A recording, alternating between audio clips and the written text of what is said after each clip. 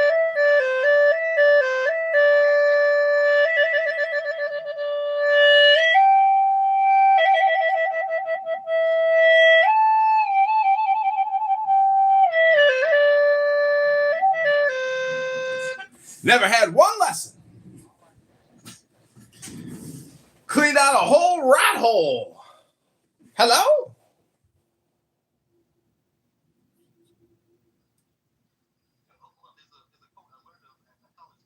Hello?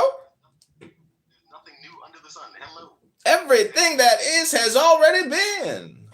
Exactly. There's a quote from Jesus in the New Testament. There's nothing new under the sun. Supposed to be a reference to Buddha 500 years before him, who said the same thing. There's nothing new under the sun. Everyone is aware of reincarnation. Only the white man isn't. Like, that's why they consider everything black civilizations know to be heresy or nonsense or gibberish. If white people don't know about reincarnation, does that not make them reincarnated and they're just unaware of the reincarnation? We don't know if they're reincarnated. Hello? Cluster of fools. If they're reincarnating like us. Reincarnating? It's the same cluster of assholes, fools. Asshole clusters? Baby Ruth? He backs me a Snicker bar? Okay. Hello? I think he's trolling. I think he's trolling. He's interrupting the build right now. So the build? Hello? You didn't even get to the white man yet. Hello?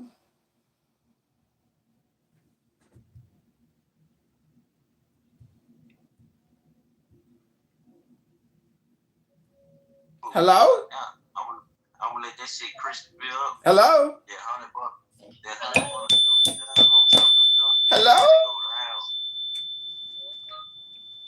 Hello? Hello? Hey, Chef, how you doing? Hello? Man, get this shit there. Hey, calm down. Hello? Hello? Hello? Chef, you there? Hello? Yeah, here. How you doing? I don't know what the fuck y'all talking. Hello?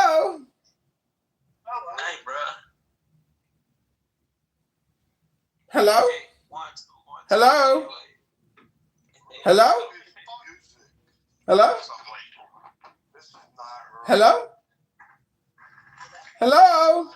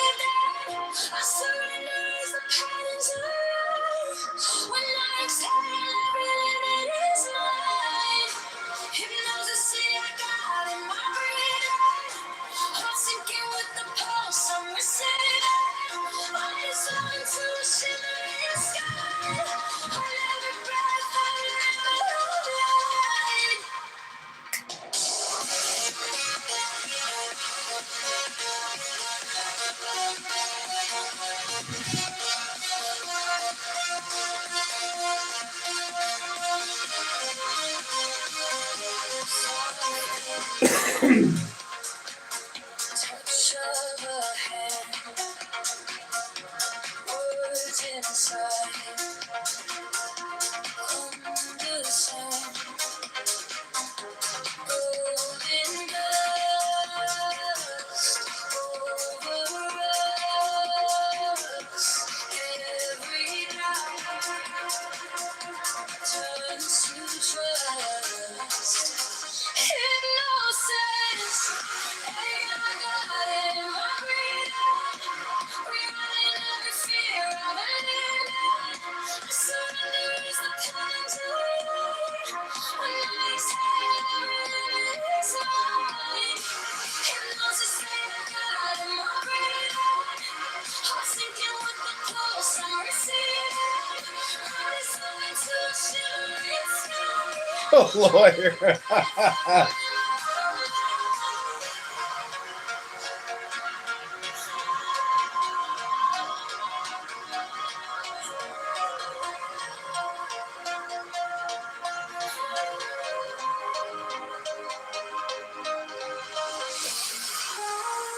Body like data, waking up later, nothing to hide.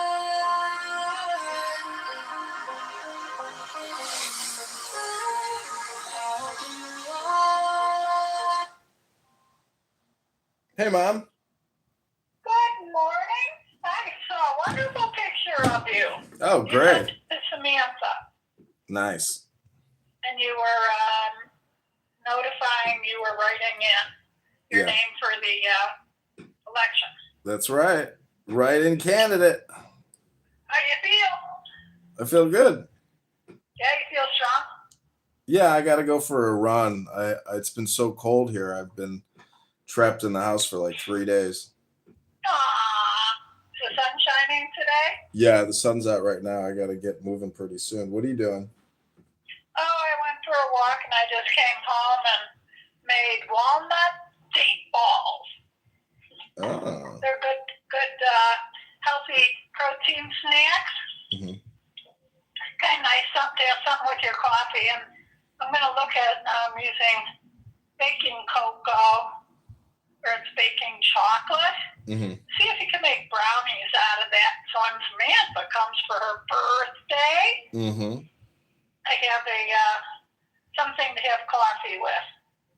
Nice. You can come for her birthday if you'd want, but you're going to have to. Just call me.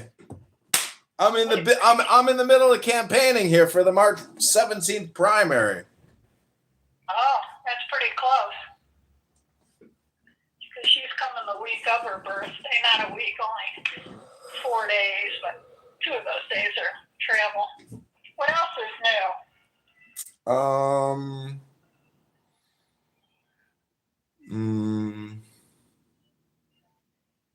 I don't know. Nothing really. Just I had the trial with the unemployment hearing. Oh. And How'd it go? guess what they did? Well, where was it held, first of all? On the phone. Okay. He Okay, so what did they do? The only thing I can think that they did was they fired you or they offered you your job back. No, this is the Illinois unemployment hearing for the unemployment money. They just pushed it to another trial with in the next 30 days. This was the third trial, and they're again referring it back, and they're saying send us more paperwork, and we'll have another hearing in 30 days. I was like, holy shit. Who are they? Who's included in the hearing?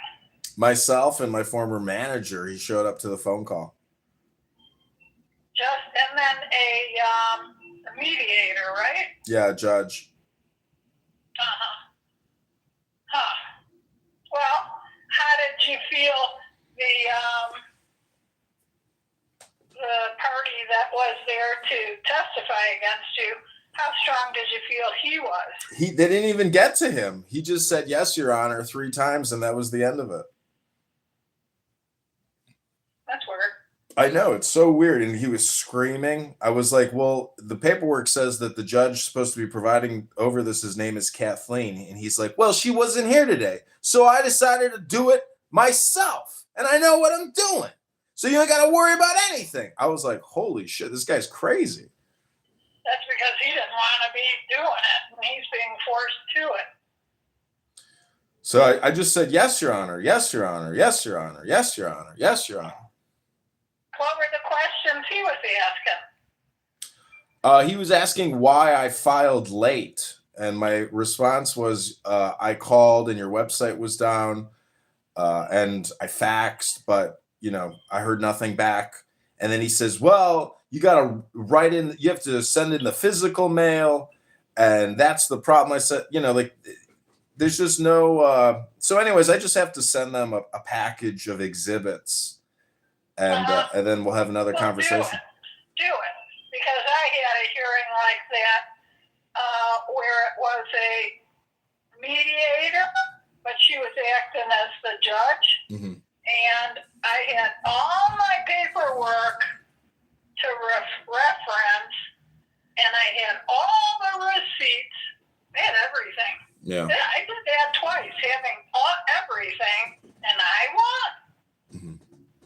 It was the other side that didn't have anything to stand a leg on. Yeah, the manager wants to make sure that I get nothing. He overnighted me a package from somebody else with pages and pages of stuff that he could refer to. And it's very punitive. He doesn't have to show up and do all of this, but he's doing it intentionally because he wants to like spite me. But I have all the paperwork and the lawsuit against him. So we'll see how it pans out. You know, I mean, it's worth like $20,000. So I hope I get it. Well, if you can't get it at that price, maybe there can be a compromise. No, it's all 10 and 10. Hello? It's all or nothing. There's no compromising here. It's you got it or you didn't get it. That's it. But I love how your imagination's always working. Like your imagination is always working. You can I'll let you feel it for yourself, but when you're done fighting and you surrender, yeah, you'll see what a good feeling that is. Oh, I know what you're talking about. It blows my mind that this is a year later. I haven't received $1 from unemployment. The fact that they can withhold money like this when you pay into it, it's just such a hypocrisy. Well, it's because I think there's some fine lines where you didn't quit.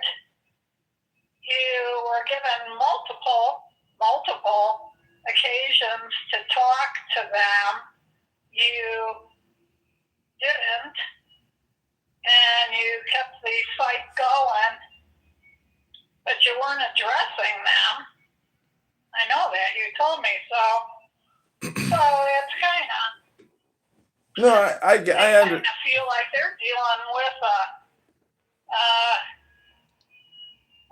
somebody fucking around. No, I understand. It is what it is. I got to deal with with the repercussions of my actions and communication, but you never know how these things turn out because I've had it turn out in my favor before, which was amazing. You know, I mean, the judge literally chastised the other party and gave me the full benefit. So I was like, wow, that was amazing. Well, that also were different circumstances. Yeah. So you might want to put this to the mediator's ears is how is it that we're at this point and they can keep requesting the same documents and it doesn't amount to closing this case? Well, they've actually never received the documents. I uploaded them to their website, and this is like the final appeal, and it's got to be mailed to them. They do not accept digital. I would say mail it with a certified. You You want a certified receipt? Yeah, I'm gonna do that tomorrow.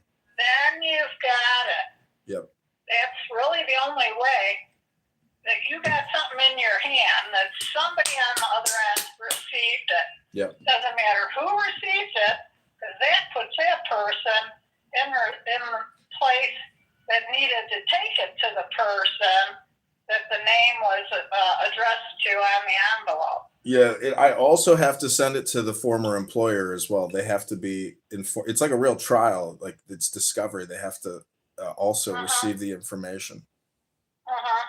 You know, I just read the fine line in the 32-page when I opened a CD with Discover, who I believe Citibank just bought them. But I wanted to see when it comes time to that CD coming due, who do I notify? How do I notify that I do not want that CD to roll over? Well, they give you an 8-day window. And it said you have to write them. You get it? They want that CD to roll over into the next lowest rate, whatever the offering at the time being. So I say, always put it in the mail because it's got a time stamp, it's got a receipt, and the receipt comes back stamped. Get it? So do it the way they're telling you gotta do it. Well, you sound good. How's everything? What are you doing the rest of the day? The Bears are playing the Rams. Oh, that'll be sweet. Well, I might be able to push myself out and get back into my landscape project. I've got 3/4 of it done, but the last 2 days were kind of brittle, windy. And I said, doesn't mean you gotta work. So I ate too much popcorn watching the it might be Paramount, The Lioness. That is a militia group of about 7 to 9, and they have very, very highly dangerous jobs. Somebody's paying them for these major jobs, and so last night I must have watched 8 episodes. I'm not kidding you. I couldn't believe I did that, and hence I couldn't go to sleep because now I had finished my book. Then I started these movies. I'm like, I got too much damn rest now. So I had too much energy and I couldn't go to sleep. Yikes. You know, dangerous. That's why you got to do the same routine every single day. Yeah. Go to bed at 8:30. Stop eating after 3:30. Just chill out. Anyway, that's all I know. Did you get the car fixed? No, I didn't do the strut. I'm not really doing any long distance driving, so it's fine for now. You hate to put money into the car, don't you, for the age it is? Yeah, the car is 24 years old, 25 years old. What's the point of if it's working, it's working. Yeah, just for long distances, like going downtown Chicago, you wouldn't want to get caught in that highway and have your car break down, would you? Well, that's okay. That's okay because then I could always call an Uber and get the hell out of there. But if I'm if I'm Rockford or Peoria or Springfield, I mean, holy shit, that's a different story. Well, then you just have somebody take you to a car rental. That's right. I guess you'd have to abandon your car there, wouldn't you? Yeah, it would be a major pain in the ass. Well, that's maybe where you just leave it. No way. I'm not going to abandon that thing. Put it up for sale. Well, anyways, your imagination is going off again, and I have to make a bowel movement and get ready for a workout at the gym. So I hope you have a great rest of your afternoon, and thank you for the call. I love you, and I hope you have a great rest of your afternoon. Okay, you're looking real buff. Proud of you for keeping up on your exercise. It's your melatonin and your good health. Okay, thanks, Mom. Take care. Okay, you too. Okay, bye. Love you. Love you too. Bye.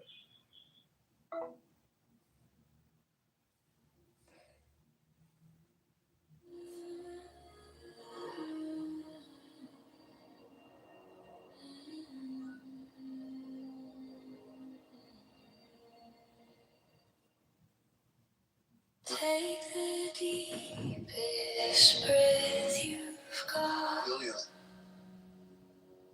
Fill your lungs, don't let it rot. Hold it there, let the world stop spinning. 10 seconds, start a new beginning. Hold, let it go, go. Feel the rhythm, let it flow. 10, not 11, 10, not 9. This is your moment, your design.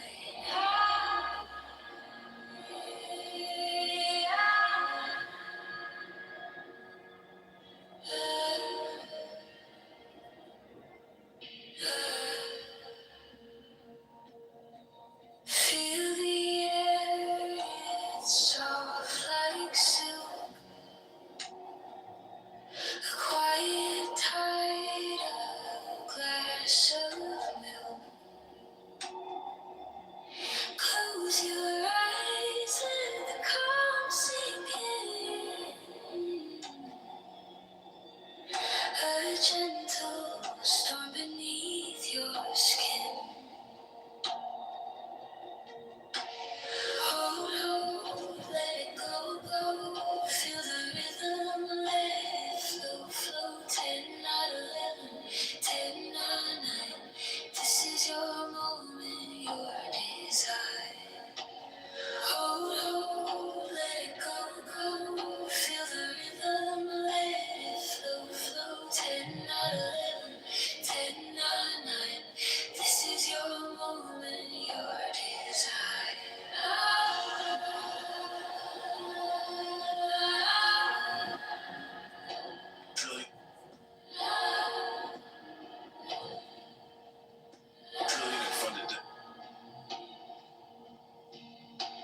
Time bends slow in the breath you take. The world waits as the silence aches. Hold, feel the glow, glow. Exhale softly, let it show. Hold, let it go, go. Feel the rhythm, let it flow. 10, not 11, 10, not 9. This is your moment, your desire.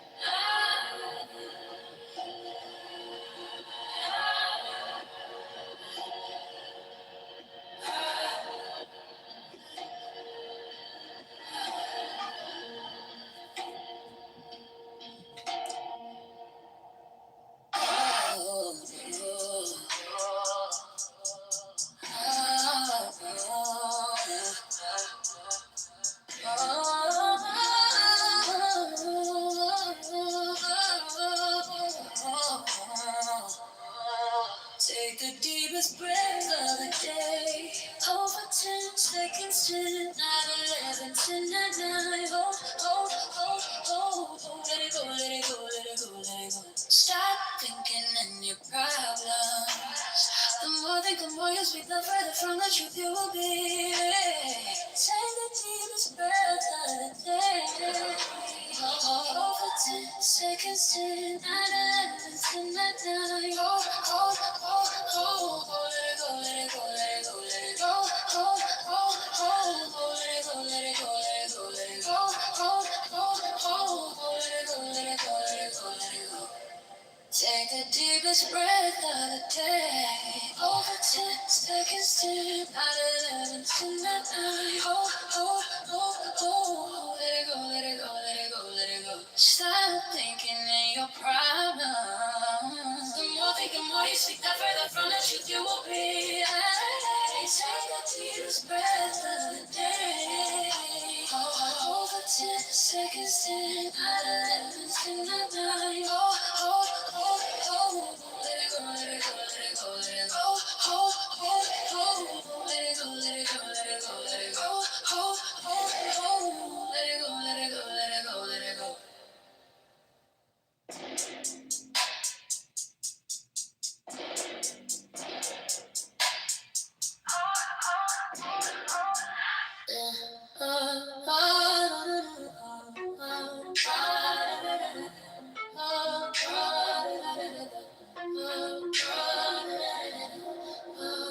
Take the deepest breath of the day. Hold 10 seconds, 10, 9, 11, 10, 9, 9. Let it go, let it go, let it go. Stop.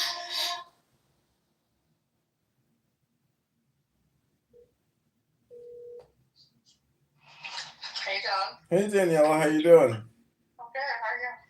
I'm good. I was just talking to my mom on the phone. What are you doing? I'm sitting by the pool in Mexico. ¿Cómo se dice pool en español? La piscina. Sí. Yeah, it's nice. Nice here, John. Yeah, I bet. 80s. It's like in the 80s. Paradise now. Super nice. How you doing? I'm good. I'm about to go work out. Yeah. I was out this morning. I was trying to get to the gym today, but I was out for a couple hours already. So I'm not going to make it to the gym because today they close at 4 o'clock on Sundays. Mm. Yeah. But yeah, how's Chicago? It's cold. Yeah, it's cold, but we got the Bears-Rams game today, so it's like an exciting football day in Chicago. Oh, nice. Yeah. Yeah. Did you follow the football yesterday? Seahawks are like, I don't know who won the game yesterday. I didn't follow that. I didn't see it.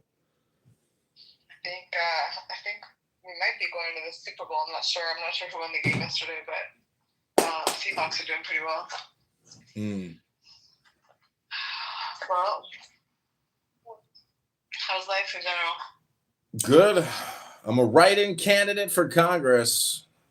I don't think I'll beat my opponent, but it'll be interesting to see how many write-in signatures I can get.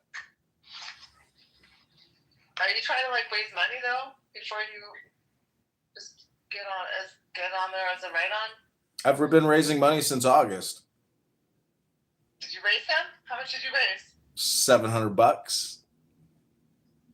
And what did you spend it on campaign stuff? Yeah, travel, food. Yeah.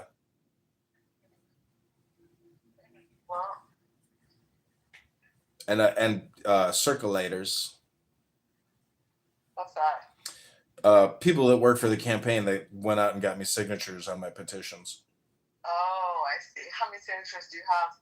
I had 1,600 something plus signatures, but they disqualified over 1,000 of them. So they kicked me off the ballot, and then I filled out a form called a write-in candidacy. Yeah. So I'm running as a write-in candidate. They have to literally type my name. There's no option to choose me.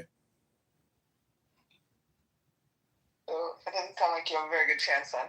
No, I don't have a very good chance, but it'll be interesting to see how many people I can connect with, because a lot of people are very angry with Darren LaHood, and I'm actually getting letters in the mail and phone calls and texts from people thanking me for running against him. So, yeah, it's encouraging.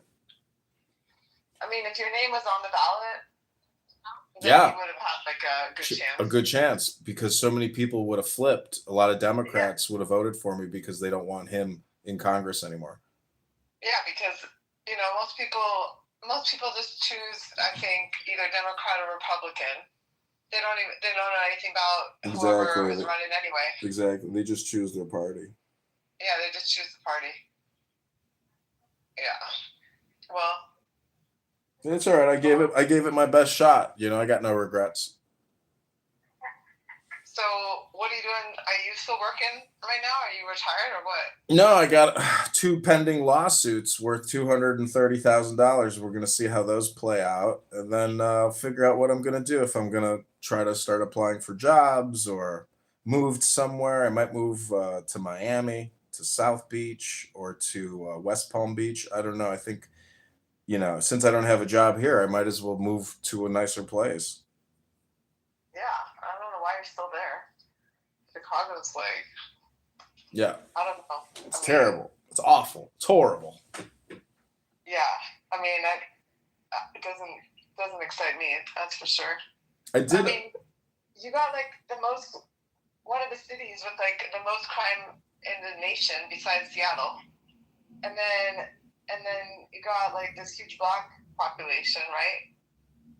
Like that is not successful, and then what else? And isn't it like a democratic city too? Mm-hmm. That. Yep. And the weather sucks. So I know. I'm ready to leave. You don't got much going for you. I know. I'm ready. I'm ready to make a move, but I'm not in any rush. I'll wait. I might wait till next year. I'm not in any big rush because, March 15th is really the biggest real estate time. That's when people start moving here for new jobs and stuff. So you compete for all the new people and the churn in the rental market. So I'll get all that squared away and then figure out. Come down to Mexico this week. Why don't you come down for a few days? You want me to fly down there and make passionate love to you? No, just come hang out. I would just come hang out. Nah, I'll take my chances over here where I can get some love. I like physical touch in my lovemaking. I don't like looking from a distance. There's so many pretty girls here. You have no idea. It's just like I went out last night.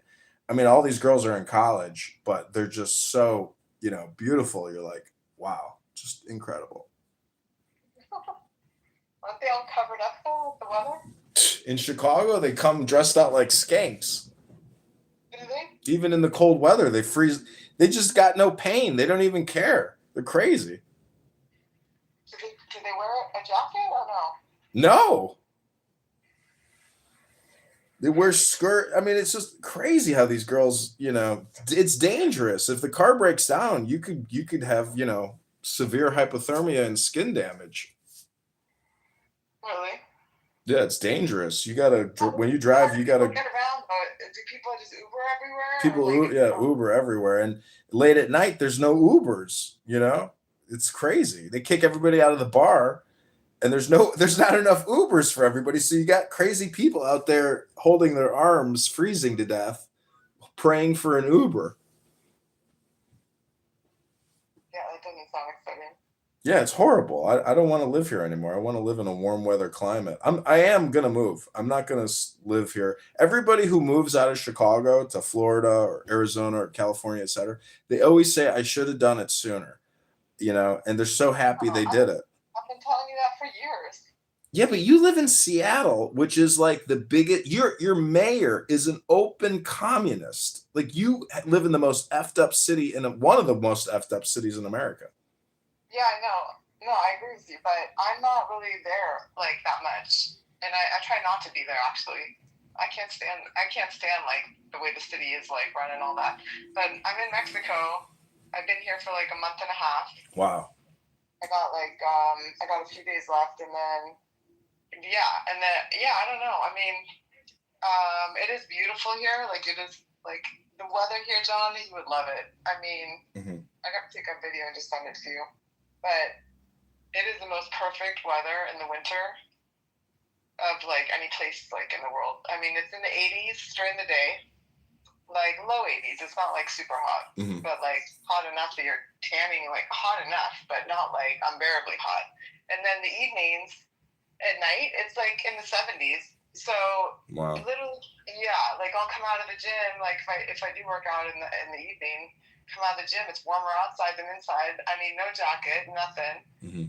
Like, I mean, you got good, healthy food. People are nice here. You got a bunch of Canadians that come here for like 3 months at a time. the lady standing next to me. And yeah, so I don't know, like it's just pretty nice down here. Well, Like, Canadians are the worst. They're the biggest brainwashed group of pussies ever. I know. Do you know what's going on in Canada right now? It's also fucked up. I know. They're just a bunch of anyways. They hate Trump. That's what it is. They're all Trump derangement syndrome people. I know, but there's like some news like that came out of Canada yesterday. I'll send you some of that. I sent it to Sherry. What about China? Like, yeah, the China stuff and the EV cars and all that. Yeah. Yeah, it's crazy. Yeah, so no, Seattle's a shit city. But yeah, so I don't know about I don't know what else I can tell you. Well, live your best life. I mean, you know. Yeah, I mean, I don't know what else you'd move to because California's shit. Definitely never moving back to California. The girl that I was in love with here, she's like, "You don't want to move to California with me?" I was like, "No, I've already lived there. I'm not moving back there." She moved there. She got engaged and she got married.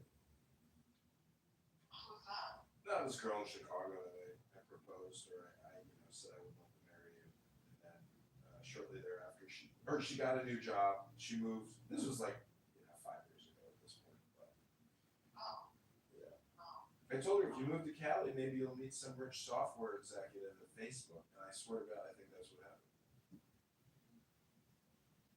Well, California is, I mean, it's beautiful, but just the United States not like shit. So.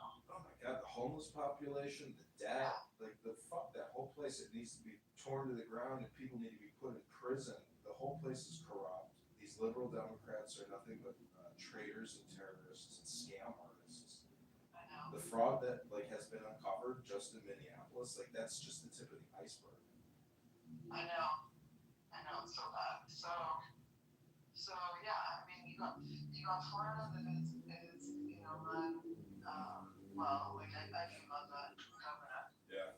DeSantis. But Florida's just so far, and the summers in Florida are terrible. Like, I don't care. I love the heat. I hate the cold. I love the heat. But John, you haven't experienced the Florida summer. It is like unbearably. I know what it's like. I went to school in the South. The humidity comes through the window. It's crazy. I know the humidity when I was in Florida, like I could not even breathe outside. And then this guy that I was with, he was going around showing me his different houses that he owns, and he had to leave the air conditioning running in these vacant homes because otherwise, the homes would basically disintegrate from humidity. Yeah. Everything would be freaking wet, and the wood would warp and all this crazy stuff. I mean, it was to the point where it was scary because if God forbid your electricity, runs out, shuts down, whatever, I mean you literally would die.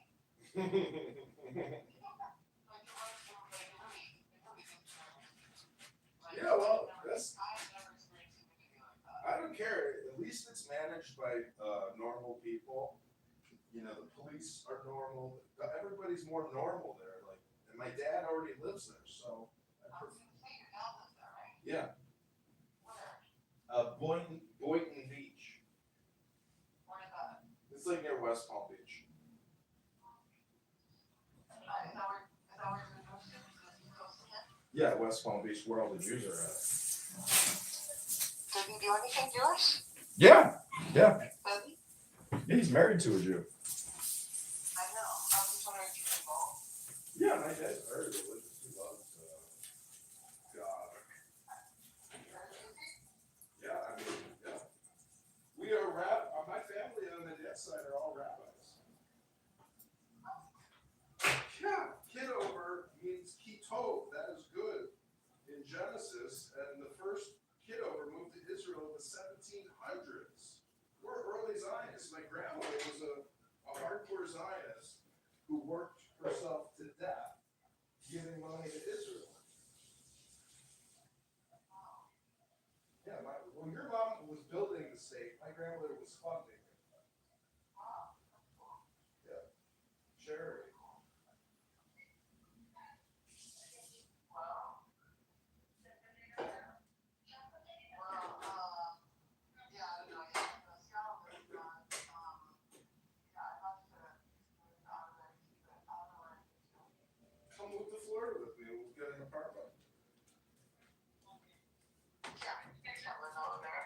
I'll forget what they're. Oh, I forgot. You already have kids and grandkids. I didn't know why I talked to you. You already have dogs.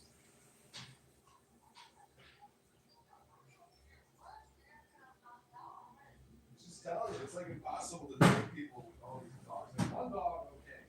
But somebody that's got like 3 horses, 5 horses, it never works out. They're crazy people.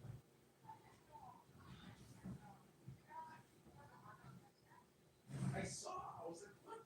What? Yeah. I'm like, this is crazy. This girl is too much.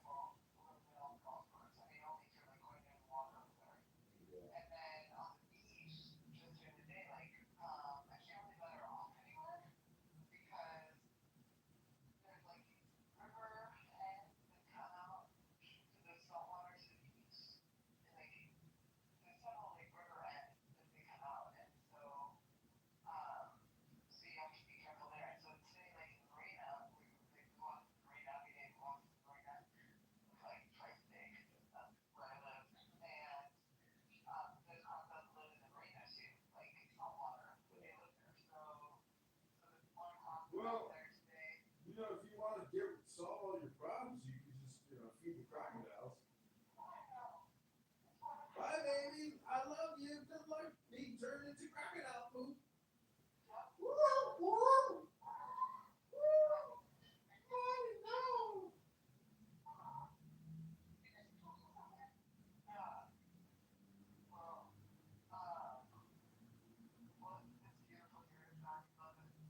I would love to be there with you right now. And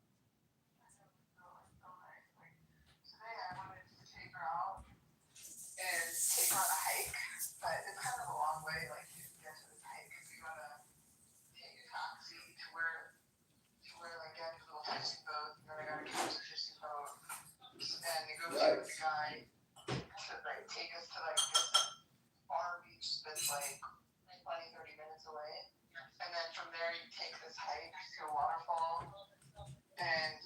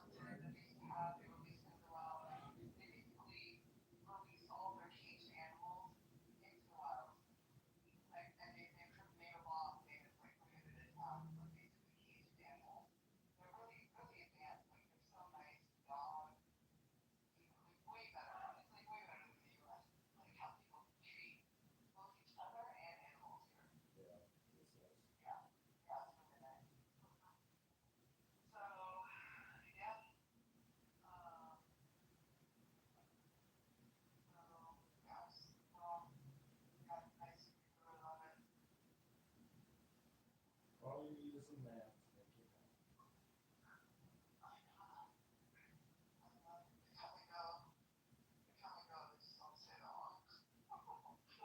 Well, I've known you 25 years now. Yeah, I met you in 2002, so 24 years. No, 2002, I think. Really? Oh, well, whatever. A year. Okay. I'm just saying I've known you a long time. 23 years, 22 years. Yeah, 20 years is a long fucking time. That's a career.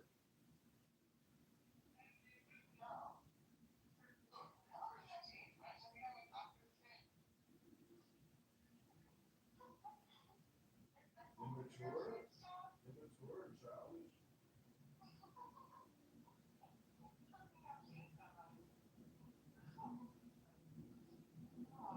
Well, you never got married and you never got divorced, so if you would have got married, you probably would have gotten divorced. If you got married, there's a 60% chance you could also be divorced.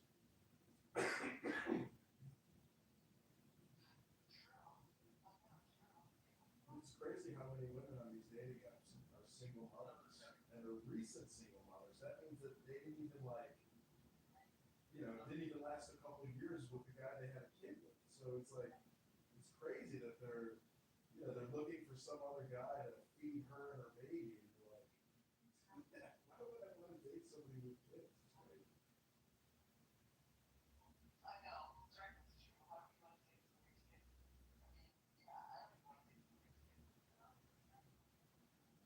My sister got married to a guy with kids, but those kids were older, but nonetheless, they're still annoying.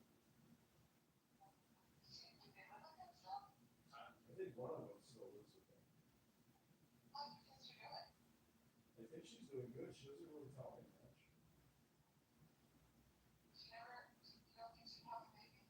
She can't have a baby. She's like fucking 50 years old. She's like almost 45. She's turning 45 next month. And he probably has a vasectomy. Yeah.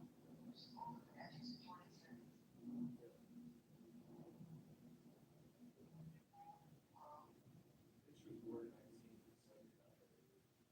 Yeah, I think she's like 6 months older than me. But, well, anyway, how's your mom doing? She's good. I just talked to her. What did your mom say? She's been in Mexico, isn't she? Yeah. How's New Mexico? Is it warm there? Yeah, it's pretty nice there. Yeah, it's pretty nice. Yeah, I like it there. Is it like desert? Yeah, it's desert and mountain. That's nice. Yeah, it's very nice. We could go there and visit her if you want sometime, but you probably want to leave after a couple hours. Why? Because hanging out with my mom for more than a couple hours could result in hair loss or a migraine.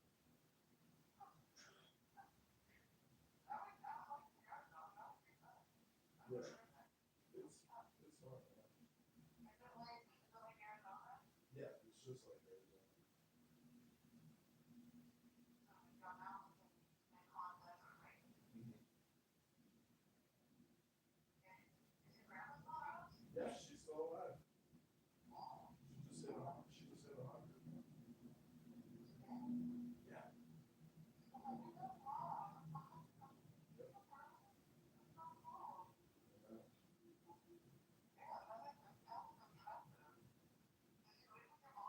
No, she lives in a nice assisted living facility. She spends $10,000 a month living.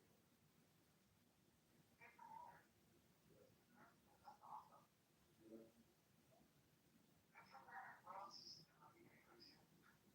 She could come live here with me for $10,000 a month.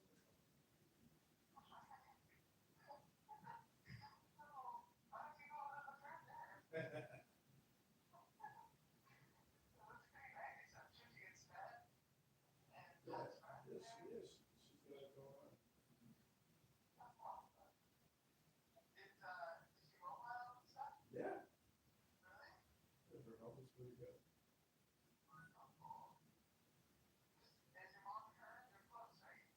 Nobody gets along. Nobody gets along.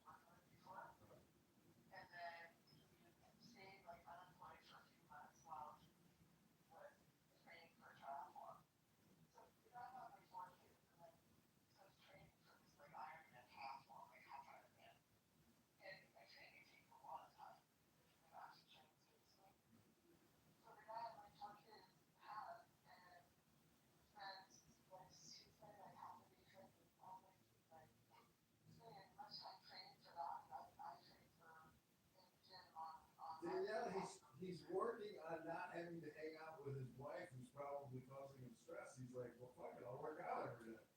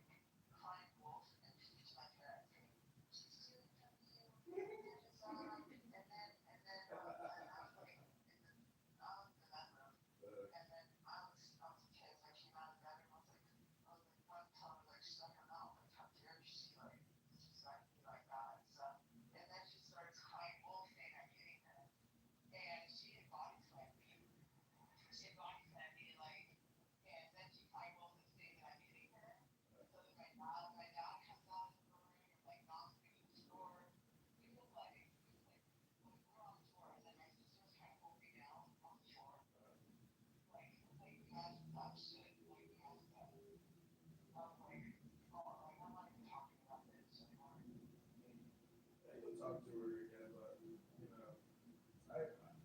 when I talk to my mom, I've recorded myself talking to her, and I kind of regret the way that I talked to her in the past, because I didn't really know.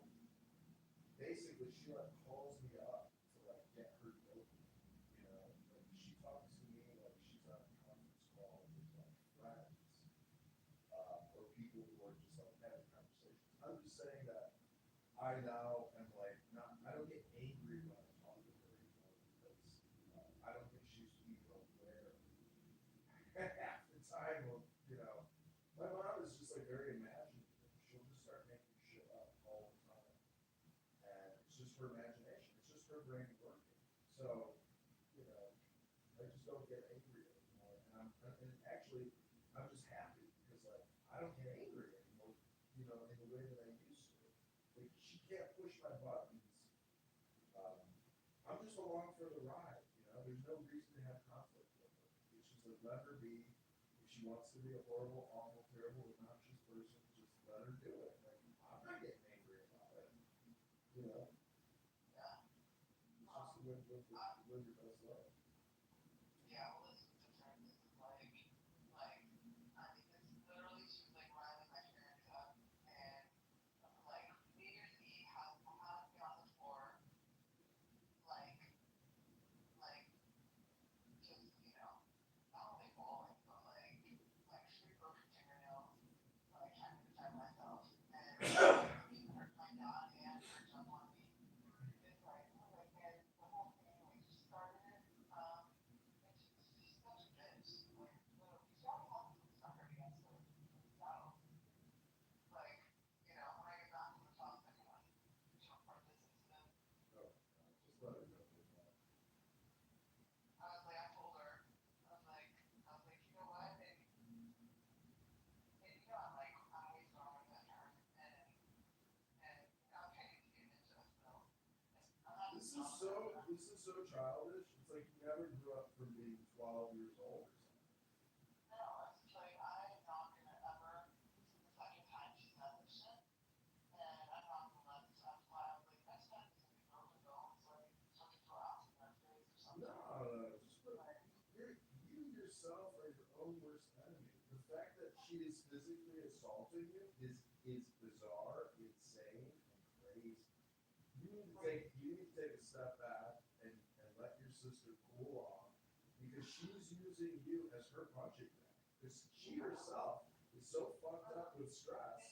Exactly, but it's but she has my parents in her back pocket. Yeah, that's the way it works. That's the way it works. You can't stop that. She's got children and grandchildren now, so you're the beta orbit. You're the one orbiting her family, unfortunately, as opposed to both of you orbiting each other. You got no family. You got no hand. That's your problem. You got no hand in the relationship. No, but because she has kids, she just has my parents circling around her little finger. Yeah, I get it. But that's the way the cookie crumbles. Welcome to the cookie. Yeah. So anyway, pissed, and that's the way she started my New Year's. Well, fuck it. Why would you even want to spend time with somebody who does that to you? It's crazy. No, exactly. I will not. I'm not at the end of that shit. Yeah. I mean, I would never lay a hand on my sister. That would be extremely deranged and bizarre and violent, psychotic. No way. I have no angst against my sister. But the worst part is that she was comfortable saying hi with punching her. Yeah, she's a manipulative bitch. What a manipulative bitch, and then my parents coming after me. I'm I was going to start at the fight. I was shit. Yeah. Unbelievable. She's so jealous of me. It comes out in these weird ways. Yeah. And I'm not around her that much back home, but it just happens Just know your boundaries, keep your distance, and don't let her invade your territory. But at the same time, if she's gonna invade, you need to retreat. You can't be this aggressive ninja fighter that you think you are, because it'll destroy you. retreat. That's what the Chinese. That's how the Chinese win wars. They retreat. They don't go into the battle and keep fighting. They retreat and retreat and retreat, and they wear down their enemy by withdrawal, withdrawal, withdrawal. That's the way you can win. It's the way of preserving energy.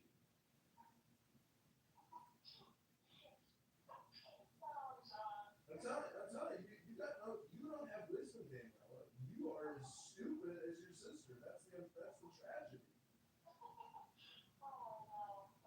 I try not to be like my sister. My sister can be very passive aggressive, and I just want to meditate in peace and be happy. I don't want conflict, and you have conflict all the time. Why? Because you're just as stupid as your sister. I shouldn't say you're stupid. You're a fool. You're a fool, actually. And you have to mature and do more personal development. Read more Torah. A lot of these Jews don't even read Torah. They're just Jews, but they don't read. They don't even read. You gotta read more, Danielle. Do you even have a book with you to contemplate? You got no personal tool for self-development. You need to get a good wisdom. Read the Tanya by the Alter Rebbe. That's the smartest Jewish book. That's what the Chabadniks all read. It's called Tanya. It's the sister of the Torah. It's called Tanya. Yeah, it's called Tanya. It was written by the Alter Rebbe, the founder of Hasidism. It's so smart because there's things you don't realize, and that's what's causing you conflict. You need more wisdom, more intelligence. It's one thing if it was just her in the picture, but it's like she's my parents dropped her off a little finger, and now it's just like it's so disturbing. Yeah, but the only way to unravel that is to literally withdraw, because you make the wrapping even tighter when you increase the pressure. So your problem is your communication is all fucked up. You have a failure to communicate. You have to work on your own personal peace, and when you increase your own personal peace, you will increase their peace, because you will see they can't shake you the way they shake you. They're fucking with you. They're playing games with you. And the only way to play the next level game is not to play their game.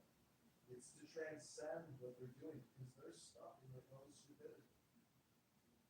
You will never fix them, Danielle. You can only fix yourself. Yeah, it's very sad. It's not sad, it's a fact, it's a truth. It's something to be aware of. And when you're aware of it, you will transcend it, and it will heal itself. Because you have to work on healing. Healing yourself, integrating yourself. These things won't bother you in the future if you work on yourself. The self is all important. You're not working on yourself, that's why you're having all this conflict.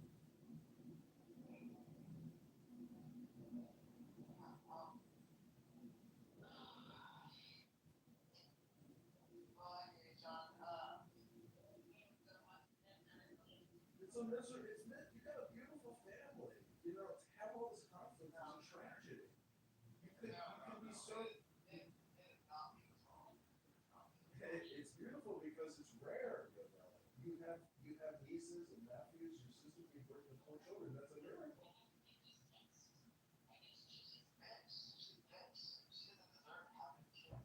You would be a super bitch if you had kids.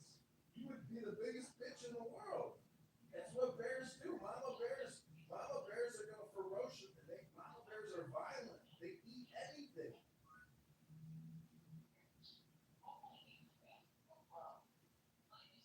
It's the natural kingdom, Danielle. It's the natural order of the world. It's the jungle. We live in a jungle. This is all primate behavior, Danielle.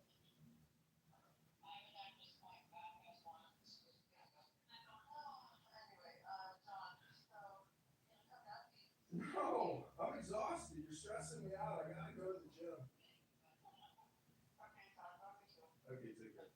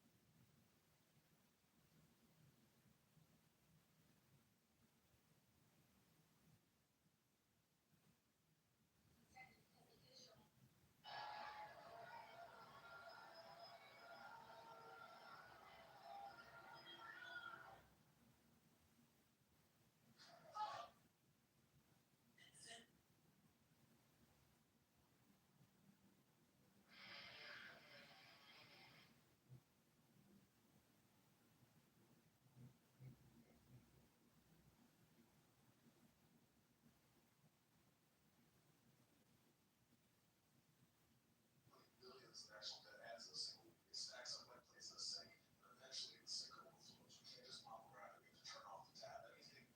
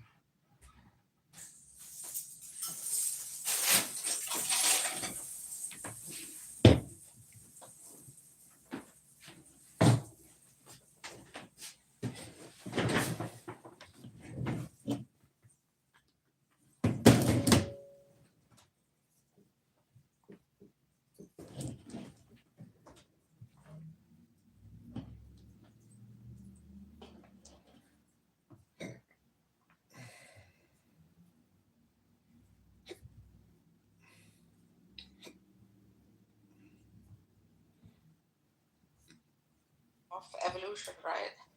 Mm-hmm.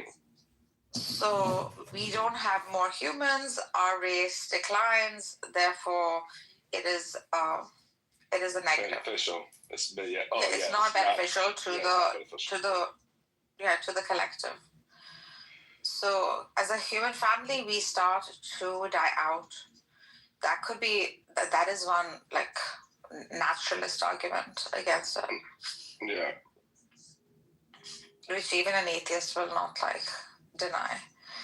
And the second thing would be like somehow the act seems to like not follow the principle of harm, and because of like tear in like the tissues in the bum area, and the rectum. So and then because of the 50s and the 60s, it was such a taboo for whatever biblical, Quranic, or whatever the heck reasons, and considered a disease. These men were necessarily like forced to marry women, and yet engaged in behind the freaking curtain acts of homosexuality because of their natural urges. And when they slept with their wives, and if they caught AIDS, then the wife would die unjustly, right?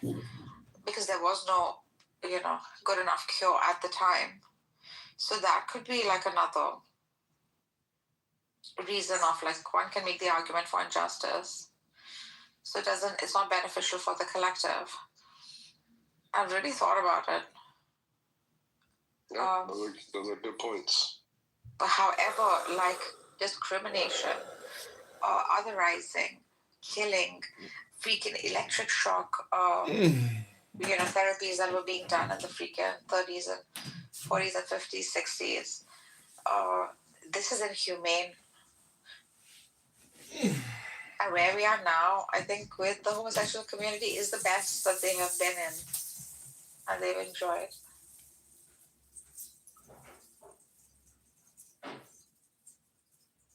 We want to know more about the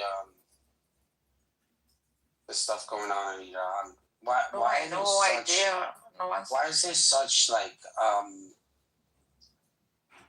confusion? For example, so for example, like there's people that are like totally against the government, and then there's people that are for the government. Bob, Iran is probably the most complicated, like, geopolitical issue that you have to like dissect, and it's like a freaking spider web.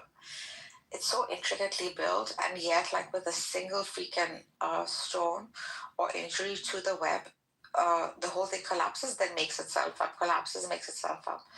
So the region is freaking rich. Like, my country is so rich in petroleum and gas that I remember just a few years ago when I visited, and years before that, and even when I lived, when you enter Tehran and get off the plane, you smell petroleum.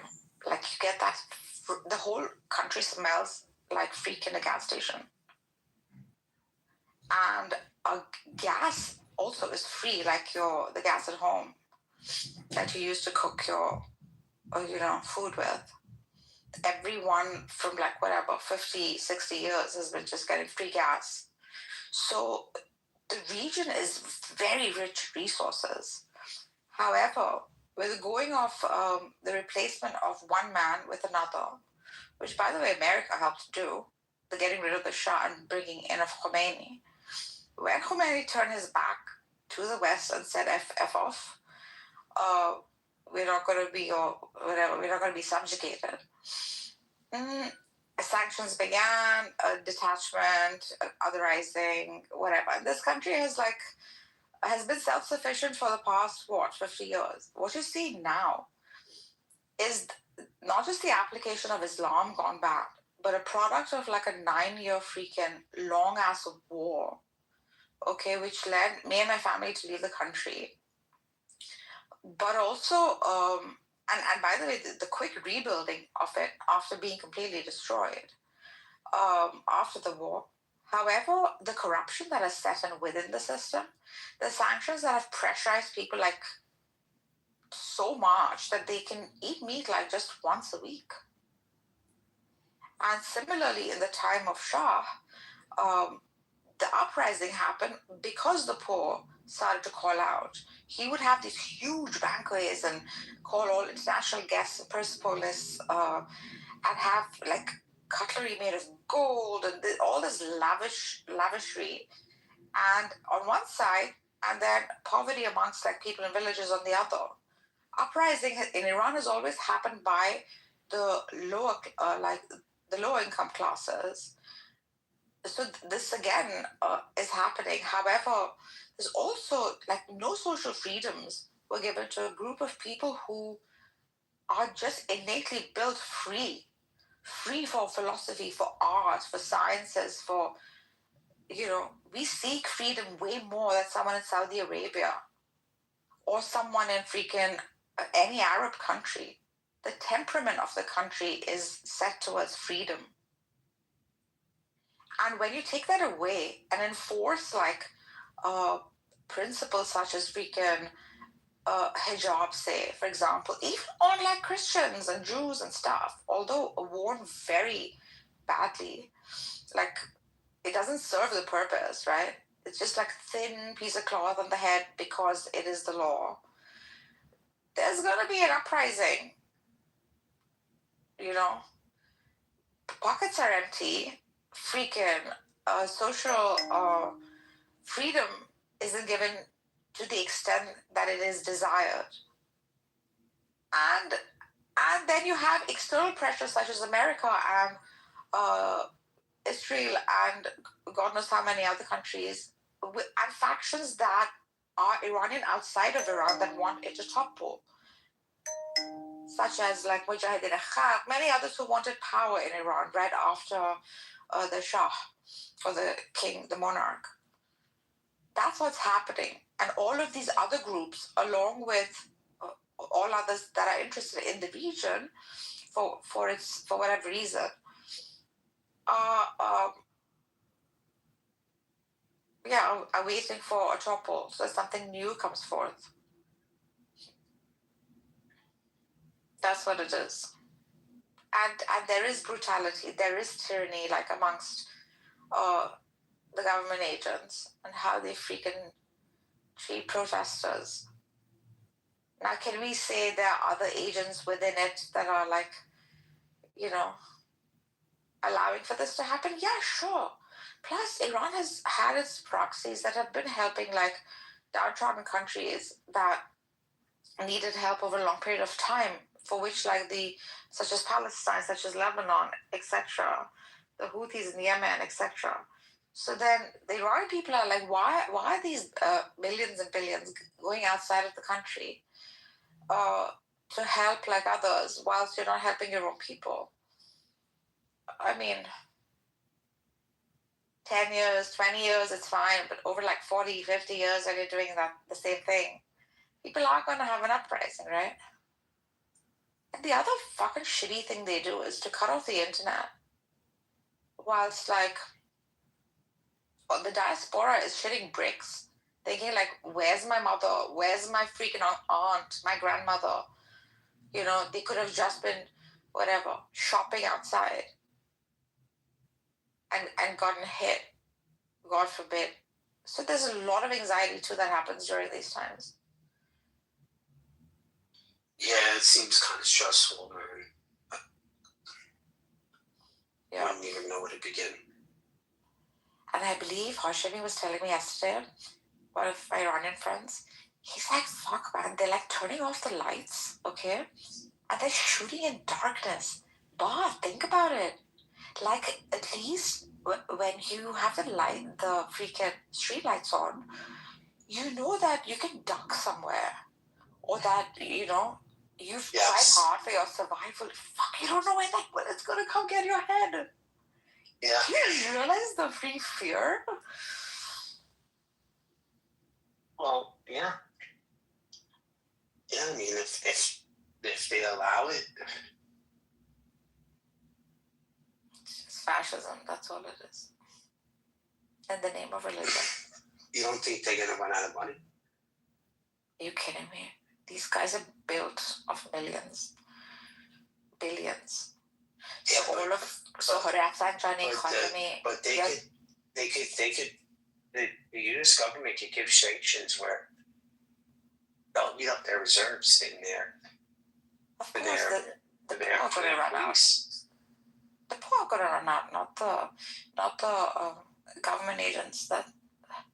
No, fuck no. Yes. So because of the corruption, this has happened. Even though there were sanctions, somehow the Iranians had learned how to make every freaking thing within Iran. So self-sustaining powers are just huge within the Persian race because of like prior invasions and the large scale of the empire and stuff. So it's a very self-sufficient sort of system, and people very productive and highly skilled and ambitious. Russia has the same thing shit too. Right. Russia has that same attitude. Yeah. Because what do you do in times of like? What else can you do? Yeah. So then the rich became richer, and the gap between the extreme rich and the extreme poor is just increased. The ones who are going to suffer are going to be just the poor people in the villages and stuff. And then with the advent of the internet, like every Iranian kid, a Gen Z kid is like watching the world progress, right? He too wants to like do the same. And then and he's making product, he's inventing, etc., but he can't freaking sell it because the US doesn't allow for any other country that it freaking allies with to interact with them. It's a sick form of bullying too. Yeah. They're so good at it. US is so good at it too. Yeah, just destructive. We are so destructive as a force.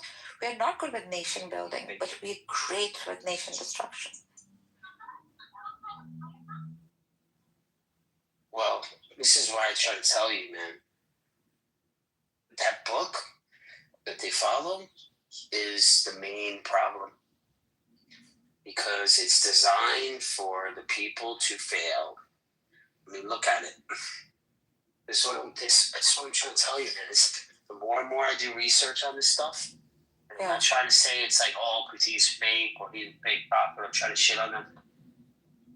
They have not had any preservation sort of culture in a long time. They don't have a preservation culture like the West, and because they got invaded, all of Europe, with this book, they made sure it's never going to happen again. They made sure that it's never going to happen again, and that if it does, it's going to be easy to dismantle. Look. I also heard yesterday that a lot of like Canadian Persians are converting to like Christianity, etc., which would be like a natural transition from Shia Islam to Christianity. They're basically extremely similar, like in worldview, in mannerism, etc., right? So well, if we think about a transition, right? So they used to be allies to the United States. Remember when you were fighting the Russians, I think? Was it Iran? Is it Iran? No. Well, we trained you guys, or was it Iraq? When they trained with the fighters? Was it Iraq? I think it was Iran. At what time? In the 70s? Yeah, Iran. It was Iran, right? So it was the 19th. Yes. So back then, they trained the pilots with some of the best pilots the United States has ever trained on the F-14, and they got the most kills with this is prior to the revolution. With the how do you call it? With that specific plane, the F-14. I mean, they kicked ass, man. They learned quick. These men. It was only one guy. It was one guy that took out. I think it was like 12. That was a lot back then. He was like the real Top Gun. Like you can look it up. He's like the Iranian gun sort of guy. And the U.S. has had a really good relationship, but then something went south. Shah showed his back towards the end. He too sort of evaded because he was the ultimate puppet Iran has ever seen, like, to the West. And towards the end, he was like, F off. And he also, like, showed his back to the Zionists. This was towards the end. And they had to take him out. They make you. We make people, and then we destroy them. Be my friend. God forbid you turn your back once and go your own way. We will take you down. That's who we are. Well. Oh well. That's who we are. You should be more like the Persians need to bring back their own culture back. Fuck the religion. Yeah, exactly. Religion is truly the opium for the masses. Truly, Karl Marx was right about this. Or just separate church and state. Because Persians are very God-loving, to be honest, and have always had that very intrinsic to their culture.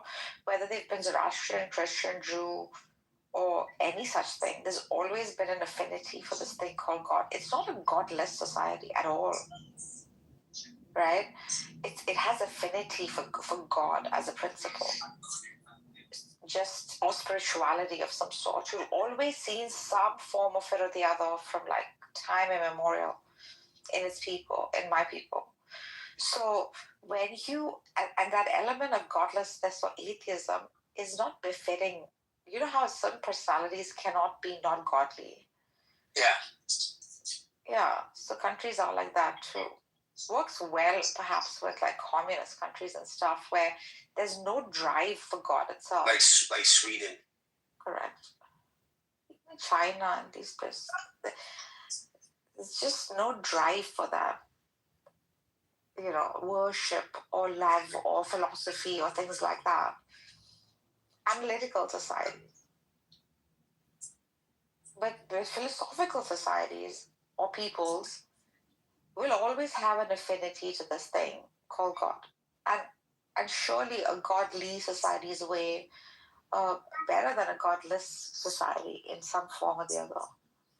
But separate the freaking two with the advent of Christianity, I think, or the reform that came in, the separation of the two, again, that was a very good reform within Christianity. Oh, yeah, you can. Yeah. Yeah, because they didn't want to go to that anymore. Even some Catholics loved it. Yeah. Like, I think, we can't even argue, really, and blame the Protestants, right? Yeah. We would, like, there would be people that would just put the kind of, like, give the blame to ourselves, right? We were the reason why this revolt or protest started. Maybe it was something within that we should blame ourselves to make sure something like this doesn't happen again. And that's the preventative measures that the church uses. They look within. Yeah. And I think that's important, That is reform, yeah. Now, are they perfect? No. They're not perfect. Not perfect. But they did go all fucking crazy. I remember I was a kid and we were walking once by the University of Tehran with my aunt, and then her friend, very, very pretty. Most Persian women are, like, highly beautiful. And she fucking had these bright red nails, I remember. Like these long, sharp, bright red nails. She was young and beautiful. She was going to university. Fucking a car. I'm still traumatized. This is why I never wear my nails red. Because I have anxiety because of that incident. And this car pulled by. A lady came out. She said something in the girl's ear. And then the girl went in, my aunt's friend. Fuck, Beth. I sat there and I watched it. And she sat in the car, So kind of like a Tupperware box was brought out, okay? Her fucking hands were put in it. There were cockroaches in it. Really? Fuck. Like, even now when I think about it, I feel like vomiting because of the anxiety that runs through me. Yeah, and then she came up and we all just walked away like a mundane event. That's the conditioning. Yeah, and then this thing, I mean, it was a period of time this was happening, and then it completely like stopped. And you were not seeing any more of these freaking moral policing. It was for like a few years this was happening. And I was a fucking kid. My eyes were like, I remember how shocked I was. And we just walked away. She didn't say a thing. My aunt didn't say a thing. It's fucked up. Yeah, but it's like, it's, that's the part, right? That's the part where I start to tell myself where there's other powers that be that want that are using Islam. I don't think the goal is to get rid of Islam. It's to strengthen it. Listen, the more you prove that it's not true, the stronger it gets. So there's no point. The problem is that people have power. People have power. The people have power. That's what I'm trying to tell you. It has to do with control. Yeah. That's why when I do my research and I'm doing my stuff, it's embedded, right? Listen to the subliminal message.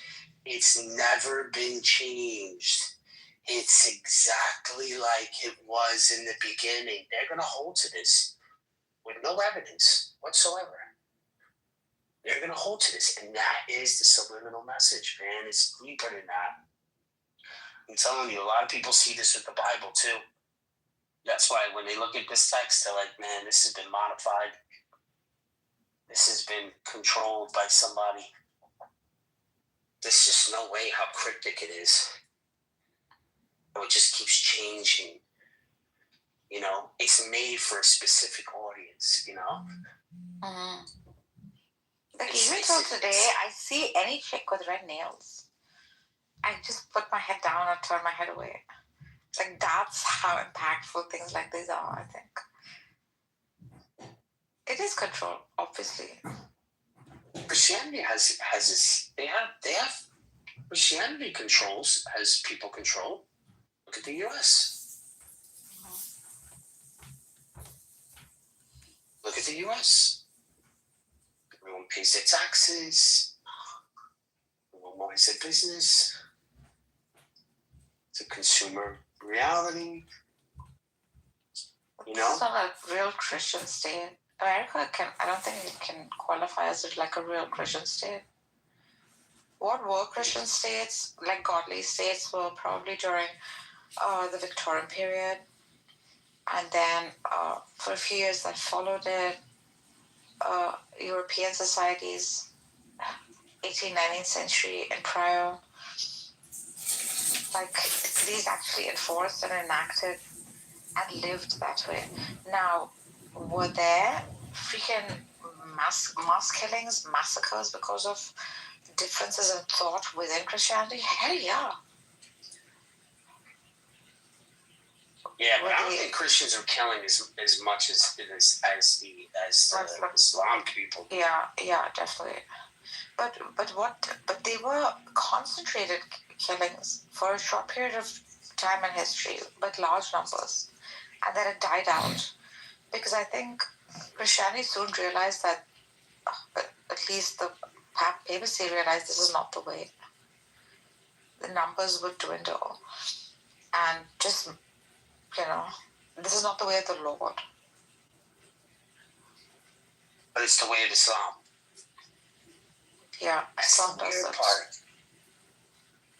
The weird part, right? You can't get rid of Islam anymore, man. You gotta stay. So Saudi you just have to kick it out of your state. You just have to kick it out of your state. Or you have to separate it. Yeah, or separate it from freaking state. Like, have the church on its own and people functioning how the heck they want. Because if you see like societies like Turkey and these places that I've been to, Dubai and not Saudi. They want nothing to do with Islam. They've separated in Dubai completely. Yeah. I lived 1 year in Dubai. How's that? We didn't like it. It's something that just it's just hedonism. That's all it is. It's Vegas. It's what? Oh wow. But just more sophisticated and fine, very fine.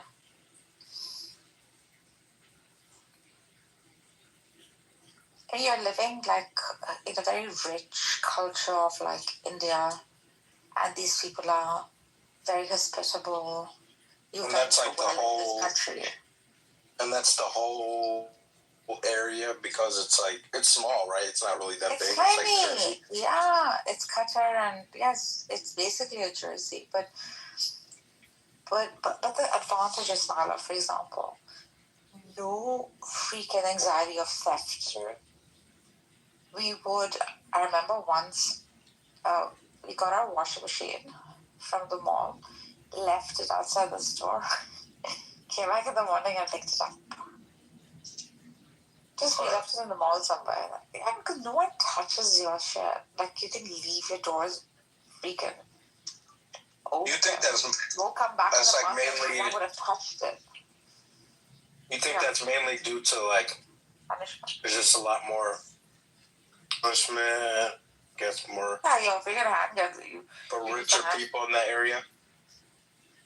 Mostly people are rich there, but the workers there too, like, would never do such a thing. They don't discriminate. The law is the law. Yeah. I think they paralyze the finger. No, I'm sure the law definitely helps. Yeah, that helps. Then the safety for like women, for example, because of any sort of like. I think they overplay that though. Because honestly, like in the neighborhood where I live in, yeah, it's a nice suburb. I mean, so like theft is not. I mean, I don't know the stats, right? But as far as like I've seen people leave, like I've left my car door wide open, and nothing was stolen out my car. I know my garage, my neighbors, they've left their garage door open literally 24 hours for a year straight. And then like in my area too. Like, I hardly lock my door ever because of the freaking amount of cameras around where I live, gated community, etc. But then I think it's like that and the people that really make the biggest impact. This is a huge problem, but who let George Soros you have become to so pay captured HOAs in and our stuff. country? So Congress did. Our useless leaders you're paying who we have elected into 400 to office for 600 30 years and allowed them to just have for that so much security. massive control within the country comes from Nothing is free. Congress delegating their authority out so much that they essentially made the executive branch the most important branch in the country. Yeah, That's very interesting. And then they also captured all the other sections of it because they just let them do whatever they want. 2 in the morning on the street. They need Not their supplemental. campaigns paid for. I can And how just many get up as a woman. campaigns So I'm has walking from George Tehran to go to Soros Isfahan. floated? Yep. And no one will come close to you. Similarly, in other Muslim Exactly. countries. And there's one thing that's really bothering me. Right? I'm going to bring this up gently. Okay, but I feel like much like people. Any sort of injury to a woman. And it's really bothering me. And See, feel free to shoot me down and tell me I'm wrong, because I would love to be wrong on this.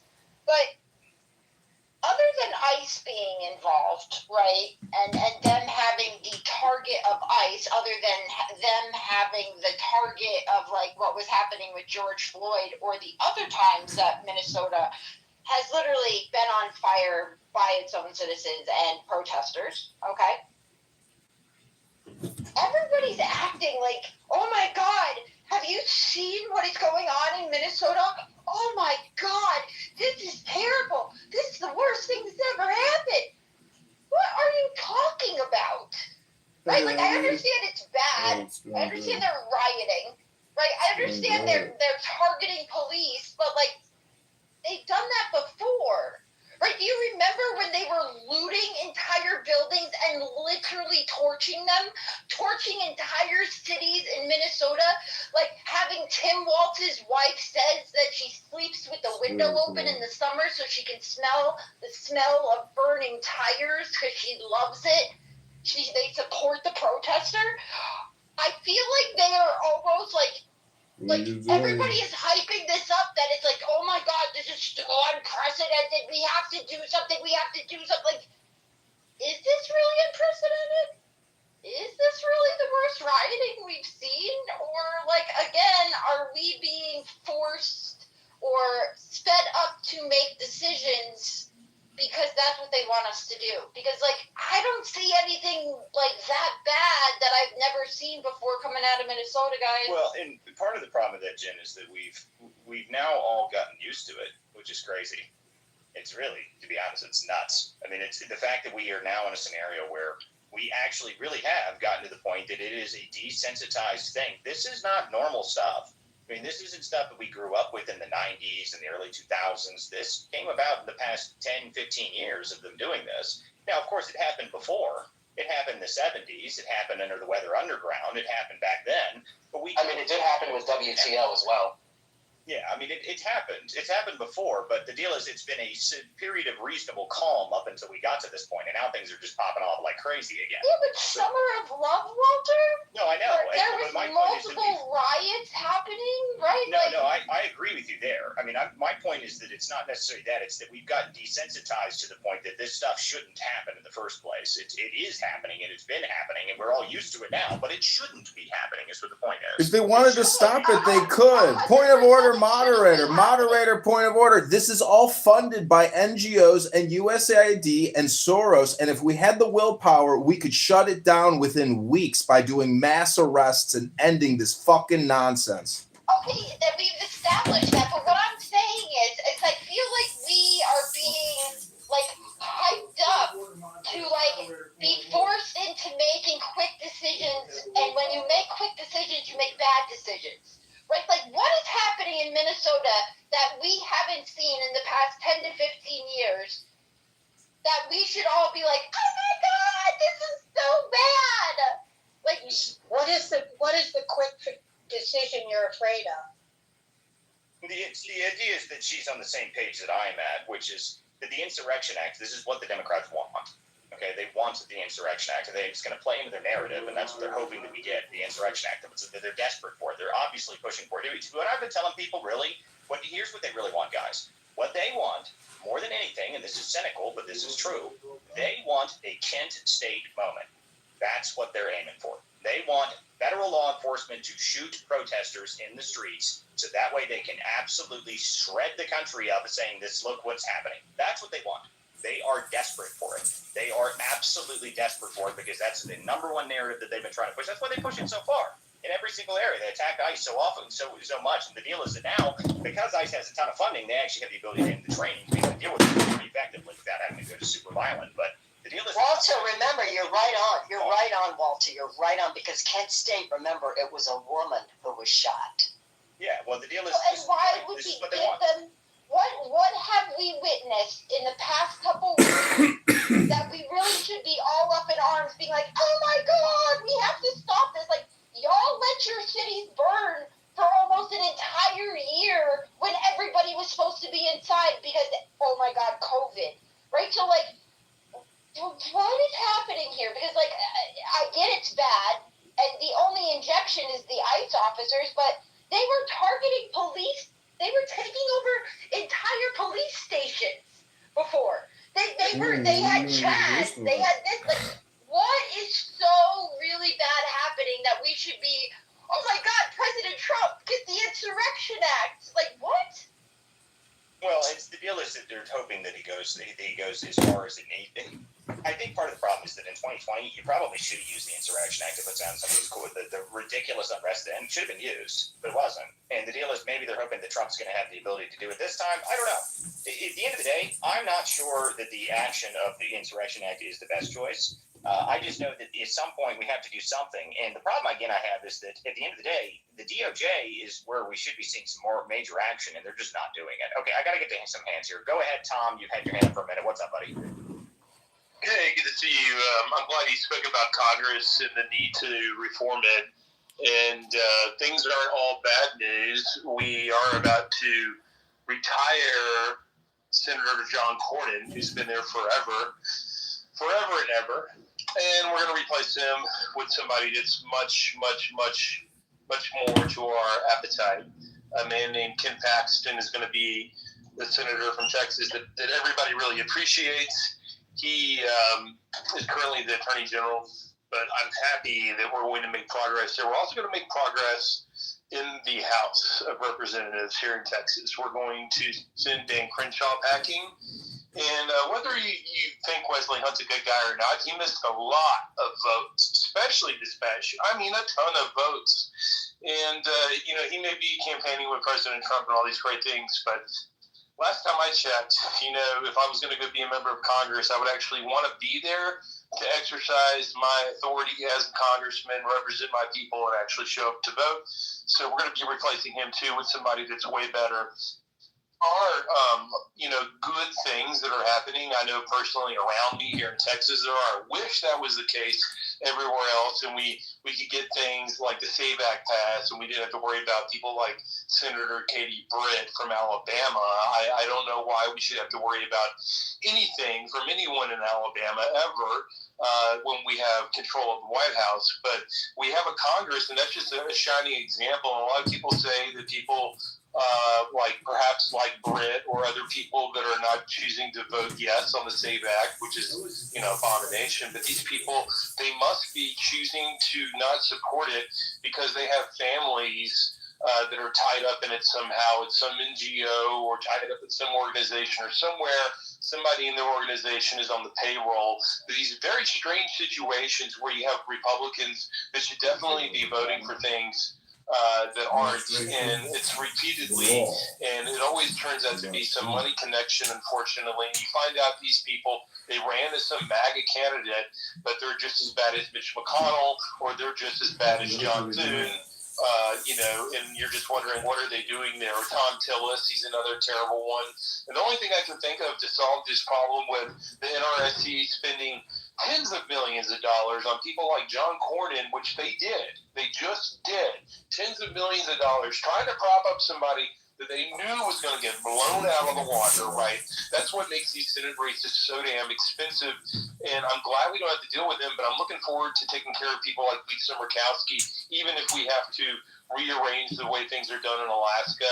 We will have Texas Senate seats taken care of for now, and we can go point our firepower, which means our people, our volunteers, and our money toward places where we need to be pointing them amongst the worst, and maybe we can get the House of Representatives cleaned up, and maybe, just maybe, we can get some of these Democrats that masquerade as Republicans and, basically effectively hold Republicans away from having any kind of conservative senator whatsoever in places like Maine and Alaska. I know that people are just like, oh, Tom, that's a lost cause. I think we need to change our mindset on that. And I don't care if we have to relocate companies to Maine and Alaska and start moving people around. Things have to change. This is unacceptable. These people are not acting like America First Republicans. They're voting like Democrats. And I don't want to deal with this anymore. Not in the U.S. Senate. I'm tired of it. Our country is not going to be a country anymore if we keep going down this road. So thank you for focusing on the Congress and our upcoming primaries. Primary Election Day, Super Tuesday, March 3rd here in Texas and in many other states across the country. Figure out who's running in your district and who's running in your state. You can help out. And if you need any questions answered from me, I'd be happy to help you out. Thanks.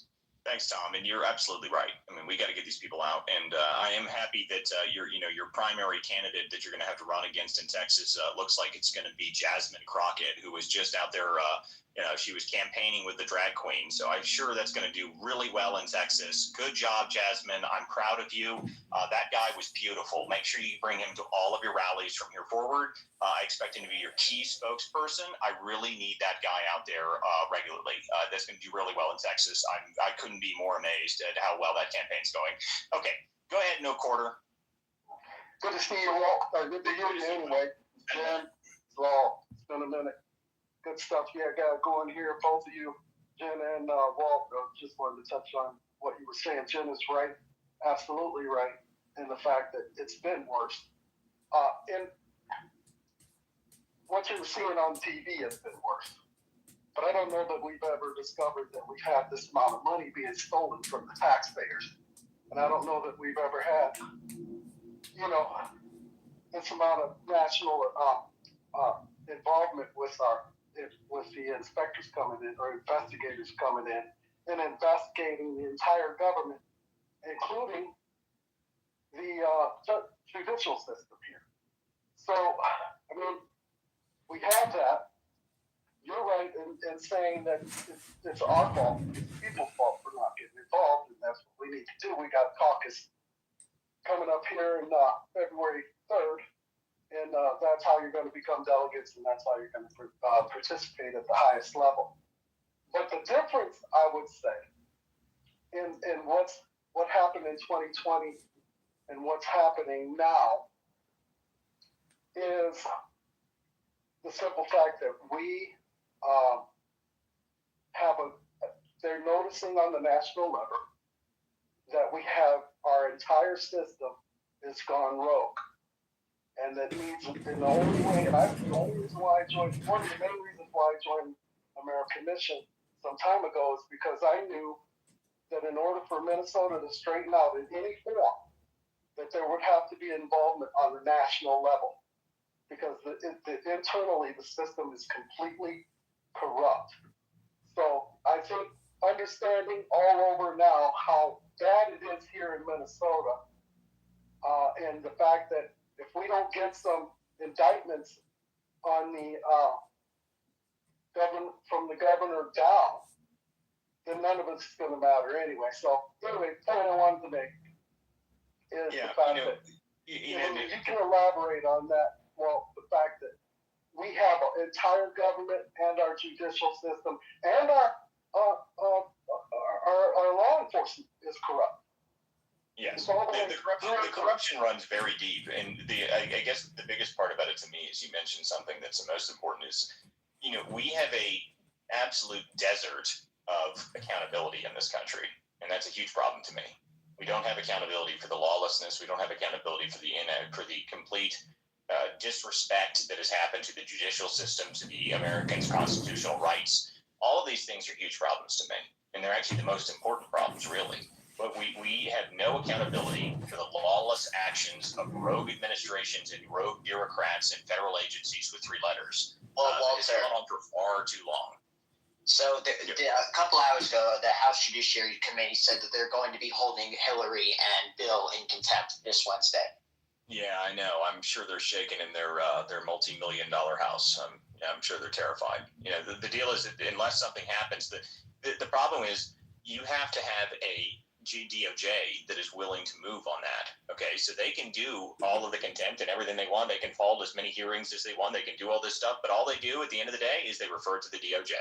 That's all that happens. So if the DOJ is going to actually move and actually do something and arrest them, if we see Hillary Clinton in handcuffs and Bill Clinton in handcuffs for contempt of Congress, then I will be, then I'll say something might actually be happening. But right now we're on the something probably won't happen part of the meter. Nothing ever happens. What's the meter at? It's like nothing ever happens. Something might happen. Something is probably going to happen. That's the meter. So we're on something that nothing ever happens is where we're at still on the meter. I'm not going to hold my breath to see Hillary Clinton in handcuffs. As much as I would enjoy it, I doubt it. Has anybody checked to see if they're still in the country? Yeah, that's a good question. I know that it was pretty funny when the country of origin stuff came out. Where what's his name, Alex Soros was listed? Niger. You know where Niger is? Niger happens to be one of the few countries we have in the world that does not have an extradition treaty with the United States of America. Yeah, she's there with Chelsea Clinton or something. To be honest with you, I saw that. But Jen, the one thing I didn't want to say is we don't have to check if these people are out of the country. It's a former Secretary of State, and it's also a former president, right? So Secret Service is literally with them. We know exactly where they are at all times. It's not like we don't. That's the thing. When they're getting held in contempt of court, it's not us saying, oh, we don't know where they are, we can't believe it. No, all Trump has to do is let me pick up the phone and say, where's Bill? And they're going to say, oh, I'm with him right now at the ranch. What do you need from him? Really at?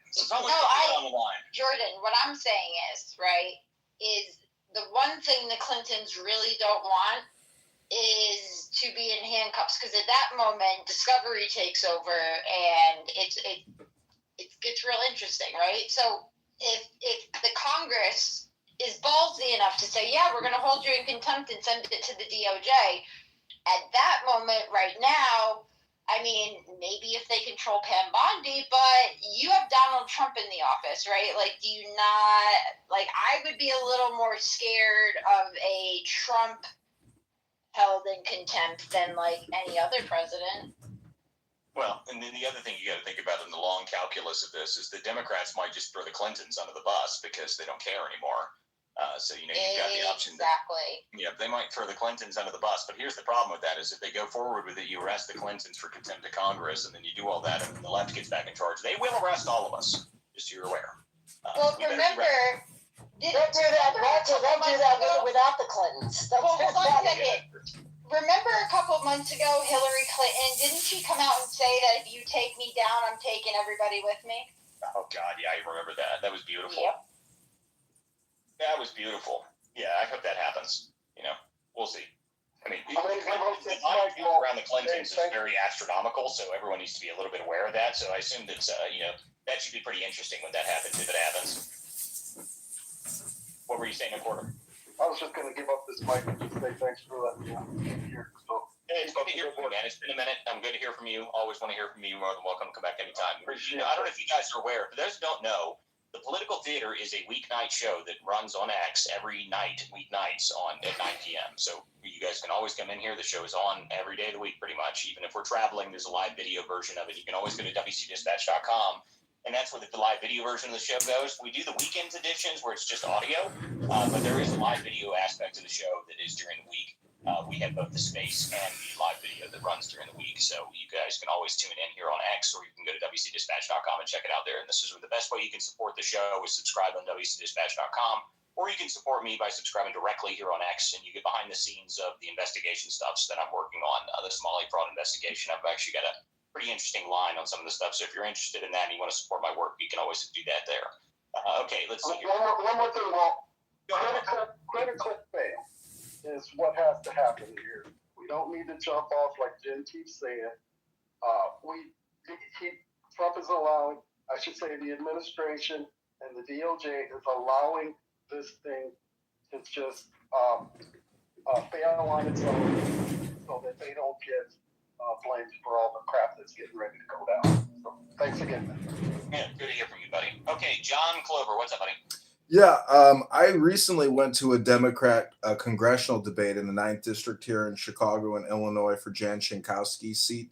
And Danny Bliss and Kat Abu, a radical feminist Muslim, these people are claiming that they're going to arrest Secretary Noem, Secretary Hegseth, they're going to arrest everybody, Kennedy, everybody.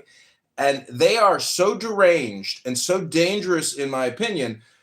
Now, just indulge me. If Trump is squeaky clean as a whistle, hasn't been compromised, is not a fraudulent individual, which hypothetically could be true, if that's the truth, why can't he do a nuclear, Hail Mary pass for the American people, invoke the Insurrection Act, suspend habeas corpus, and claim there's a national security threat and a serious conspiracy at the global level? I mean, Bill Gates, Dr. Fauci, the COVID-19 Zavs, the 9/11, everything. If he could make that claim to the American people and say, we've been betrayed, there is a global conspiracy, and we're putting an end to it, and we're taking America back, the top U.S. military bases would become the outposts.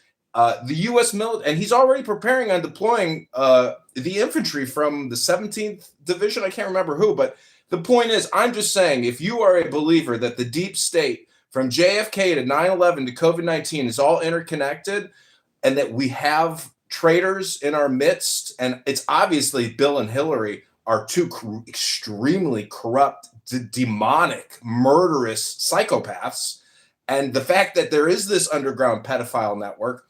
And again, I would only hypothetically propose this if Trump is squeaky clean. If he's been compromised, then this type of activity will never happen because he is covering it up. He's not trying to expose it. So let me just give you one piece counter to you here is the problem with what you're suggesting is you want the absolute radical reaction to actually fixing all the problems. So some sweeping major reform that's going to take out the entire government, and you think they're going to arrest all of these upper level echelon people. These things aren't going to happen, but it's not for the reason that you're saying. It's not because someone's corrupt at the top. It's because the concept of arresting all of these people is you have to be able to do something where you prove the crime. And if you just go suspend habeas corpus and going after these people, you're not going to be able to sell that to the majority of the American people, dude. It's not going to work. Okay, you may believe it, and a large percentage of the right may believe it. You may get 20-30% of the right that believes that, but you're not going to get the rest of them. And you can't do that and think that you're going to get away with it. In the 70% of the country, it'll play directly into the Democrats' hands. They will 100% be in favor of that because they will say, "Oh, perfect, you did it. Now we're going to do it the moment we get back in power." And if they they'll use that for the midterms. They'll take that into the midterms. They'll flip the House. They'll flip the Senate. They'll impeach Trump. They'll get rid of Vance, and they'll try and move as much as they can so that they can get to the point that they take back control, and then they will prosecute all of us under the exact same thing. So that is a huge problem to do it like that. You have to be very careful about how this works. You can't just go ran through it and hope that this is going to work, because trying to sell the entire country on the concept that there's a criminal conspiracy that has destroyed the entire country, that they control everything, and there's nothing we can do about it, is not going to work. Okay, unfortunately for most people don't believe that the entire country is completely destroyed and is captured by everything, and that there's nothing we can do about it. That's not what most people think. Most people don't even think about the stuff that we're talking about in here. Okay. Most people don't even have, my guess is that a significant portion of the country doesn't even know that there's riots happening in Minnesota right now, okay? I mean, I guarantee you, this is how I do my baseline for this, okay? I've got a younger brother of mine who is he is a AI engineer in Silicon Valley, and I call him every now and then just to see, because he's one of these people that's so focused on his work that he doesn't watch the news. So I ask him, "Hey, have you heard about this?" And 90% of the time, "What are you talking about? I've got no clue what you're going on about." He'll grasp it if you explain it to him, but the majority of the time he's not paying any attention to it. He doesn't care. He's not working on it. He doesn't care. His life is fine, all that stuff, and that is a significant portion of the country. Well, Walter, I believe suspend habeas corpus and do all that. You better realize that a large percentage of people are then going to freak out. Walter, I agree with you. I think the status quo will remain. That 99.9% chance that the status quo will always persist. But if you look at history, if you look at Napoleon, there are freak radical occurrences of what you might call extreme movements of energy. And I don't think Trump is going to do it. I think that's kind of subconsciously how he got elected. But I don't think he will do it. I'm just merely presenting a hypothetical. But thanks for letting me present it. You're right on the idea, because the hypothetical reality is that, and history shows us, you're absolutely right about this. History shows us that at some point, most republics go through a significant change, and the significant change is usually the collapse of the republic-style system, and then it moves into more of a authoritarian-style system run by a centralized area, which you could kind of argue has already really happened in this country. The executive branch somewhat does that already. But the reality is that at some point, it's very possible we could see Caesar rise again, and whether or not that happens or not, who knows? The interesting thing about the time period we're in currently is that within the next 50 years, we're going to get to find out. We're going to find out if an actual republic will manage to maintain itself as it goes through this kind of a turmoil, or if it's going to fall into one form of authoritarianism, or if it's going to change into a sort of an empire-style thing, if it's going to do all these things. That's all very possible. And I love when people say, "Oh, that can't happen, that could never happen." Well, people that believe that are the same people that believe that revolutions don't happen anymore. That's just not true. Okay, revolutions do happen. Okay, I mean, if you think that somehow we've managed to escape the pathway of history because we are somehow superior to the past, you're an idiot. Okay, the people in the past, the ancient stories of all these things happening, they happen over thousands of year periods. Okay, Rome didn't rise and fall in a single day, and the Roman Republic stood for several hundred years before it had this problem. Okay, so it's very possible that all this stuff could happen again. I mean, people in Rome, do you think the Roman Republic, at the peak of the Roman Republic, do you think any of those people that existed then, long before Caesar, before any of that, do you think that at any moment they believed that in the future it would all suddenly turn into a massive empire run by a single dude sitting on a throne? Of course they didn't. They thought the republic would stand for 1,000 years, and it didn't. And what happened was it became sort of a republic run by both the Senate and the emperor together, and it still sort of operated like that. But again, you also think about it the other way is that that the Roman Empire was more successful than the Roman Republic. So who knows? But the deal is, this sort of stuff has happened throughout history many times. So anybody who believes it's not possible, you're 100% right. It is indeed possible. But the cool thing is, we might find out. In the next 50 years, it's very possible that this sort of stuff could happen. If the country reaches a fever pitch, and here's the way that it could happen in my eyes, if the Congress refuses to do what the will of the people is, continues to refuse the will of the people, at some point that will break. Okay, at some point, the will of the people will overturn what Congress is refusing to do. Who knows when that could happen, or when it would happen, or why it would happen? Something may happen at some point. But the deal is, at some point, the will of the people will overthrow a government that they don't want to be ruled by. The people that believe that our military is going to turn on us, the U.S. military is not going to turn on the people and start shooting people in the streets. Okay. Well, how's it going to happen? What now? How is it going to happen? How is the will of the people going to express itself? It would be so in history, Susan, what would happen, it would be an extremely violent revolution where lots of people die. That's how that would happen according to history. And whether or not that happens again, who knows? But the reality is, these are things that could happen. I mean, it's not going to be pretty. If this does happen, it would be very, very bad. It would not be good for any of our current lives. Let's just put it that way. I mean, it would not be pretty. It would not be great.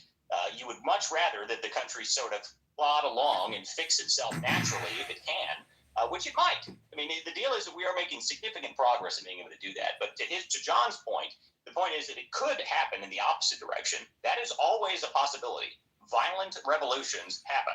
Violent revolutions have happened throughout all of history, and if a key moment sparks everything off, you have no idea if it's going to happen or not. It very well could. It's like the Eye of Sauron is the perspective, meaning the frame, because the mainstream media and mind control with all these platforms and especially mainstream media, Napoleon was the first person to ever pull out cannons and mow down his own people. He was already a part of the military establishment.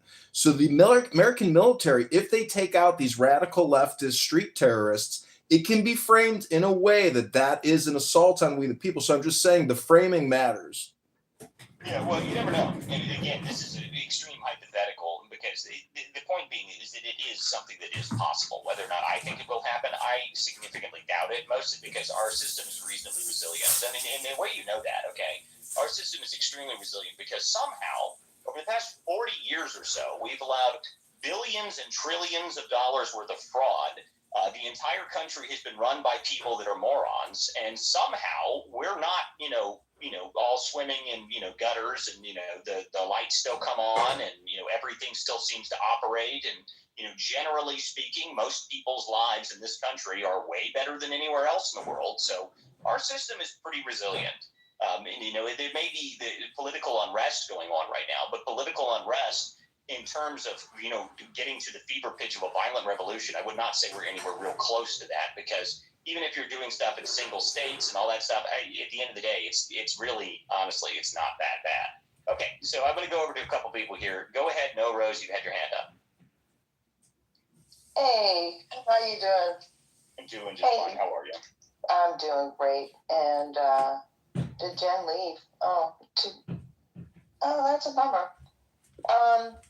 Yeah, I was just going to mention American Mission had posted this video of a very sane gentleman. I had reposted it, talking about protesting and how that word has been misconstrued, right? And it goes back to, for me, Walter, the moment the governor and the mayor of Minnesota said what they said, that should have been it. They should have been under investigation and charged with not upholding the law.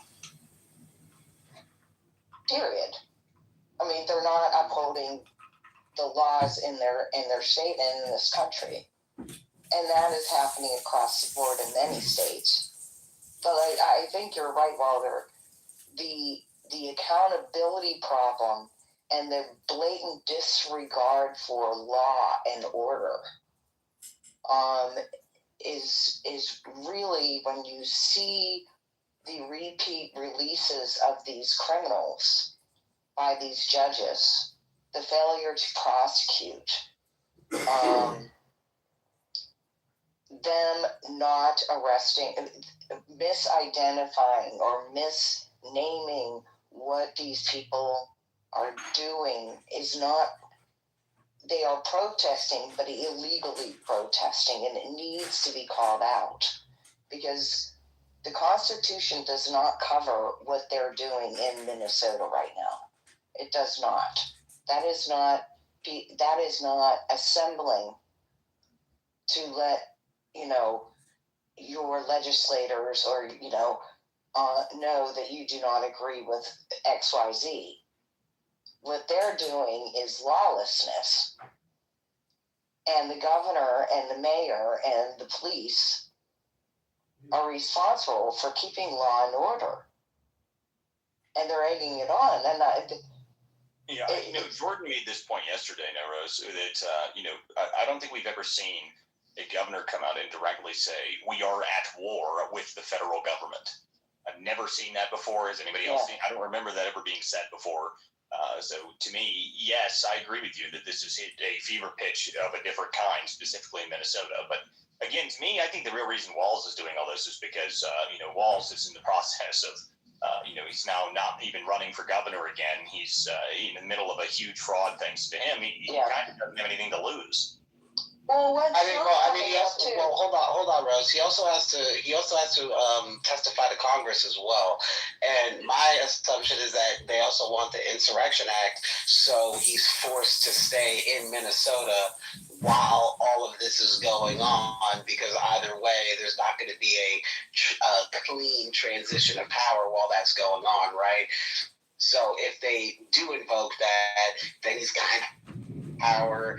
Oh, I don't have to show up for Congress. Look, stay type deal, right? Which is probably why Trump won't do it, which is my assumption, right?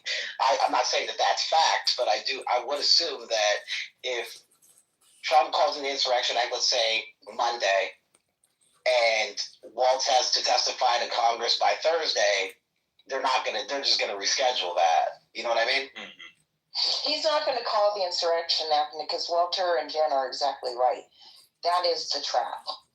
But what they can do is go forward with Walz and with Keith Ellison and the whole gang and start going in that direction of holding them accountable, right?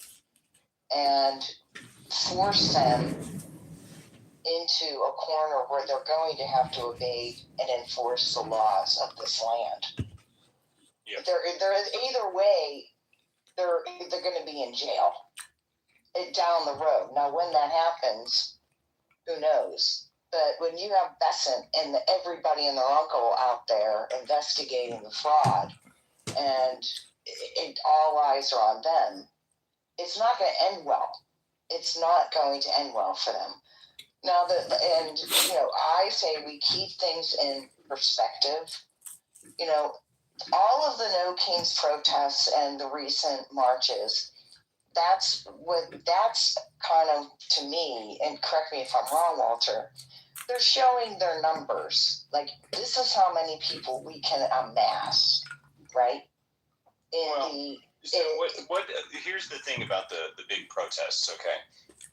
And I've been working on an article that I was going to release. I was probably going to send it to Town Hall for this one, but the real reason that they curate these massive protests is it's what I refer to as protest culture.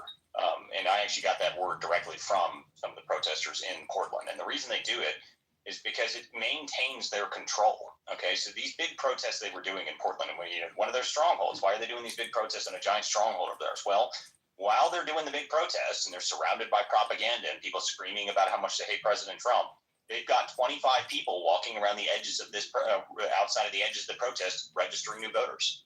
They're registering new voters. That's their voter drive. So they do these protests so regularly so they can constantly generate new voters. Constantly. And that's why you have such a problem being able to fight these people once you get into these cities. How do you recapture the cities? Well, you've got to register voters and you got to get people on your side. You got to get people to talk. But they've got these big protests every single weekend, every single day. They got a new protest and they're registering new voters every single time they had that. And I've got photos of it from the last one I was at. There was, there must have been at least 24 people wandering around the edges. I got asked like 4 times if I wanted to register to vote. I thought about doing it just to see if they'd send me a mail-in ballot.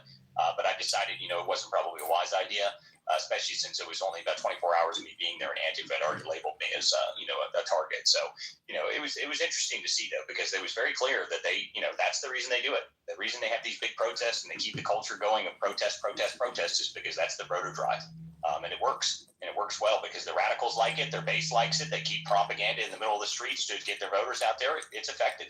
It's highly effective. Why do every June they got LGBTQ parades? It's the same thing. An LGBTQ parade in June is the same thing. It's vote organizing.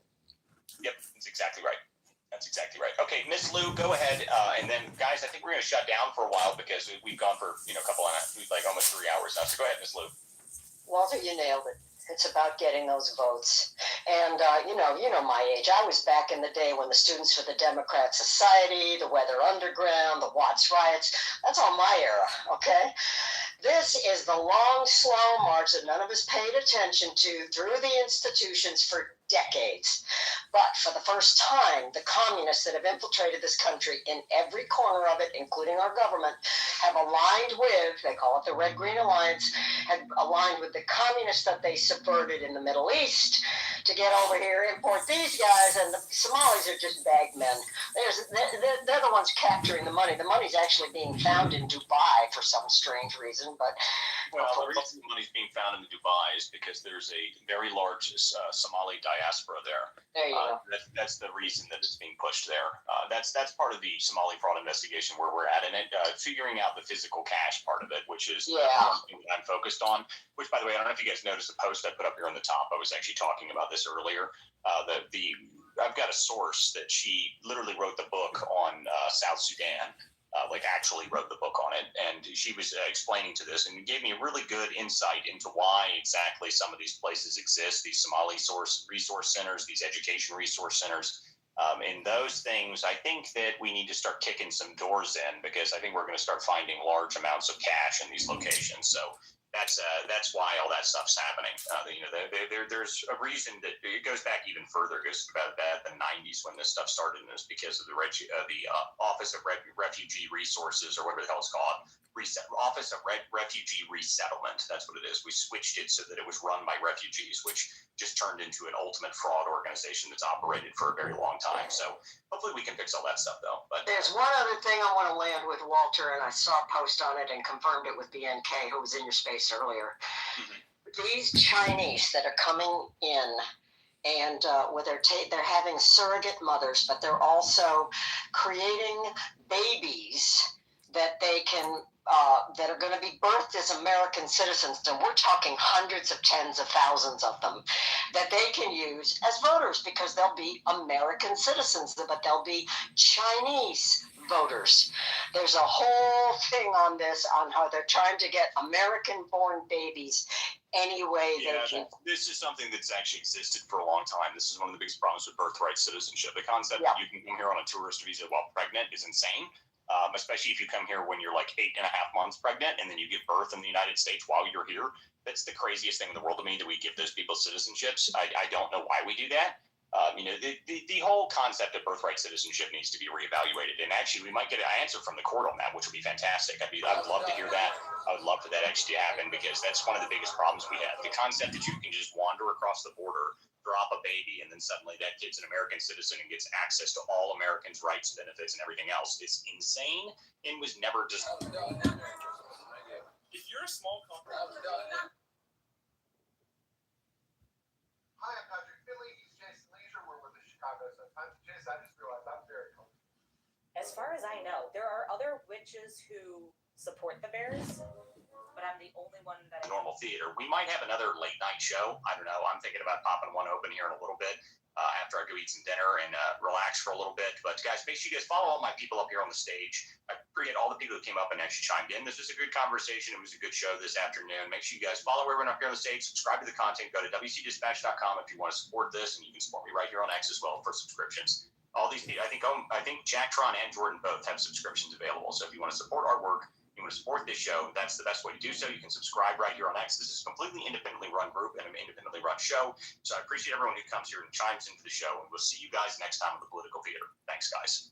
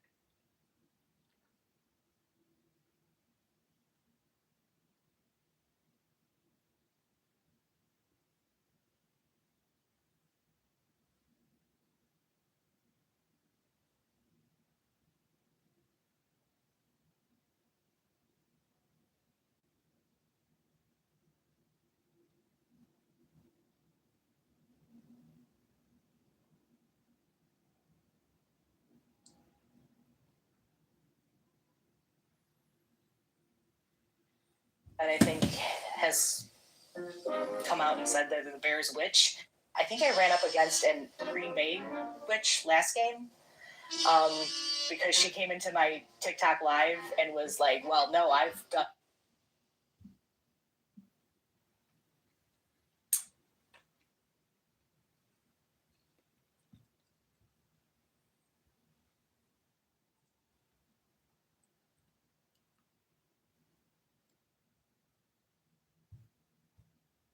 Right? Yeah, I'm putting John Kitover. John Kitover. Vote John Kitover! Rain John Kitover! Vote John Kitover! Rain John Kitover! We got you, John!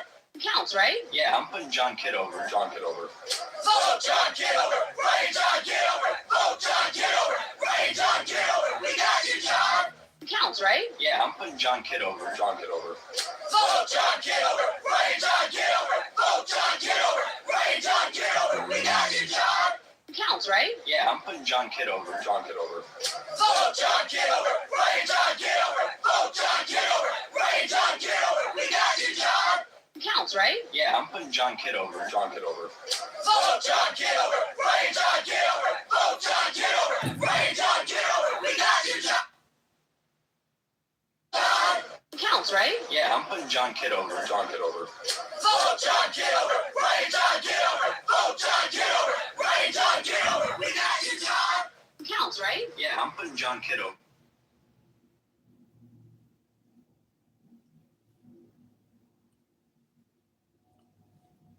John Kitover. Vote John... January 6th. My.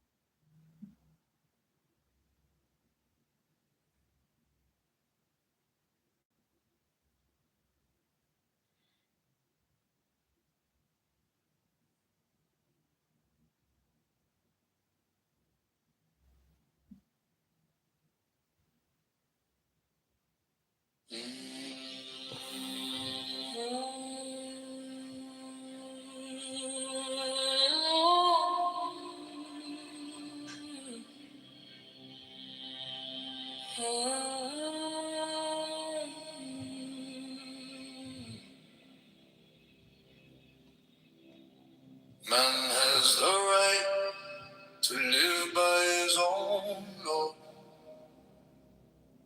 to live in the way that he wills to do, to work as he will, to play as he will, to rest as he will, to die when and how he will. Man has the right to eat what he will, to drink what he will, to dwell where he will, to move as he will on the face of the earth. Man has the right to think what he will, to speak what he will, to write what he will, to draw, paint, carve, etch and mold, build as he will, to dress as he will. Man has the right to love as he will, take your fill and will of love as he will, when, where, and with whom he will.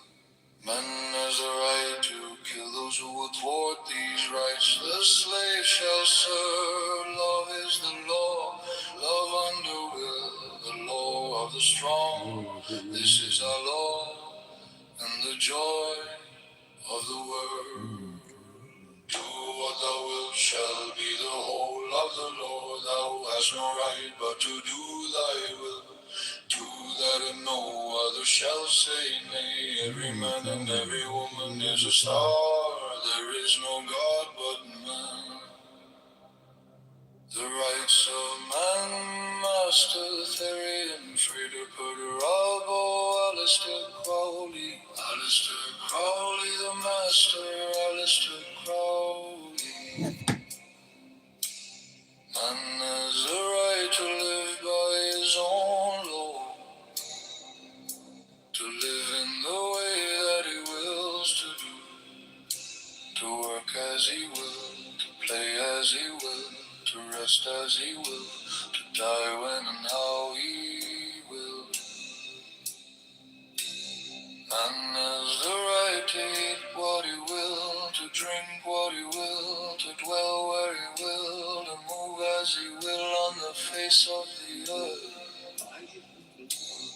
Man has the right to think what he will, to speak what he will, to write what he will, to draw, paint, carve, etch and mold, build as he will, to dress as he will. Man has the right to love as he will, take your fill and will of love as you will, when, where, and with whom you will. Man has the right to kill those who thwart these rights. The slave shall serve. Love is the law. Love under the law of the strong. This is our law and the joy of the world.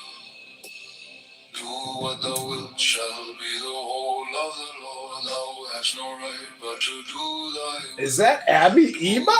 No other shall say Nope. nay. Every man and every woman is a star. There is no God but man. The rights of man, Master Therian, Frater Perturabo, Alistair Crowley. Alistair Crowley, the Master, Alistair Crowley.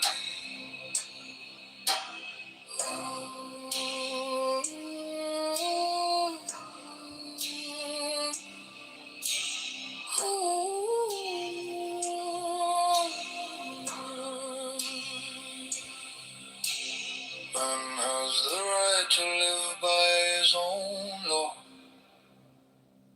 to live in the way that he wills to do, to work as he will, to play as he will, to rest as he will, to die when and how he will. Man has the right to eat what he will.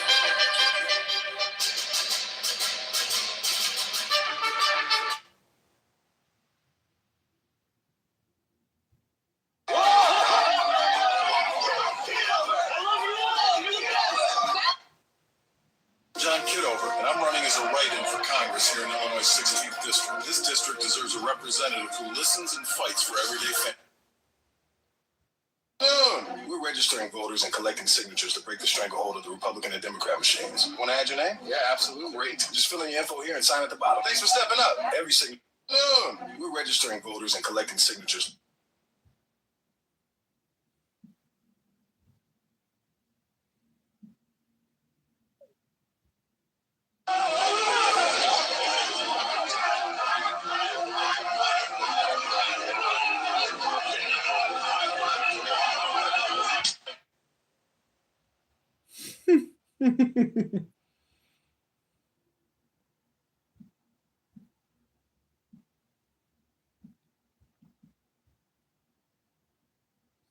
To dwell where he will, to move as he will on the face of the earth. None has the right to think what he will, to speak what he will, to write what he will, to draw, paint, carve, etch, and mold, build as he will, to dress as he will. None has the right to love as he will. Take your fill and will of love as you will. When, where, and with whom you will.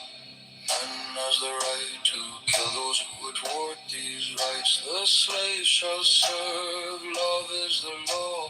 Love under will. The law of the strong.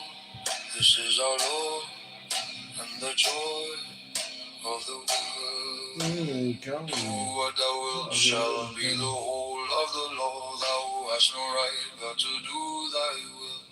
Do that and no other shall say nay. Every man and every woman is a star. There is no God but man. The rights of man, Master Therian, Freda Budarabo, Alistair Crowley, the Master, Alistair Crowley.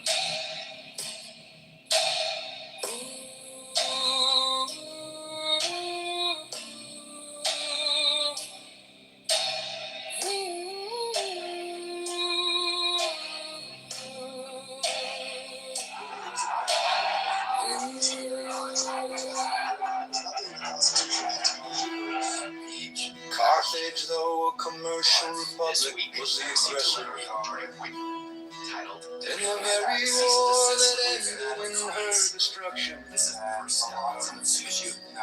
Hannibal had carried her arms into the heart of Italy, to the gates of Rome before Scipio returned.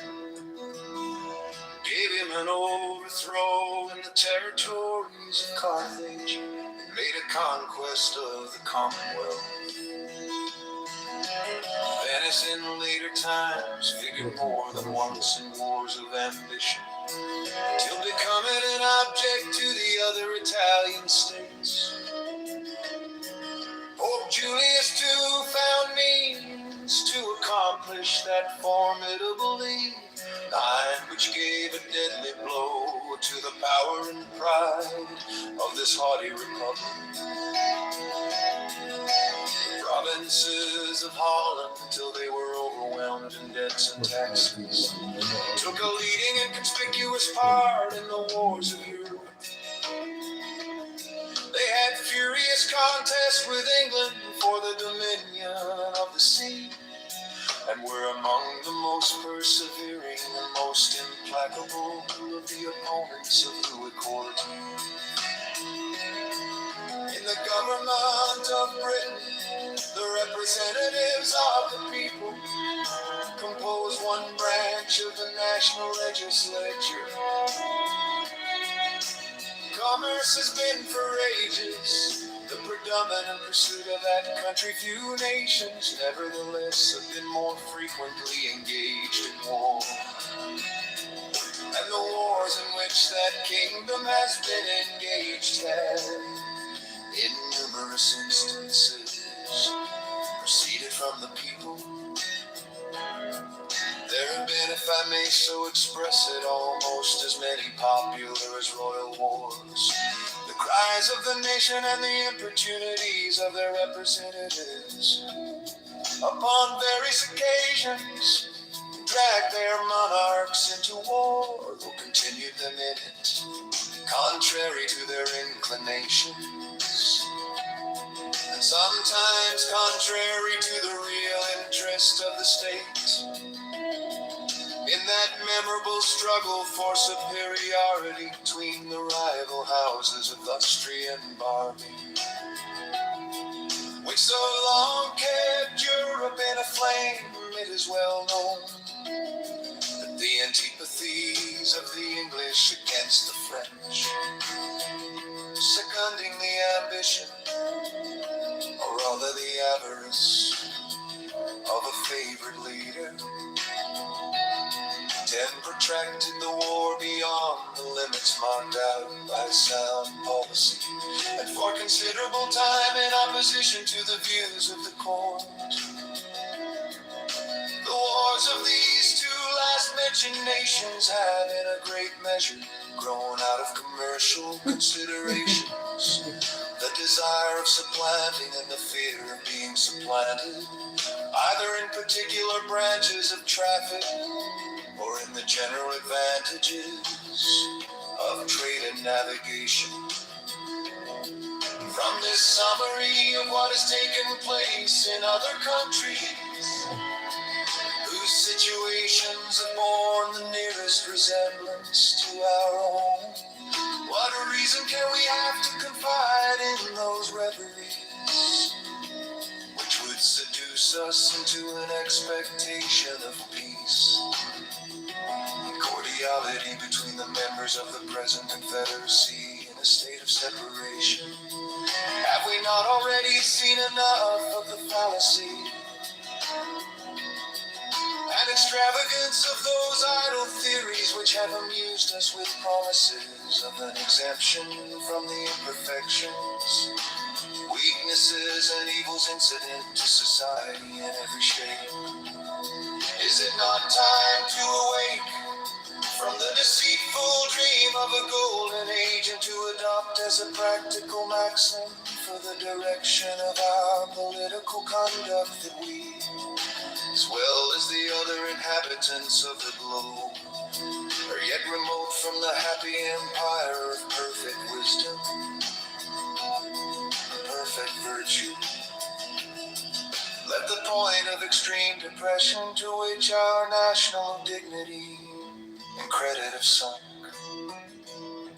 let the inconveniences felt everywhere from a lax and ill administration of government, let the revolt of a part of the state of North Carolina, the late menacing disturbances in Pennsylvania, and the actual insurrections and rebellions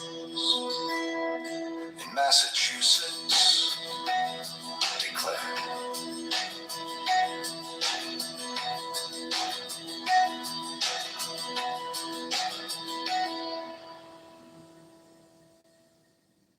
I need to be free of those telling me what to do in order to attain my real fulfillment. Ribbon Shalom. Followers of the leather. Impulses and urges, I made you hunt a man through the velvet. I am a mature person. I can read whatever I wish, or watch whatever kind of TV program or movies I wish. It doesn't affect me at all if I always say no to others in regard to sex or drugs or alcohol. I will never be accepted by others. I will never have any friends. I don't need confession. I haven't any graces. And besides, if I stay away more, there will be less danger of routine confessions. My prayers don't seem to be answered. Seem to be answered. So what is the use of praying? My conscience is the only guide I need. As long as I am at peace with my conscience, I need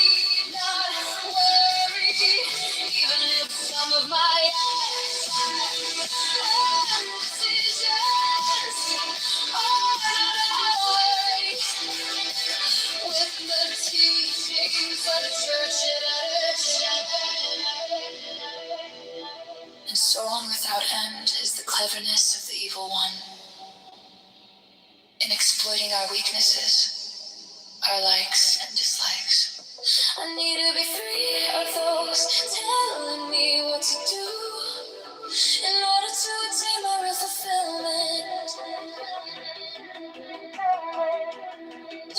If I suppress my sensual impulses and urges, I may do harm to my natural development.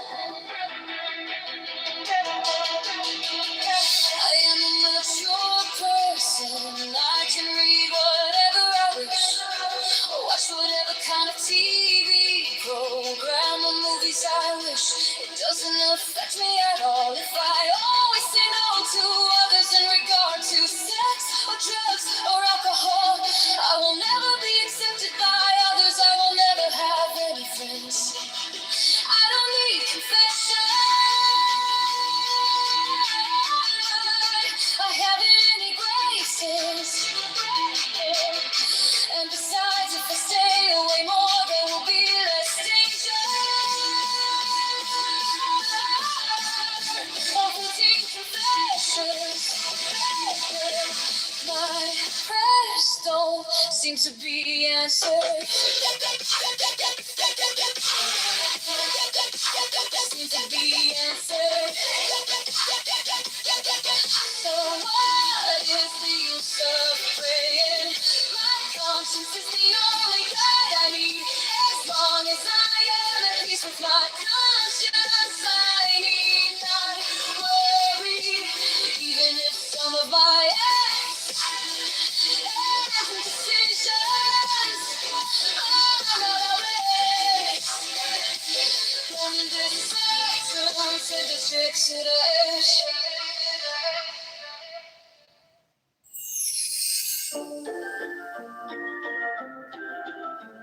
Santa baby, oh my little Santa baby, Santa baby, oh my little Santa baby, Santa baby, oh my little Santa baby. Strike the master chord, draw the flaming sword. Merry Christmas, Merry Christmas, Merry, Merry Christmas. Take the deepest breath of the day and hold for 10 seconds, 10, 9, 11, 10, 9, 9. Hold, hold, hold, hold, hold, hold, let it go, go, go, go, go, go, go. Santa baby, my little Santa baby, Santa baby, my little Santa baby, Santa baby, oh my little Santa baby.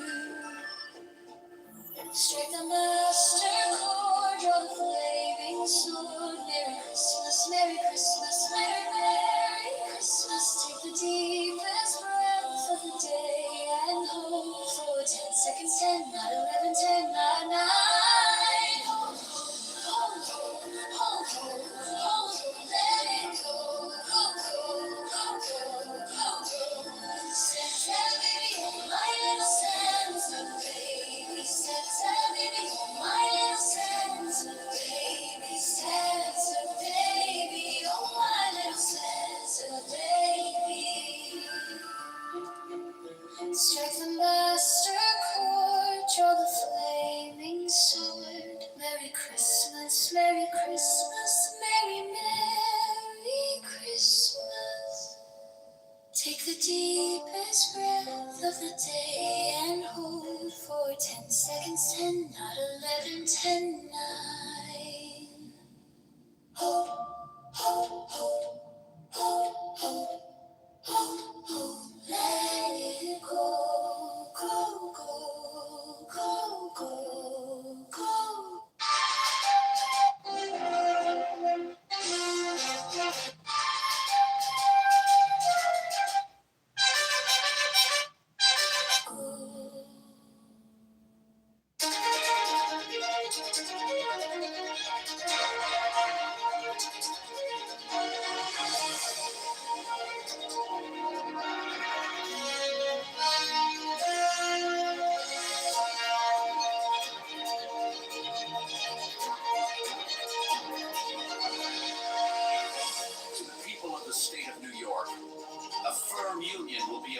most moment to the peace and liberty of the states as a barrier against domestic faction and insurrection. It is impossible to read the history of the petty republics of Greece and Italy without feeling sensations of horror and disgust at the distractions with which they were continually agitated, and at the rapid succession of revolutions by which they were kept in a state of perpetual vibration between the extremes of tyranny and anarchy. If they exhibit occasional calms, these only serve as short-lived contrast to the furious storms that are to succeed. If now and then intervals of felicity open to view, we behold them with a mixture of regret arising from the reflection that the pleasing scenes before us are soon to be overwhelmed by the tempestuous waves of sedition and party rage. Momentary rays of glory break forth from the gloom while they dazzle us with a transient and fleeting brilliancy. They at the same time admonish us to lament that the vices of government should pervert the direction and tarnish the luster of those bright talents and exalted endowments for which the favored soils that produced them have been so justly celebrated. From the disorders that disfigure the annals of those republics, the advocates of despotism have drawn arguments, not only against the forms of republican government, but against the very principles of civil liberty. They have decried all free government as inconsistent with the order of society, and have indulged themselves in malicious exultation over its friends and partisans happily for mankind. Stupendous fabrics reared on the basis of liberty, which have flourished for ages, have, in a few glorious instances, refuted their gloomy sophisms, and, I trust,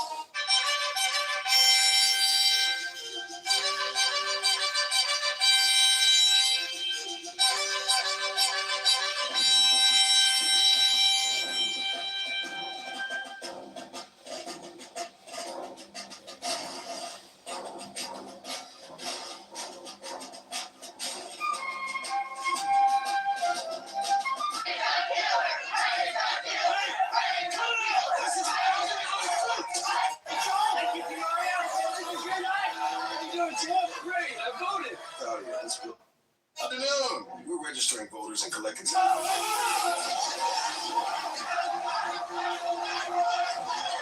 America will be the broad and solid foundation of other edifices, not less magnificent, which will be equally permanent monuments of their errors. But it is not to be denied that the portraits they have sketched of Republican government were too just copies of the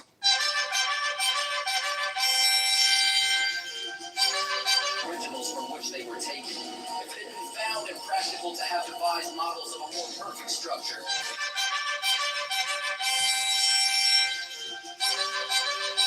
enlightened friends to liberty would have been obliged to abandon the cause of its species of government as indefensible. The science of politics, however, like most other sciences, has received great improvement. The efficacy of various principles is now well understood, which were either not known at all or imperfectly known to the ancients. The regular distribution of power into distinct departments, the introduction of legislative balances and checks, the institution of courts composed of judges holding their offices during good behavior, the representation of the people in the legislature by deputies of their own election. These are only new discoveries, or made their principal progress towards perfection in modern times. They are means, and powerful means, by which the excellences of Republican government may be retained and its imperfections lessened or avoided. To this catalog of circumstances that tend to the amelioration of popular systems of civil government, I shall venture, however novel it may appear to some, to add one more on a principle which has been made the foundation of an objection to the new Constitution. I mean, the enlargement of the orbit within which such systems are to revolve, either in respect to the dimensions of a single state or to the consolidation of several smaller states into one great confederacy. The latter is that which immediately concerns the object under consideration.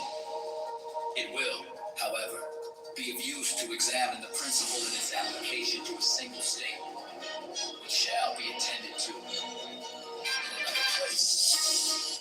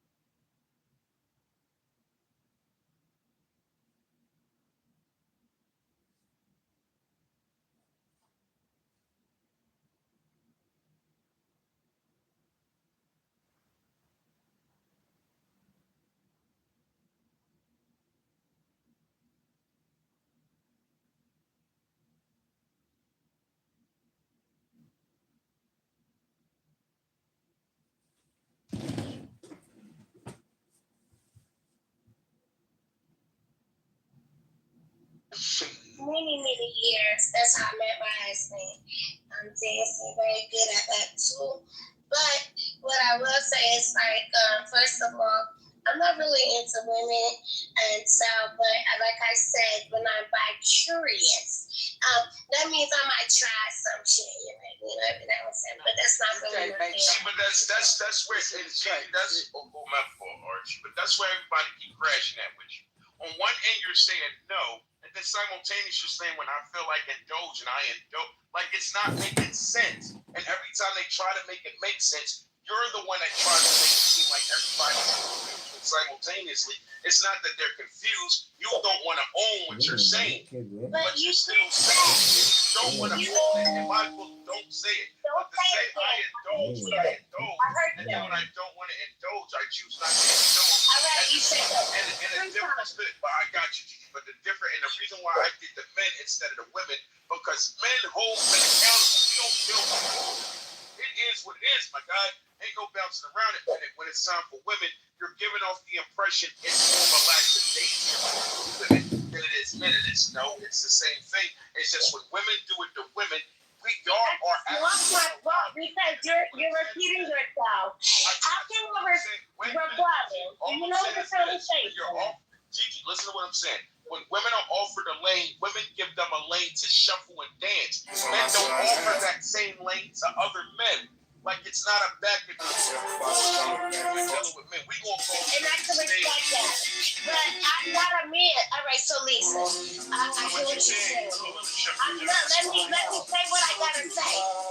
You can't tell me what I'm saying because you're a man. If you want to speak to me or speak for me, now I'm gonna think you the one gay. How the hell you want to speak for women?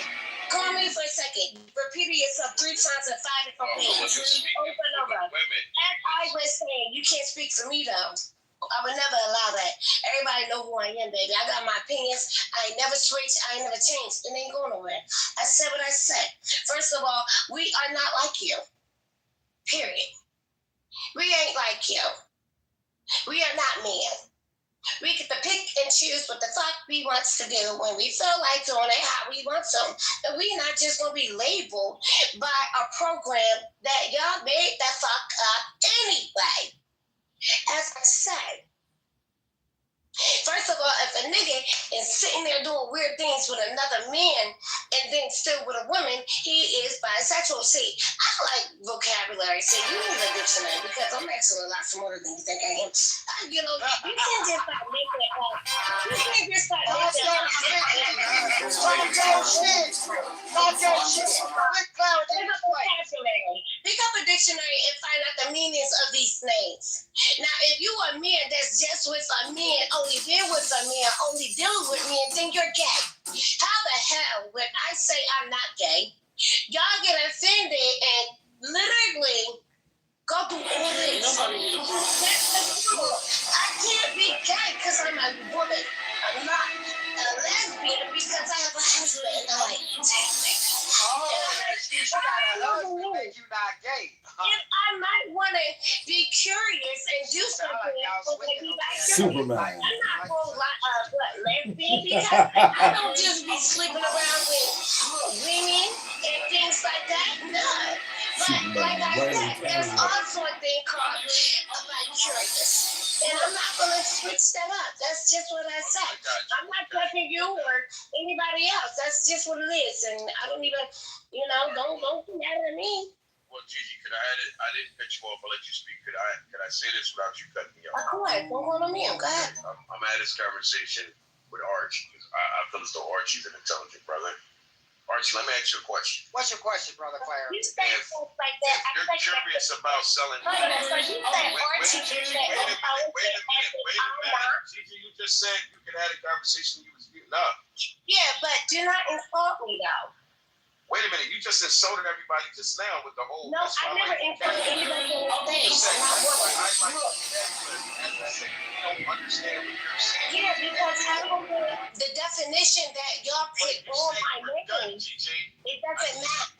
I gave you said you were done. I just want Archie intelligent. No, I'll take it because you want to take it too. So go ahead. Okay, not a problem. I respect that. If you decide to sell drugs, if you're curious about selling drugs, does that make you a drug dealer? No, it doesn't. But if I'm curious about it, I have to actually do it, and I become a drug dealer. Once you engage, you become a drug dealer, right? So right. If you're curious about sleeping with another man, does that make you gay? No, it doesn't. But the minute you engage in sleeping with that man, you're considered gay. Yeah. Now, after you sleep with that man, until you engage in sleeping with another, are you still considered gay? So, what I'm saying is, because I carry the mindset of it being considered bisexual, does bisexual really exist when engaging in the act? No, it doesn't. The act itself, bi no longer exists until you engage in the opposing. Correct. So if that's the case, one hand, there is no such thing as bi. Right. So when we get into the technicalities of these vocabulary words, it just creates a freedom for people to move about on some goofy shit on certain levels. If that's the case, when you offer me this conversation from the vocabulary position of choosing to approach it, then at certain degrees we're showing that words only hold the weight of the meaning to one choosing to respect it to get a pass on certain shit. So if I don't want to own certain shit, or I want to make shit sound a little bit more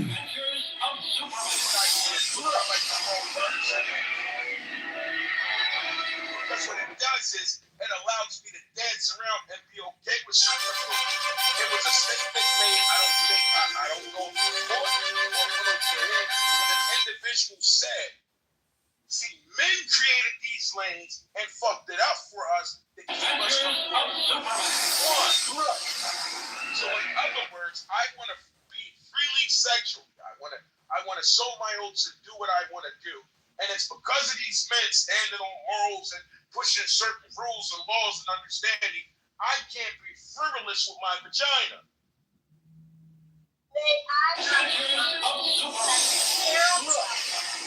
It sounds like you one of them pastors, and then you got one goddamn person that's sitting in the front seat, which is Archie. So let me educate you on something really quick, right? Because you sound like one of pastors that just came out of jail for 15 years, and you trying to redeem yourself. So the word gay definition: sexually or romantically attracted to a person or one's own sex. You specifically a man. So that whole speech you just gave, talking about people just using words and get around what they gotta say. Yeah, come on. Can I get an amen, Archie? No. What it is what it is. A gay motherfucker is a nigga sleeping with a gay man. A lesbian is a lesbian sleeping with a woman. A bisexual is a gay or a man that's sleeping with both sex at the same time.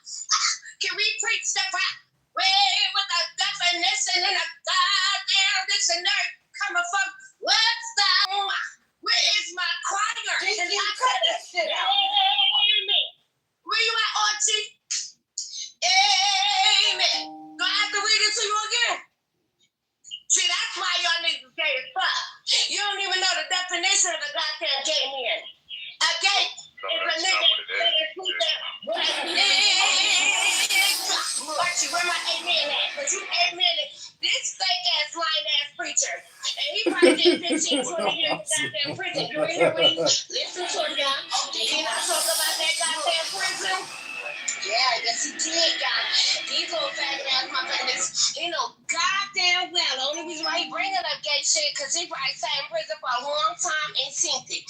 So you gotta be mindful. You coming from a man's point of view. It's like we think women the same way because an asshole is a coochie and it's really a booty hole. So don't you have to call me gay because I'm a woman. I got coochie baby.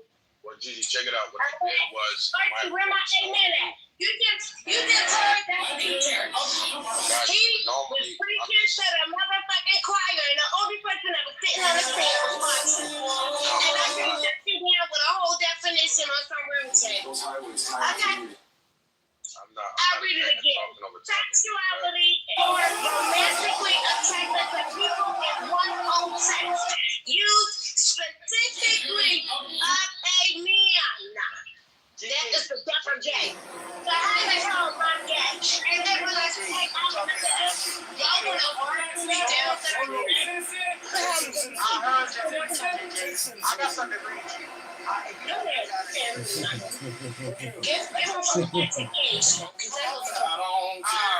And this here, it says, because people doing things, God let them do shameful things that they want to do. Women stop having natural sex with men and start having sex with women. So what he asks you, in the same way, men stop having natural sex with women and begin wanting each other all the time. Men did shameful things with other men, and in their bodies they receive the consequences of those things. Now, what you just stated, the Bible doesn't say you not curious or whatever. It says when you stop at that moment in time, leaving the natural use of a woman want to lie with a man, to lie with a woman, that's gay. Clarity tried to help you. You wanted to preach. You brought me in here because you know I know God's word. So you wanted me to amen you, but I'll never go against what the word of God says. And I'm here to tell you, since you want to amen, God said in his word, I'm not going to stop, but that is an abomination unto God.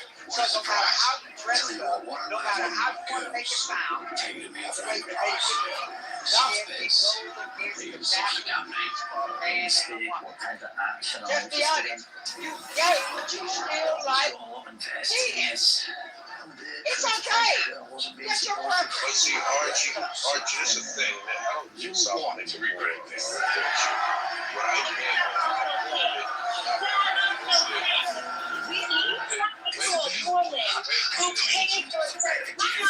three churches.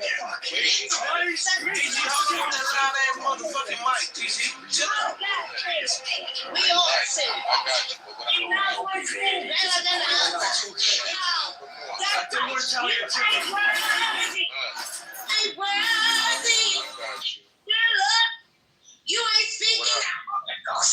You ain't going to heaven unless you get on your knees at the kids and your feet and then turn around from them. And you on Clubhouse acting a whole fool. I hope you repent by the hand of the knot and don't get hit by a book. And good luck. Good luck. But what I tend to do. Good luck. Good luck. Because that's what you also say at the same time. He's a kid of me. That's why he died on the cross. Right, and covered with the blood. Yo. Hey, that's some ignorant shit. I want to have whatever you think. I'm not worried about you going on. I don't judge you. If you want to help. It sounds like you didn't need a help. If anybody getting in them gate, it's going to be me. Oh, yeah. My generation. I'm done. This shit will tell you. Yeah. I can't do no wrong, honey. Okay, you talking about the prayers of the saints from a long time ago? I'm covered. Oh, God. The best sacred content of the day. This is wonderful. Well, I'm just saying. You sitting here. Hey, Archie, this is some sad shit. All right, let's get to it. What's your favorite drink? Dumb shit. Like, what's your favorite drink, nigga? He's a little retarded. You trying to base a focus and a point on that doesn't make any sense. So if you want to go to the scripture, I could do that. I got the Bible back and down. From Genesis to Revelations, I can read it in the scripture. And then if you want to go to just what makes sense, we could do that too. We could just make the fuck shit up like everybody else did, right? At the end of the day, if you want to go to the dictionary, we could do that too. I'm very book smart. You tried to call me gay. This is how we got here. Let's revert back to that. You called me gay, and I just corrected you and said, first of all, I can't be gay because I'm not a fucking man. You're arguing the fact that I can't He's a little retarded. Yeah, he's gonna call a woman gay. So that means you think that I'm in the same boat. I don't think that was me that led Yeah, that's what he said. That's exactly why we even in this situation. I didn't lead with it. I just homosexual. That's what the Bible but that's another word. You did not say that. You are gay. You live abundant life. And God, you say you know the Bible. You wanted me to amen you, and I told you what it said. It says that women stop left the natural of laying with men to lie with women. That's the you are homosexual. That's just said you are gay. You are gay. You're gay. You are gay. Why are you gay? This is why men are gay. Because black men, this is why most of gay men are black. Faggots. Dying from HIV. Because of this right now. No, you said you bring you're gay. I rebuke you in the name of Jesus, bitch. You just said you bring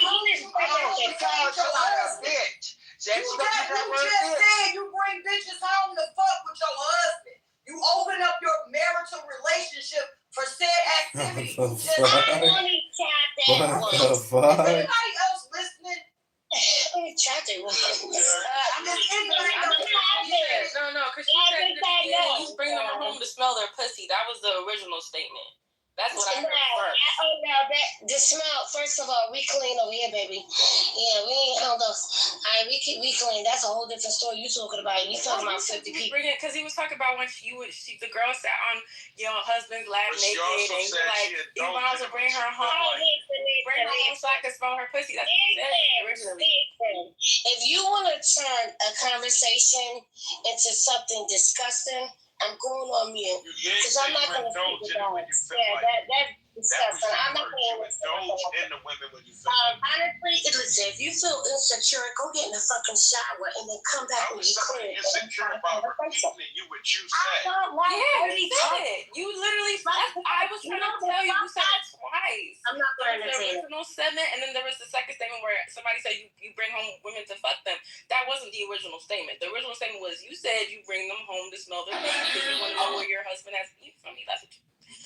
Alright, I'll go on mute.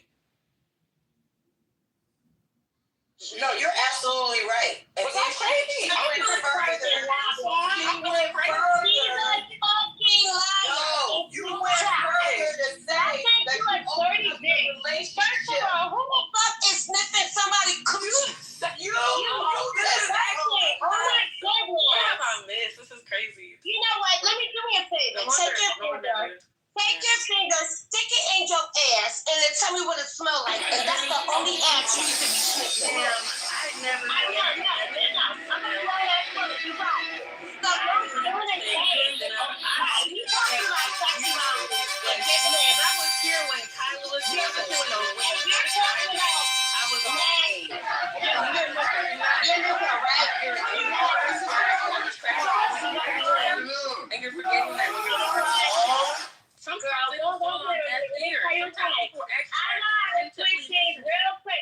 When you got one of them project calls that come around listening, Gigi, and get that vaccine, that's when you just take the fuck over. Because what you're not gonna do is take a good conversation when everybody's giving facts and their opinions and turn it into something disgusting. I'm not for it. If you have anything to offer about good conversation, then do that.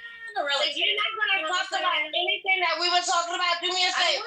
Stop your funky ass shit like that. Because you were saying something about bring them home. Like, damn, like, you ain't even got the basics. Like, go get a fucking bath. It's not like you're fucking water looking. Alright, but go dip, bitch. Go dip and then come back when you fresh. Alright, you ain't protecting none of your fucking See, this is what I'm saying. When you on this app and you talking to people, make sure that you say what you really mean. You what I'm saying? It don't always fall on deaf ears. Like, people are actually really intensively listening to these conversations. I'm not listening to nothing you say because you're not making no sense. It's general. It's a general conversation. You're not the only person on stage. You just started off the whole wrong way. When you say things, what you're saying no more. Talk? Dang, you've been talking this whole time. You a dirty bitch. You don't even have to take I'll do that. That's anyway. Wow, she got mad. Why was you calling her a bitch? Listen, Oh my God, because she's dirty.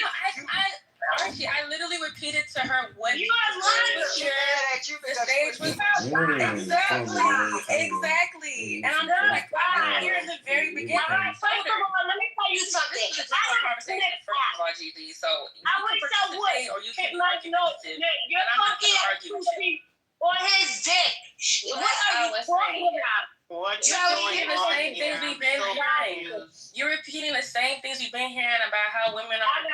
No, honestly, you've been hearing the same things. I was talking to clarity. All right. And also orgy. None of it had to do with downgrading a woman in a smell of a private part. That's what you said. That's what you be like, I didn't mean it. Yeah, be like, be a real bitch and be like, I didn't mean it. Be like, I didn't mean it. Because it came from your lips. I could never say something you're not going to be like that. I don't have and you know what? That's what you want to do. Fucking do it. I really don't give a shit. To even speak of something like that. The whole I'm not thing that just off. imaginative. That's when I kicked in. You see that? Hey, Harriet. You could just be like, I didn't mean it. No, you ain't saying nothing. Take it back. Talk about the You can take it back. It's an option. We won't back your head off for it, girl. Take it back. It's okay. Because I was back about it. I never said that originally. Call her a bitch right now. She's the bitch. When I think let's put your everybody a bitch. I feel like everybody else. Because you call everybody a bitch at this point. I'm sorry. You can't talk to me. But like I was saying, on this app, can I say my statement real quick? I don't want to argue. No. You on this app? No. Be careful what you say, because some people are quiet in the background and they're really listening. Like they're really intentionally listening to what you say. So the point where somebody can repeat something you say, and they don't remember that, which is like interesting to me, because if I say shit, even if I don't remember somebody like you said it, I'm gonna take accountability. I'm gonna be like, oh, I said it. My bad, I didn't mean it, man. It was a bad day. I changed my mind. I've grown. You can't take no accountability, clearly. You gotta attack every person with a female voice. This is strange. No, it's very strange. But here's the thing. Gigi, you gotta take a breath. Take a breath. You done made some water. Take a walk. You made like 10 people leave the room with this bullshit, right? You made 10 people leave. Eat an apple. Go get a snack. Like, be fucking for real, man. Like, you know what I'm saying? You want to fucking ass. Come here, bitch. This is weird. And you married too? This is weird. I think I'm allegedly married. I don't know what else to do. Where the fuck is ear? Them spirits is coming through, honestly. You gotta be careful. That's what I'm saying. Be careful what you say on this app, man. People are listening. So many times people's stories get spread on this motherfucking app. People start saying things they don't remember. Right. Y'all need to be careful what you say. She came from her own two lips. I'm smelling the cooch. I said, oh, okay. And then when I asked a clarifying question, and that's when she was like, "Oh, I open up my marriage sometimes," and she went on about how long she been married and whoop whoop whoop, and ain't nothing wrong with that. Am I tripping? I was there for some of it, and I remember hearing that. I definitely remember hearing the story about the friend, and they was in the bathroom together and trying to eat her pussy. I heard the facts, Gigi. I'm not making shit up. I was there, okay? I ain't got nothing to spread. I don't got no lies to spread. I don't lying. It's not my forte. It's not my testimony. But anyways, God bless your soul. For real. So at this point, I don't even know what else we could talk about. Who put Gigi name in the title? That's why I came back in here, because I'm like, no way. I left because of her, honestly, and I came back because of her. So really, I can't even lie. But I was like, we gotta take her name out the title. I don't. We need a new topic. Like, let's not do that. What y'all want to talk about? It's Sunday. It's a great day. Frustrated at that point. It's hard to crash up. Well, and normally when you try to hold people's feet to the fire in positions of things they said that they now realize is fucked up, they refuse to take accountability. They shift the dynamic. They're giving off they start to deflect and make it seem like you're crashing out. So what they do is they try to get you to crash out so it can look like the derailment of the conversation is just confusing, and it's not confusing. It's just they don't want to take ownership of what they said. But clarity, you pulled up late, sweetheart. When you pulled up, married women gone wild on Clubhouse.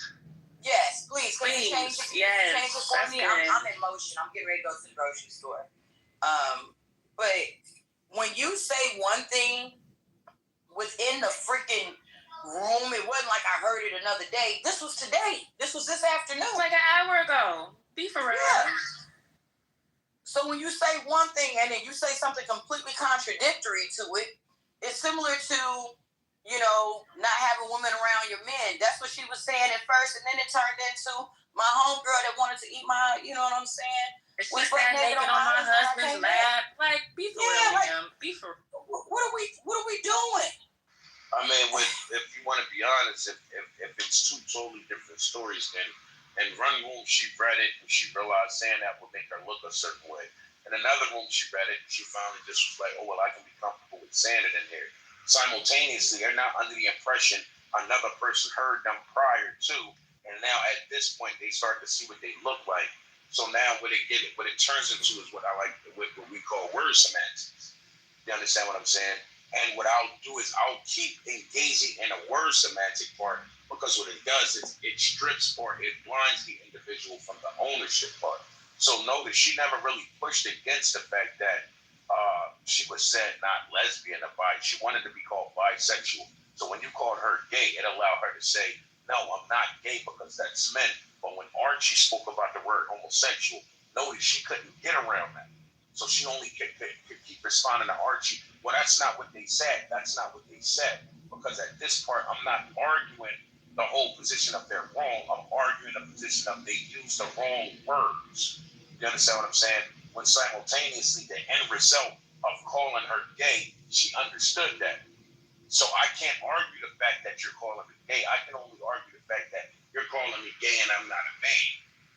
So notice she was never really arguing with y'all from the fact of being wrong per se, which y'all was speaking about. She was calling y'all wrong from using in her book, the wrong choice of words. And that's where she wanted to stand on. And when that stopped working for her, at this point, her language is barely, and that's the end result to anybody on Clubhouse that lacks the accountability, can't shift the dynamic of the approach. They start just over talking you. And over talking you, they feel as though they cancel you out. And in canceling you out, it also in their mind cancels the message that you're trying to convey. So that it works. So even when Dee was trying to speak to her, notice she couldn't more so deny what Dee was saying, only attack what Dee was saying. And in the process, when she couldn't destroy it, at this point, I'll just drown it out. This is why she wouldn't let me talk after that. The same thing she did with Archie, the same thing she did with me. When I can't destroy it, I'll just consistently drown it out. And I'll drown it out until either they cancel me out or the individual leaves. But they refuse to take accountability or accept what's being said. But because we're over at, if you mute me up, I got no choice but to hear it. And that's what she was doing. She was refusing to hear it because if I keep listening, eventually accountability has to set it. So she was saving her emotions and trying to trigger yours by responding the way she responded. It wasn't gonna work. And honestly, I looked this app for a little bit of a emotional wherewithal bandwidth exercise because a lot of people just don't show their true colors very quickly. And I was gonna give her some advice. Like if she would control her emotions enough, I was gonna give her some sound advice. People need to stop telling their life stories on this app. Avoid everything at all costs. I don't care if you're trying to add an example into the conversation that will make your point correct within 2 minutes. Stop telling y'all life stories on this app thinking this is a safe space for anybody. This is a war zone. What? I've been on this app for a while, but I've been on here for the last 2 weeks, maybe month, and I'm just like, this place is a war zone. Well, why are we even? I'm gonna be honest with you, D. If you're, it depends on your approach. Just like social media, it's a tool. You feel what I'm saying? With your approach to using a tool, be the exposure of your craftsmanship mentally. You understand what I'm saying? So one thing I can say about this app is it strengthened me on knowing on how to listen genuinely. But you can't give a person advice that's not taking accountability to their actions. Absolutely. So when you see they're no longer accepting or receiving, they're only just trying to be belligerent and talk. These are individuals that are using, let's say, Clubhouse as said a psychiatrist. They're coming here to relieve shit and get rid of shit that they can't relieve in their own personal home, or they can't relieve in society because of how they feel as though they will be looked at. So a lot of times they get on here and they express themselves in a lot of different fucked up ways. And when they do that, they're not looking for advice. They're not looking for help. They're looking for an out. And a lot of times Clubhouse become their out. That's why you go into a lot of shit be chaotic and shit like that on here.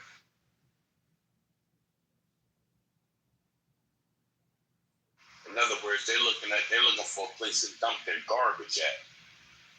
And what better place to do it on Clubhouse where you get to talk shit to people that you normally wouldn't talk shit to at first. And while under the influence. So you can say, I don't remember that. When your ass sobers up the next day and you hear about shit. Oh, I can't believe I said that. Oh, yeah, you believe it. Well, Archie, not only that, some people like to be the center of attention. That's true. So, you know, a lot of times when they say when they know it's some foul, fucked up shit, and they bring it to the stage so all focus can be on them. Notice, even when you talk around these type of individuals and try to change the subject, everything you say, they'll revert back to them. Wait a minute, you're talking about me. And it's like, no, I'm not talking about you. I'm talking about in general. No, you're talking about me. It's one of them things where they want to be, I like to call it the mascot of the conversation. And you get a lot of mascots in this motherfucker. It happens a lot. A lot of people, like you said, speaking in general, men and women be speaking about general, and you know it exists, and people internalize it, and they be like, oh, shit. They must be talking about me. What the fuck have they heard about me? No, motherfucker. You've just been moving foul in your own life. Say the truth will set you free. You say hit dogs holler, huh? Shit, yep, and that dog got hit.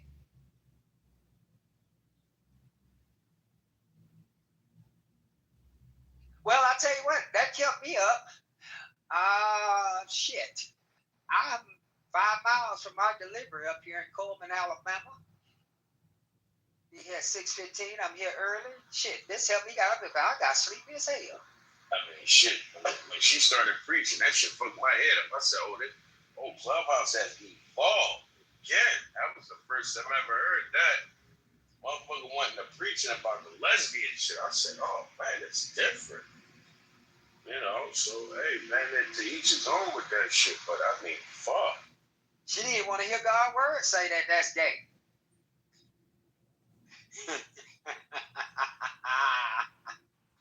Well, what she did was like I said before, or she put her in a bind because our fight was to say that people didn't know how to use the vocabulary word and this, that, and the third.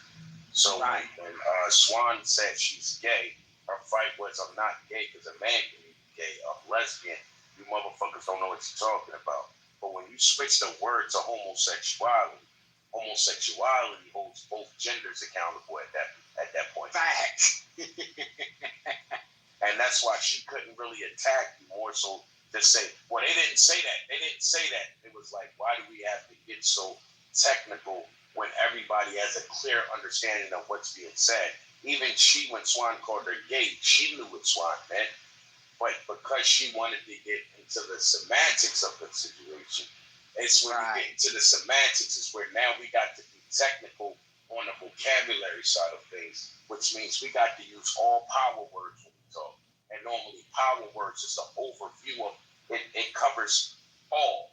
So instead of me saying gay or lesbian, when I say homosexuality, that would be considered the power word for the concept we're speaking. That's right. You understand what I'm saying? So now when you're dealing with a person that get into semantics, you got to use power words to keep them from dancing around. They put them in a box. My mentor always taught me, when you get in a debate and a person is dancing, don't argue with them. Choose words that put them in a box that they can't escape. Especially when there's words gender neutral.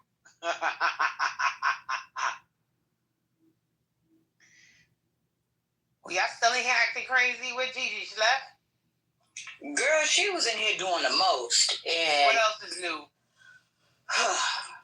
I couldn't take it. I had to put it in the goo. I couldn't take it no more. He act crazy. I was wondering when I was gonna do that. I was trying to be diplomatic and shit, you know. Well, at least y'all know there's one married woman that tell you if you put your man beside her, she gonna take him down through there. Oh my God. And she was not lying. Well, but here's the thing about Swan with the being diplomatic. There's nothing wrong with being diplomatic. The problem is when you get the extremists. Is that you, Lorenzo? God damn it! What is we doing here? This is clarity. Yeah. All right. Whatever, child. That voice cannot hide. But the thing with being diplomatic, I'm sorry. I was trying to make you a moderator. Come back up. Not you over here fucking up. I'm sorry. He made me laugh. Yeah. You know, Erie did that shit on purpose, man. You know she did that shit on purpose because we got rid of I like Lorenzo. But Swan, the thing with being diplomatic, there's nothing wrong with it. It's just when a diplomatic individual will always lose on being in a room with an extremist. Because the extremists using the way the diplomatic move to their advantage. You see how that works? And Gigi was an extremist. So an extremist normally, as long as you allow it, they will not hold back. They will keep their foot on the gas full throttle. And because she seen nobody was willing to address her or put her in a position, what she did was now start to take advantage. This is when she starts canceling everybody out. I'm only going to let you speak until I'm uncomfortable with what you're saying. The minute I'm uncomfortable with what you're saying, you are no longer allowed to speak.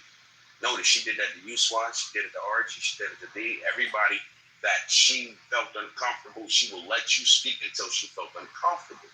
Or she didn't like what you were saying. And then at this point, she turned that extremist come to the forefront. You can't talk no more. And I'll just drown you out. I'll disrespect you. I'll do everything I can do to cancel you out because at the end of the day, this is how extremists move. And the only thing that kept the conversation on a certain level was the fact that nobody came off the mic trying to vouch for it. If anybody would have came off the mic and tried to vouch for it, you'd see this room turn into something real stupid, real fast. And all they would have took is one person to come off to agree with her. Ticket time bomb. And that's what they wait on, a ticket time bomb. Just one. Do I got one? And Gigi would have screamed, Autobots! Roll out!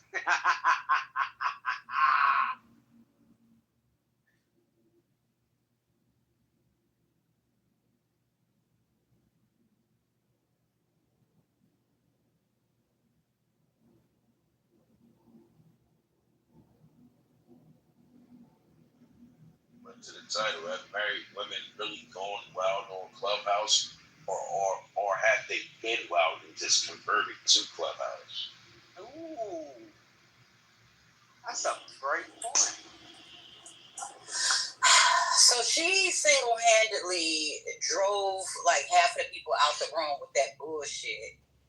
And honestly, I feel bad, but I'm moving around. I'm washing clothes. I'm cleaning out drawers. I'm on my way to the grocery store right now. So I'm just like, the mods failed us, goddammit, because and I didn't want to put her down because some of it was entertaining, but she went on a tangent with Ink about him. You was here for that. And then it went into where she was like, yeah, I fucked your husband. Like, bitch, you married. You was just shaming Nisha for not being married. And you've been married 18 years, and like, I don't know, like, the girl is crazy. And how her marriage is this, that, and the third. I'm like, ain't you the same one that was on stage in your back room of your house on the second floor talking about jumping out the window because this nigga was whooping your ass? Like, that was you, wasn't it? She's like, yeah, that was me. Like, what the fuck are we talking about? Like, these replays would be crazy, Erie. Well, I wouldn't see why she would have fucked your husband. I mean, she let other females fuck her. Yeah, the replays is on, Lord. I wonder, I'm curious if she allowed her husband to bring men home and they doing them together. Because that's what it sounds like, too. Sound like they swingers. That's what I said. I said they were swingers. Because she said they get together every weekend or every 2 weeks and all of this. And let me come downstairs and see my homegirl butt-ass naked sitting on my husband's lap. Because why the fuck are you so comfortable to get butt-ass naked in my house, for one?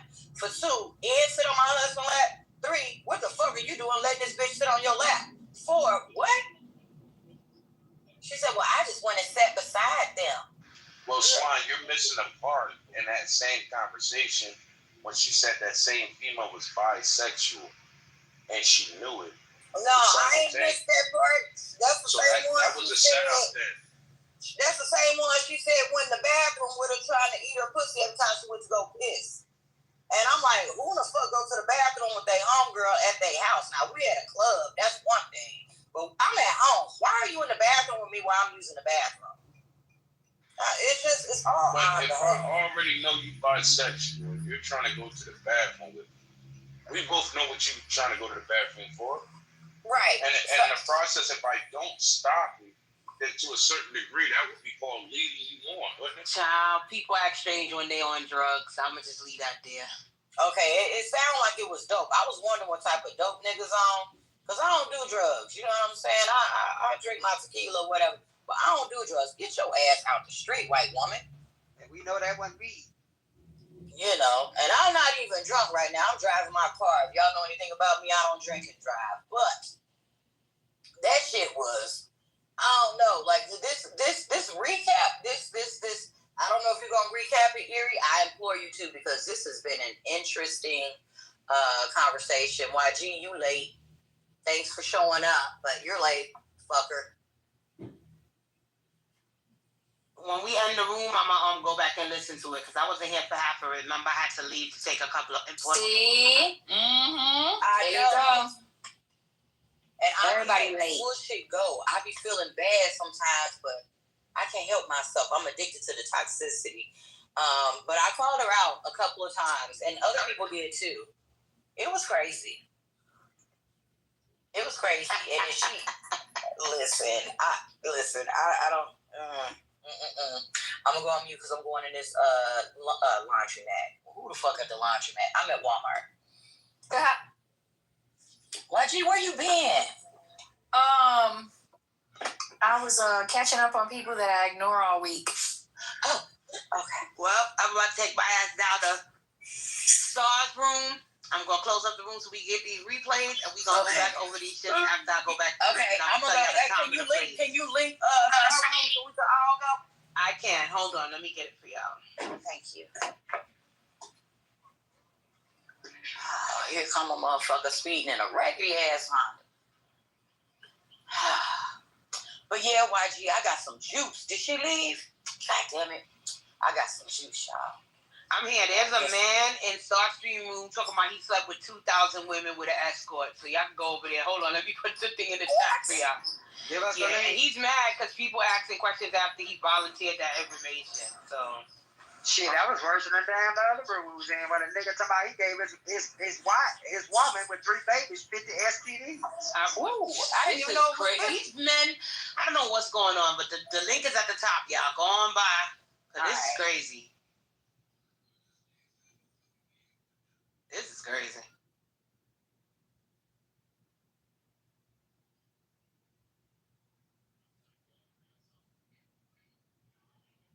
Go ahead, goo people.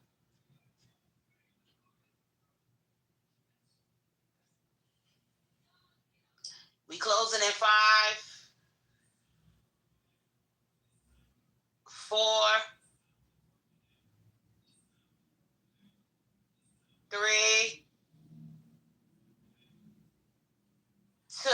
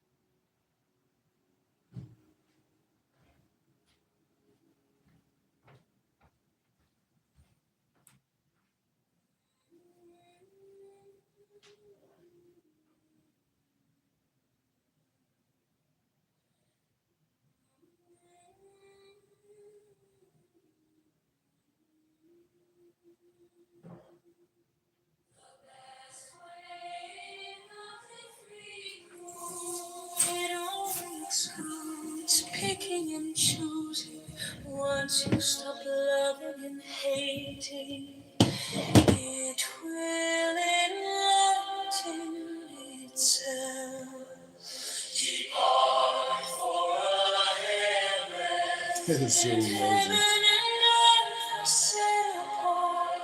If you want Top to tap. to appear, do not be for or against. To set longing against longing makes the mind sick, not knowing the deep need. It is useless to quiet thoughts. Complete it is like great vacuity with nothing lacking, nothing in excess. When you grasp and reject, there is no such ness. Do not follow conditions. Do not dwell in emptiness. Cherishing oneness in the earth, everything will stop by itself.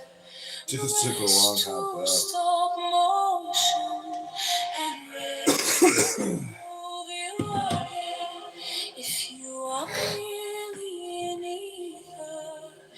How will you know oneness? No understanding oneness. You will miss in two ways, expelling beyond. You will without it. Following emptiness, you are always behind. The more words and thoughts, the more you will go astray. Stop speaking, stop thinking, and there is nothing you cannot understand. Return to the roof and obtain the purport. Following the outcome, lose the source. For a moment, turn inwards and past the emptiness of things. Changes that go on in emptiness all have their cause in ignorance. Do not seek the truth, only abstain from views. Do not dwell in dual views. Be careful not to pursue them. The slightest trace of right and wrong, and mind is lost in confusion. Being is the source of the two, however, do not ignore.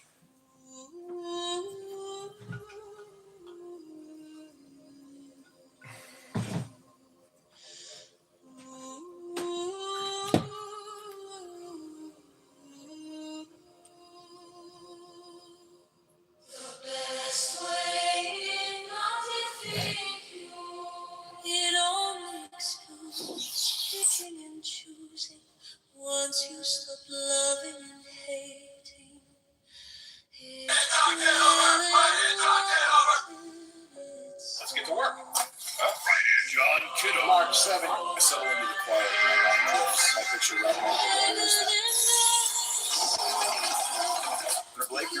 corruption. Hands behind your back. I can't do this. I'm an elected.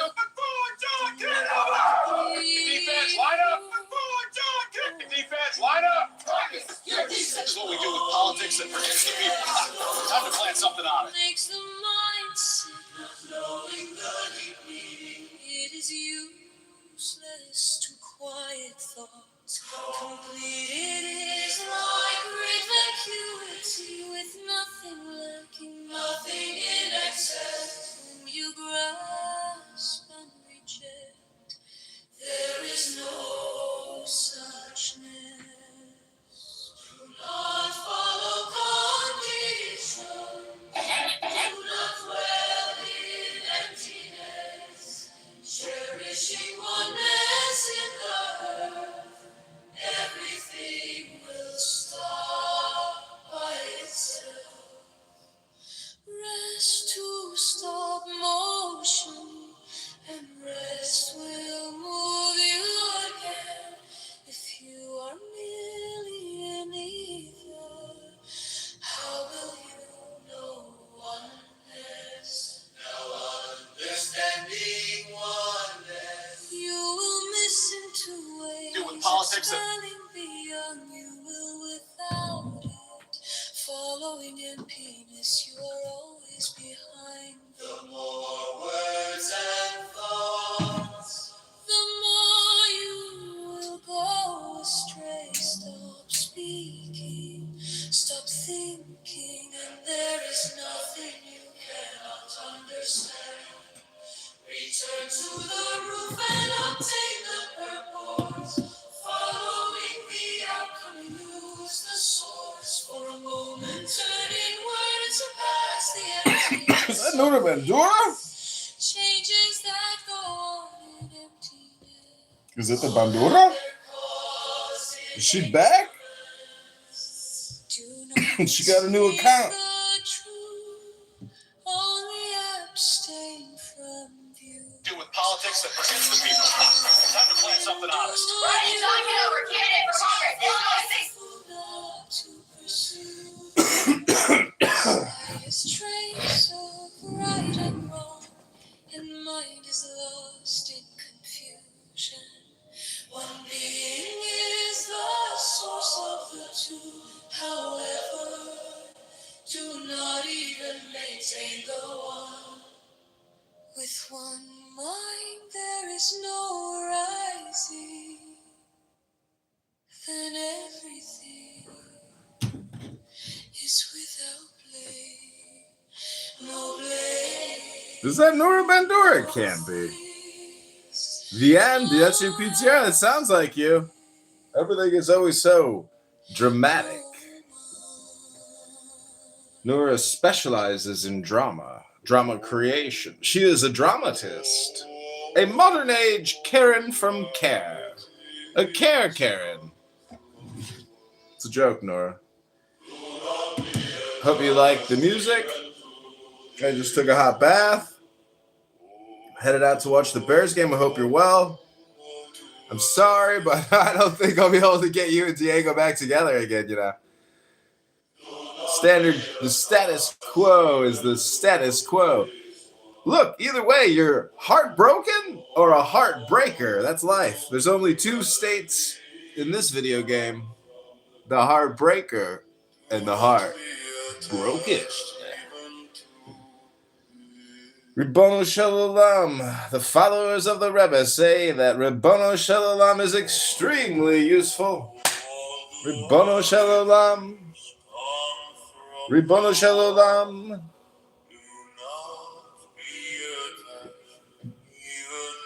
Do not be attached, Nora. That's the whole thing. You're too attached. You're clinging. You're clinging. You're holding. You got to let go. Be free. Flow. You can't cling. You can't have opinions.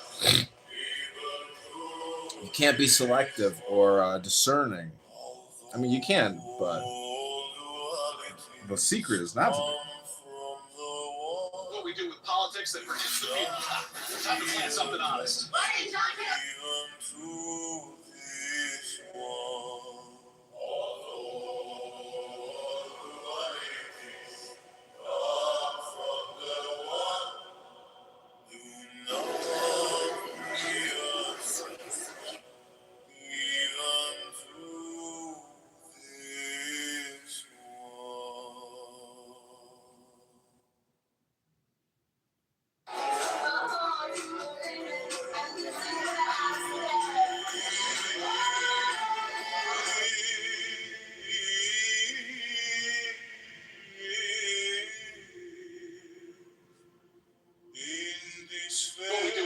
politics that protects the people.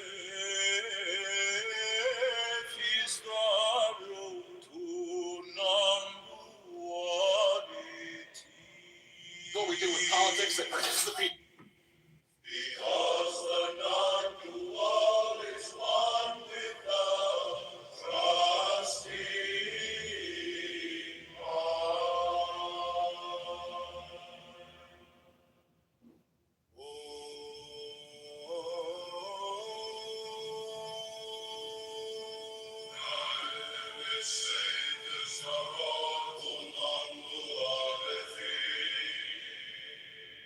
it goes the number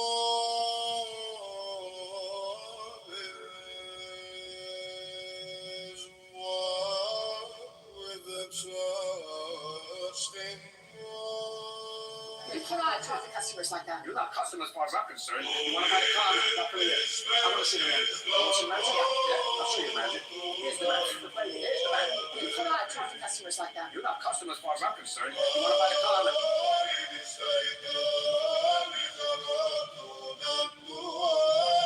what we do with politics that protects the people.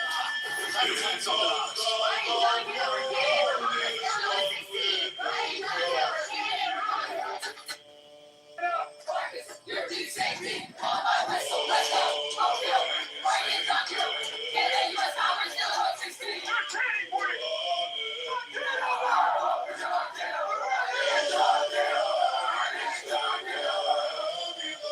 Thanks, folks. Let's do it. Like you're under arrest for corruption. You can't find your back. I can't do this. I'm an elected official. Come on, I demand.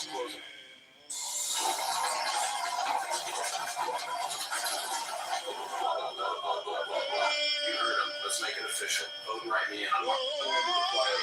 I picture all the lawyers, the judges, the politicians, I picture them right here. Inside, it's all confetti and popping noses. The clouds take it. John Kitover. March 17th, 2026. We'll all be. That's quite the endorsement. Never thought I'd get campaign advice before. 10 arms, 10 phones, one message. The people deserve a choice. Ready for something different?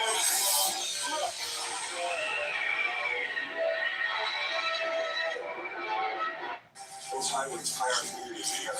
From the farms at sunrise to the factories that keep America running. These are the representative who shows up for all of us. I'm John Kitover. It is a belief that comes from first-hand experience. A faith which arises out of knowledge and wisdom of enlightenment. What we do with politics that protects the people. Is an Time to find affirmation something honest. that all existence, or reality is essential, which is our true nature. Hastening is the conviction that at the bottom of all phenomena lies the one God. The Buddha mind, which is one with our real nature. The Buddha nature. Thanks, folks.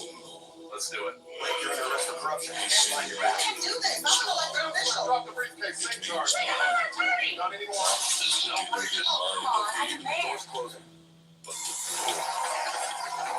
Hastening is the mind merged with the all encompass. You heard him. Let's make it official. Vote right in. Quiet. I picture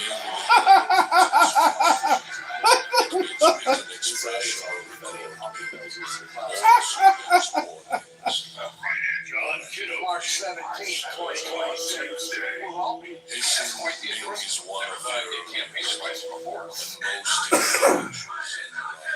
10 arms, 10 phones, It is one message. usually referred People to deserve a as the choice. first signal.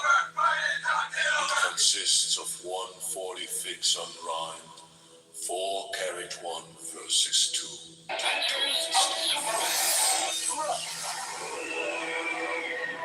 Hasten, hasten me was composed in sheep form. Sheep was the principal poetic form in use in the early period. It is first used in the Book of Otis 5. The night stretched quiet. The fire whispered. The old pages carried voices Like back. the early sheep, They woke outside late. the Hessian Ming consists of lines that are 4 characters in length, but contrary to most shit, no end rhyme is employed into the light of Paul. One step at a time. What the fuck? Is belief or faith. This is not the faith in the ordinary sense. It is a belief that comes from personal experience. A faith which arises out of supreme knowledge and wisdom of enlightenment.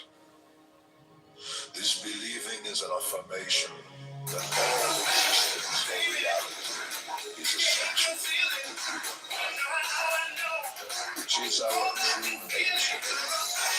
Hasten is the conviction that at the bottom of all phenomena lies the one mind, the Buddha mind, which is one with our real nature. Buddha nature. We do politics that protects the people. Time to plan something honest.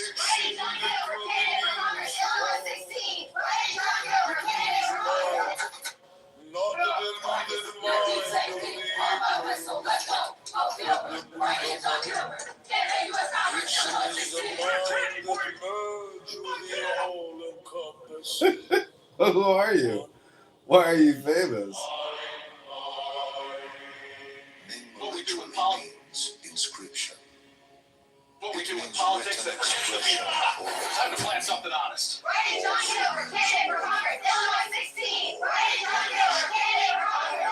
Hasten is one of the earliest and most influential Zen rites. What we do with politics that It is protects the people. usually referred to as the first Zen. Alright, this is super. It consists of 4 fine and 6 on the right, 4 character 1 verses 2. Total consist of 4 characters. This name was composed in G4 form.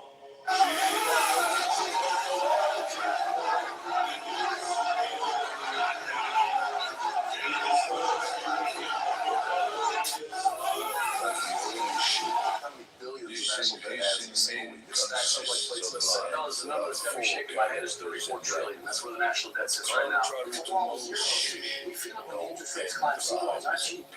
Hard to keep up. Fellas, the number that's got me. Right? Yeah, I'm putting John Kitover. John Kitover.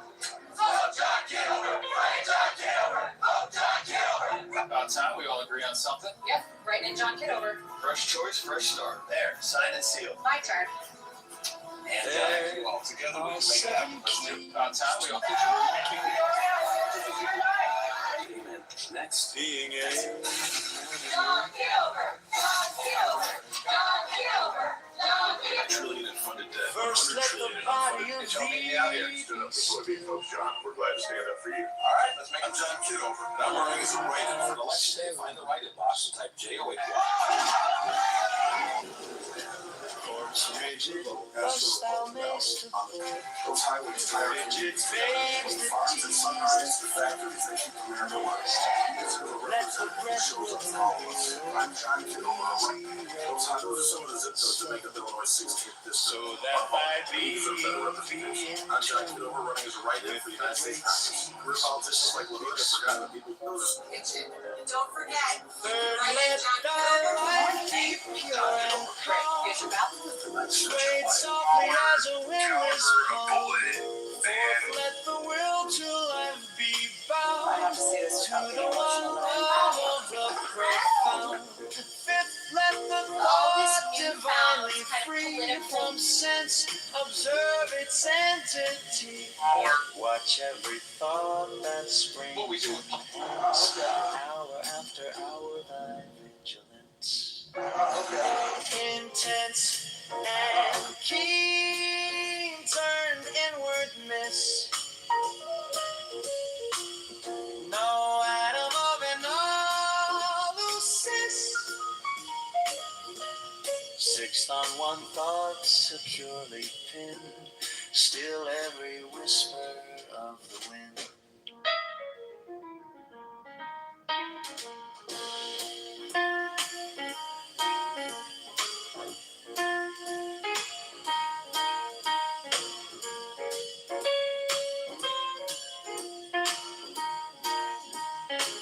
So like a flame straight and unstirred, burn up thy being in one word. Next, still that ecstasy, prolong thy meditation steep and strong, slaying even God should he distract thy attention from the chosen act.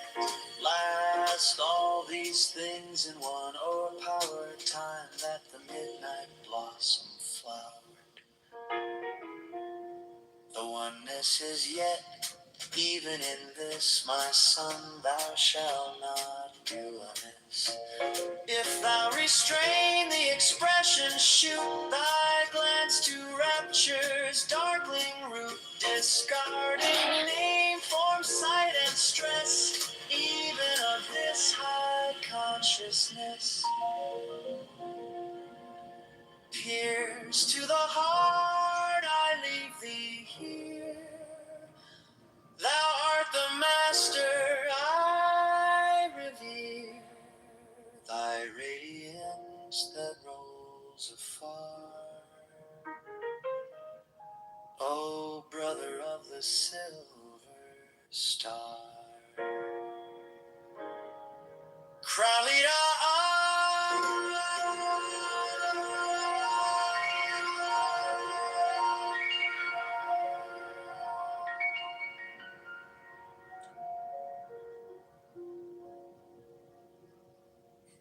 In Chicago, you have to be a homeless vet living in a shelter before VA will even consider you for this. They would rather you die.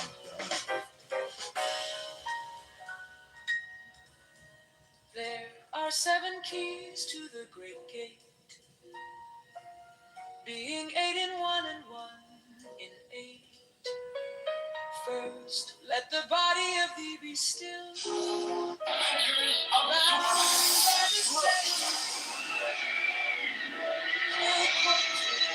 Thus thou mayst mark the fidget babes that tease. Next, let the bed rhythm be low. Let's talk about the Fed. The Federal Reserve sets in. Counts, right? Yeah. How many billions the national debt adds in a single week? No. We're registering voters and collecting. About time we all agree on something. Well, there's a number that's got me shaking my head is 34 trillion. That's where the national debt. Third, let thy life be pure and calm. What we do with politics that produces the people. Time to plant something honest. Fourth, let the will to live be bound to the one love of the profound. Fifth, let what we do with politics that produces the people. Time to plant something honest. Its entity. What we do with politics that produces the people. Hour after hour, thy vigilance, intense and keen, turned inward miss. No, what we do with politics that produces the people. Time to plant something on. 6 on one thought, securely pinned. Still every whisper of the wind. So like a flame straight and unstirred, burn up thy being what we in do with one politics word. that produces the people.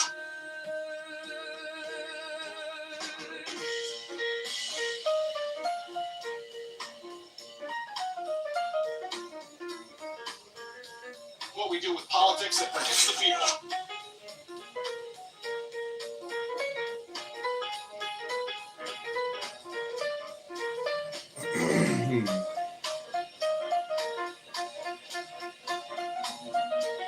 What we do with politics that produces the people.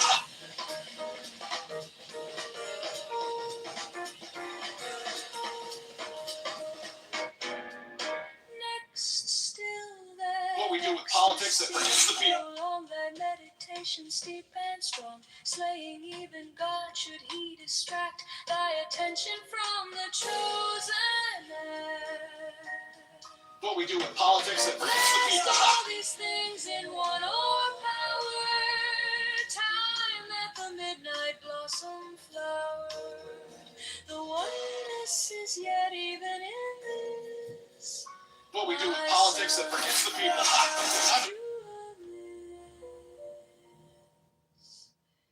If thou restrain the expression, shoot thy glance to What we do with politics that forgets the people. Time to plant something honest.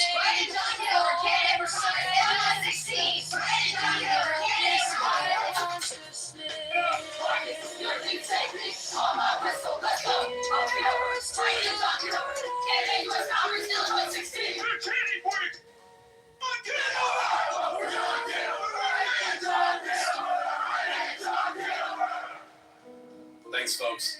Let's do it. Blake, you're under arrest for corruption. Hands behind your back. I can't do this. I'm an elected official. Drop the briefcase. Same charge. Wait, I'm an attorney. Not anymore. This is outrageous. Oh, come on. I demand. Doors closing.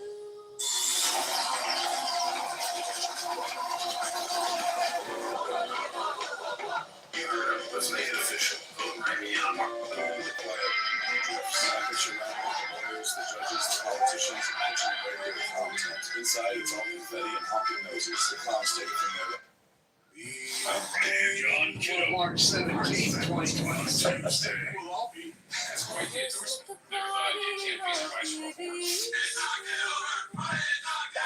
10 arms, 10 phones, one message. The people deserve a choice. Thus thou mayst adore. Trillion funded debt, 100 trillion in unfunded promises. Don't let politicians lie to you so they can almost spend the tax revenue more. We have to prioritize our spending and cut waste, then we can refund the big. And I'm running as a write-in for Congress from Illinois 16th District. This district deserves a representative who listens and fights for everyday families. They find the lighted box and type JOHN-KITOVER. Hit confirm. That's your vote. Every ballot counts. Write in John on March 17th, 2026. Vote John Kitover. Let thy life be pure All right, let's make it official.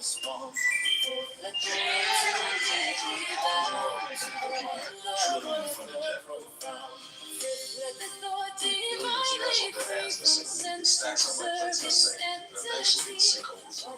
Just mop around and get to turn off the tap. That means getting serious about what we spend. Also, thy vigilance.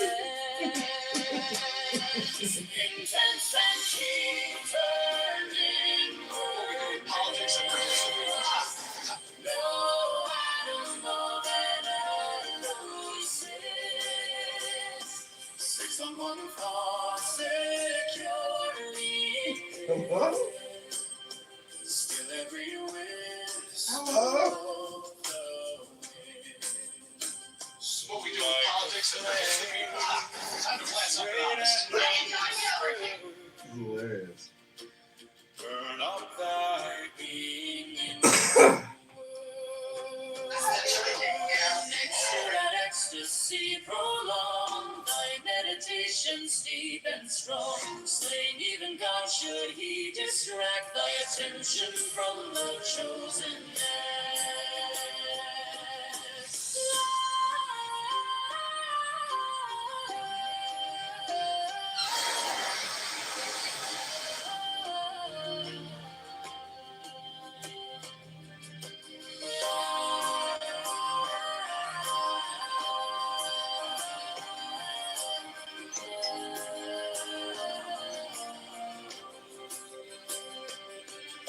Last all these things in one or power. Time that the midnight blossom flower. The oneness is yet even in this, my son. Thou shalt not do amiss if thou restrain the expression. Choose thy Time to plant something honest.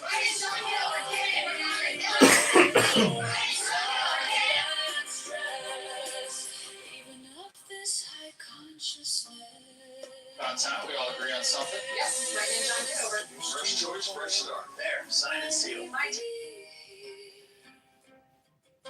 Those are some of the zip codes that make up Illinois 16th District, our home. And Thy radiance that rose afar.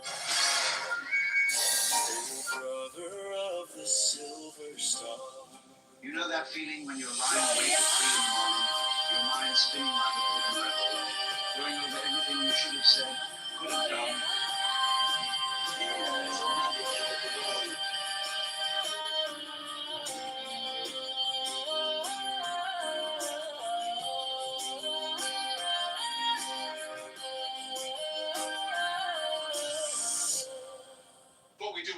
politics that forgets the people. Those are some of the zip codes that make up Illinois' 16th district, our home. And we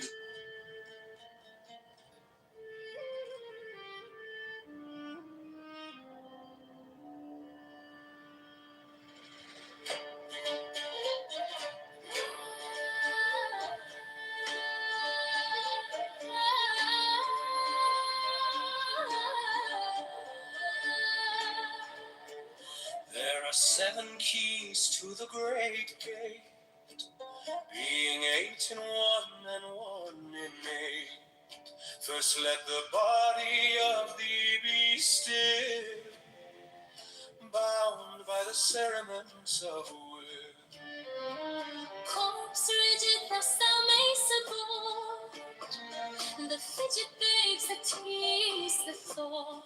Next, let the breath rhythm be low, easy, regular, and slow, So that thy being be in tune with the great sea's Pacific swoon.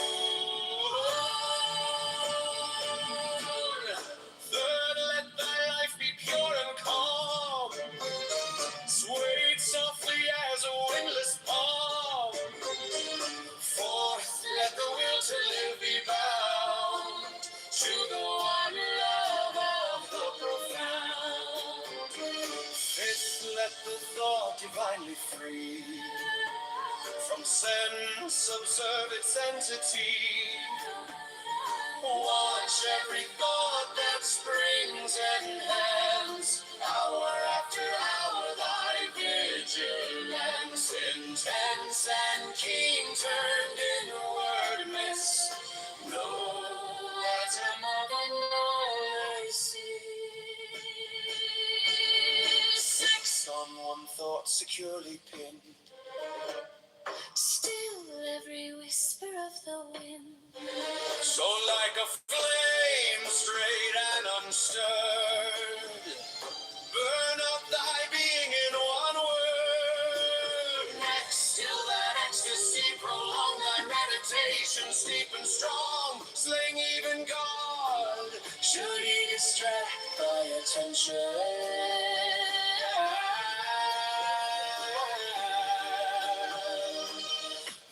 The chosen man. Last all these things in one power.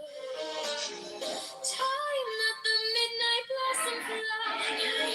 The oneness is yet even in this. My son, thou shalt not do amiss. politics that forgets the If people. thou restrain the expression, thy glance to rapture's darkling root, discarding name, form, sight, and stress, even of this high consciousness. Pierce to the heart, I leave thee here. Thou art the master I revere. Thy radiance that rolls afar, oh brother.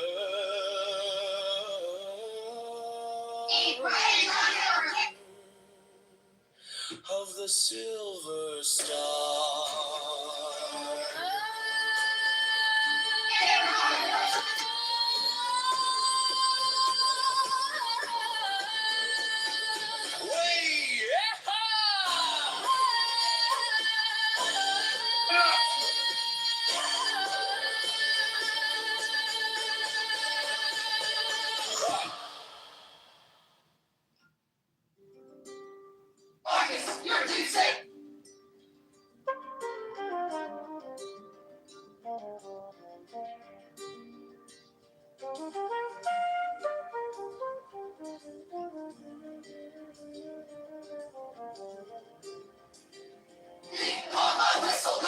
There are 7 keys to the great gate,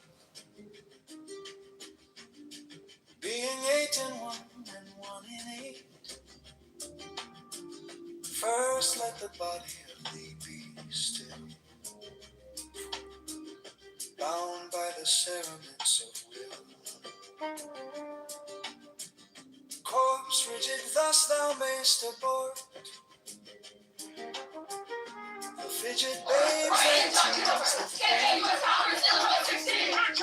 Next, let the breath rhythm be low, easy, regular, and slow, so that thy being be in tune with a great sea specific swing. Third, let thy life be pure and calm, swayed softly as a windless palm. Fourth, let the will to let Thanks, be folks. bound. Let's do it. Blake, you're under arrest for corruption. Hands behind your back. Let the thought divine sense observe its entity. Watch every thought that springs and hands. Hour after hour, thy vigilance intense and key turned inwardness. No atom of analysis. 6. On one thought securely pinned. Still every whisper of the wind. So like a flame straight and unstirred, burn up thy being in one word. Next, still that ecstasy prolong, thy meditation steep and strong, slaying even God should he distract thy attention from the chosen act. Last, all these things in one power, time that the midnight blossom flower. The oneness is yet even in this, my son, thou shalt not do amiss. If thou restrain the expression, shoot thy glance to rapture's darkling root, discarding name, form, sight, and stress. Even though this high consciousness pierce to the heart, I leave thee here. Thou art the master, I revere thy radiance. O brother of the silver star, Crowley, This is outrageous. come on, I demand. Doors closing.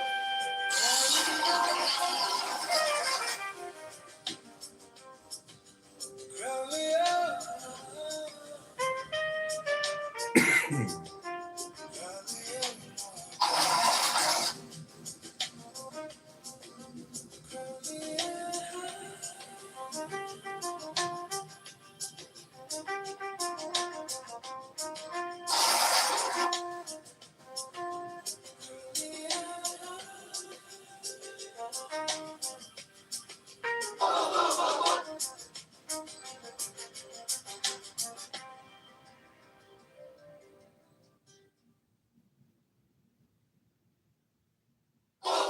You heard him. Let's make it official. Vote.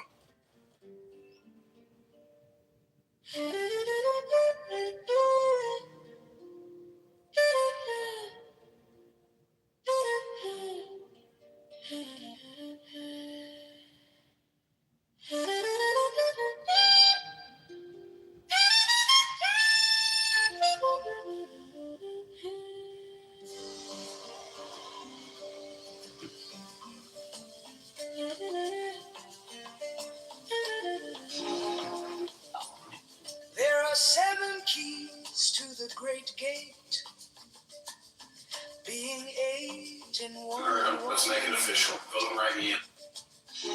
First, let the body of thee be still, bound by the cerements of will. Corpse rigid, thus thou mayst abort the fidget babes that tease the thought. Next, let the breath rhythm be low, easy, regular, and slow, so that thy being be in tune with the great sea's Pacific swoon. Third, let thy life be pure and calm, swayed softly as a windless palm.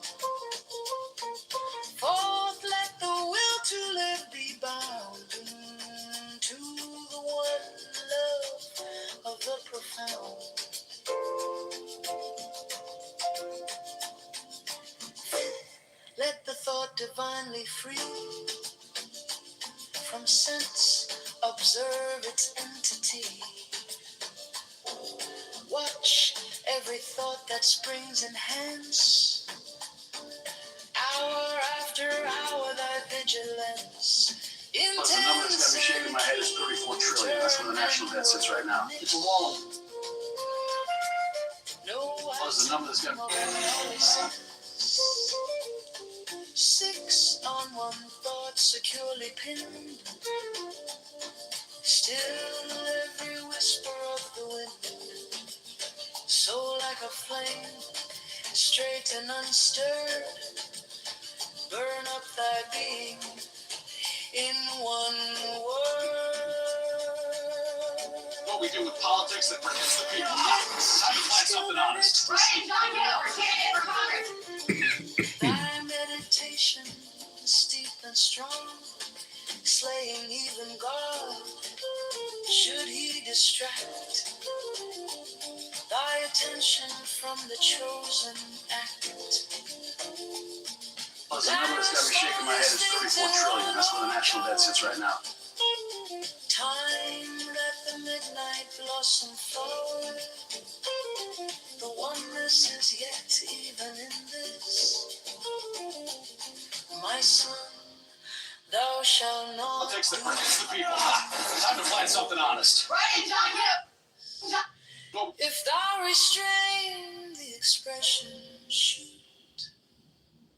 thy glance to rapture's darkling root, discarding name, form, sight, and stress, even of this high consciousness. Pierce to the heart, I leave thee here. Thou art the master I revere. Thy radiance that rolls afar, O brother of the silver star. Cry-dee, ha-ha. Cry-dee, ha-ha. Cry-dee, ha-ha.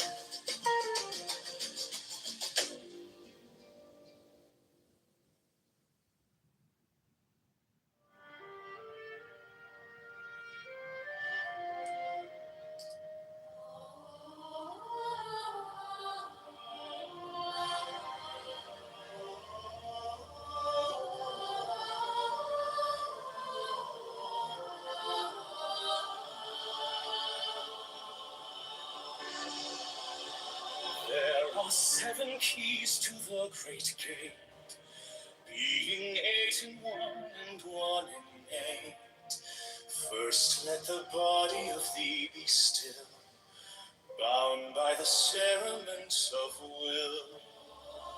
Course rigid thus What we do with politics that protects the people. Time to find something honest. Right, John Kitover, candidate for Congress, Illinois 16. Right, John Kitover.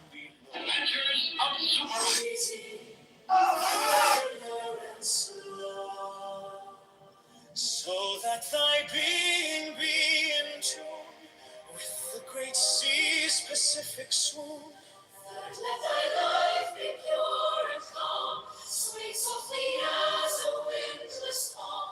Fourth, let the will to live be bound to the one love of the profound. Fifth, let the thought divinely free From sense, observe its entity. Watch every thought that springs enhance. Hour after hour, thy vigilance, intense and keen, turned inward miss. No atom of an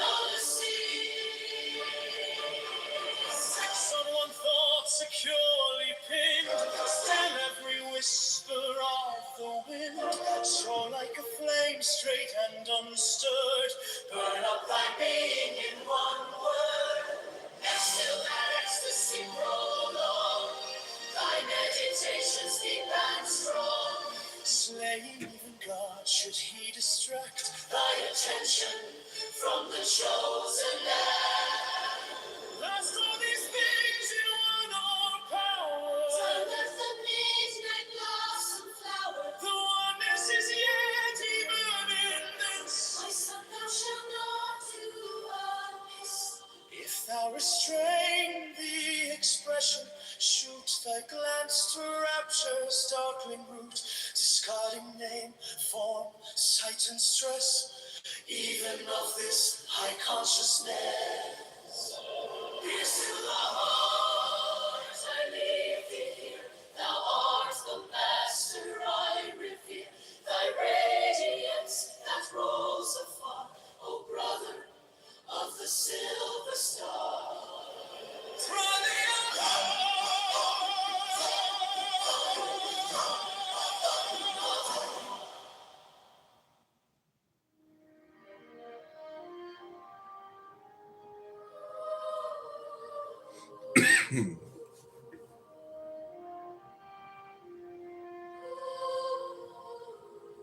There are 7 keys to the great gate, being 8 in 1 and 1 in 8. First, let the body of thee be still, bound by the cerements of will. Corpse rigid, thus thou mayst abhor fidget babes that tease the thought. Next, let the breath rhythm be low, easy, regular, and slow, so that thy being be in tune with the great sea's Pacific swoon. Third, let thy life be pure and calm, swayed softly as a windless palm. Fourth, let the will to live be bound to the one love of the prophet. Fifth, let the thought divine be free from sense observance entity. Watch every thought that springs enhance, hour after hour thy vigilance. Intense and keen, turned inward mist, no atom more than elusive. Sixth, on one thought securely pinned, still every whisper of the wind. So like what we do with politics that forgets the people. Burn up thy being in one word. Next, still that ecstasy prolonged, thy meditations deep and strong, slaying even God, should he distract thy attention from the chosen act.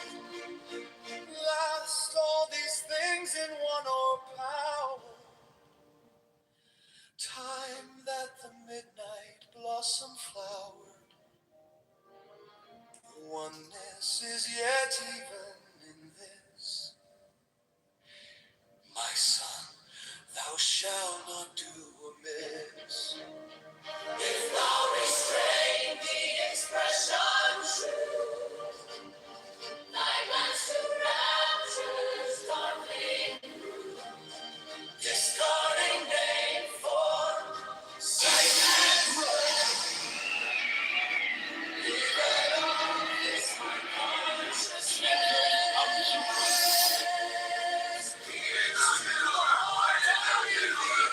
10 phones, 1 message. The people deserve a choice. Be ready for something different. It's late, you're under arrest for corruption. Hands behind your back. I can't do this. I'm an elected official. Hey, St. John. Not anymore.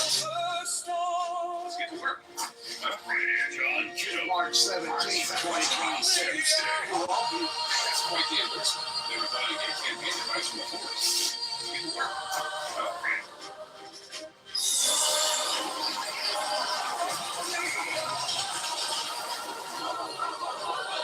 You heard him. Let's make it official. Vote and write me in on Mark.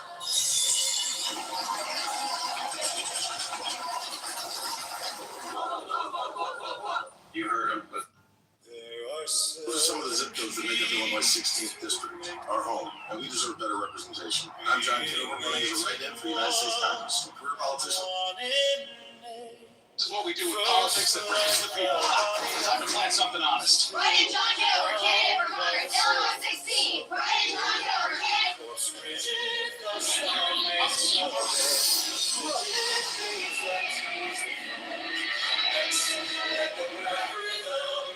Settling the required which are not employees, judges, politicians, and which are politics. Inside it's all confetti and pumpkin music.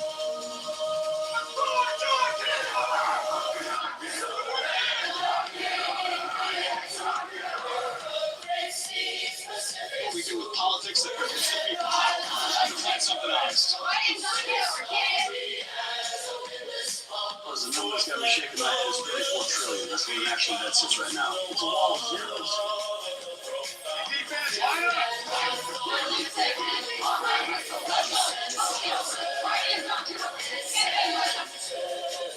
Illinois 16, write-in John Kitover, candidate for Congress.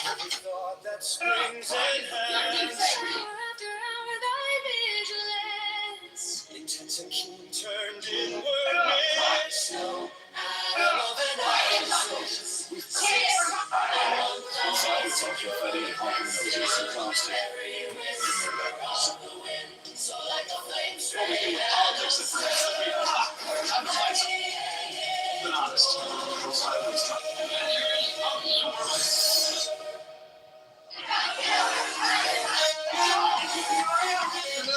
We registering voters and collecting signatures to break the stranglehold. How many billions the national debt has in the state?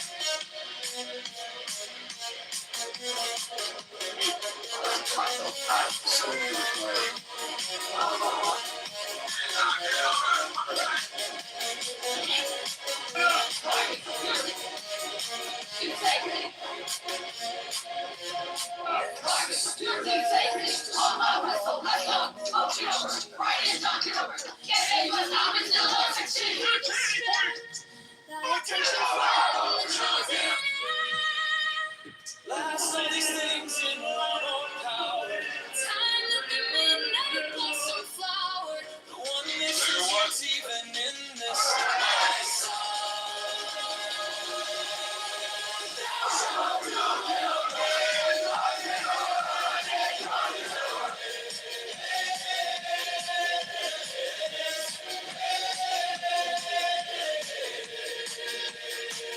If thou restrain the expression, shoot thy glance to rapture's darkling root, discarding name, form, sight, and stress, even of this high consciousness.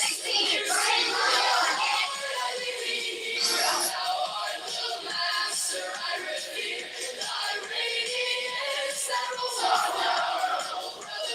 Thanks, folks. Let's do it.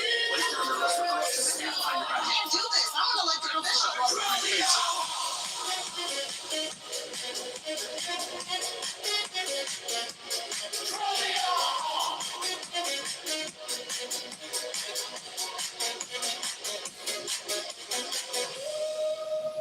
Except for against the people. Time to plant something honest. Write-in John Kitover, candidate for Congress, Illinois 16. Write-in John Kitover, candidate for Congress. To the ground. Rockets, your deep safety. On my whistle, let's go.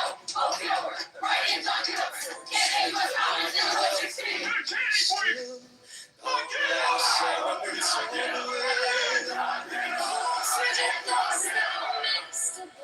Thanks, folks. Fidget Let's do it. babes, Like you're under arrest for corruption and hands behind your back. I can't do this. I'm an elected official. Drop the briefcase, St. Charles. Not anymore.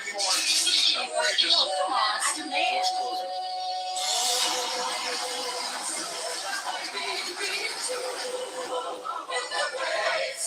Let's make it official. Vote right now.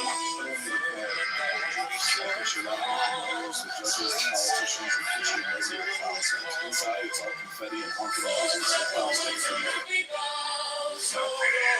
On March 17th, 2026, we'll all be there. That's quite the event.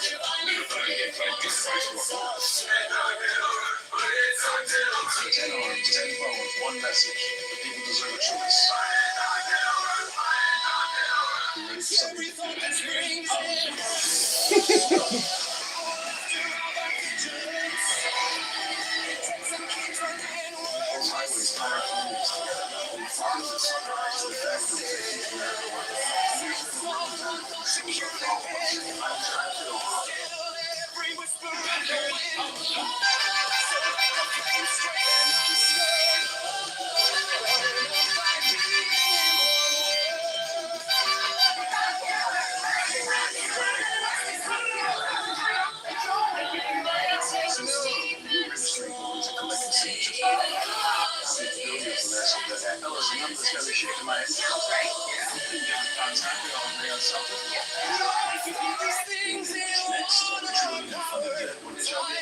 Midnight blossom flower, the oneness is yet.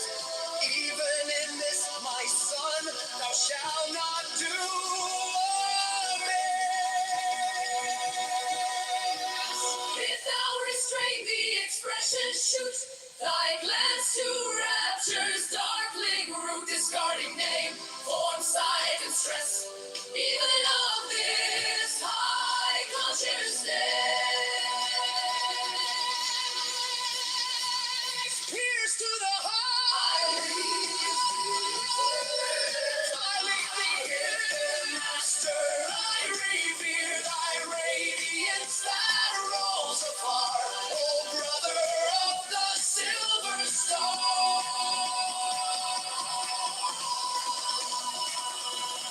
Charlie,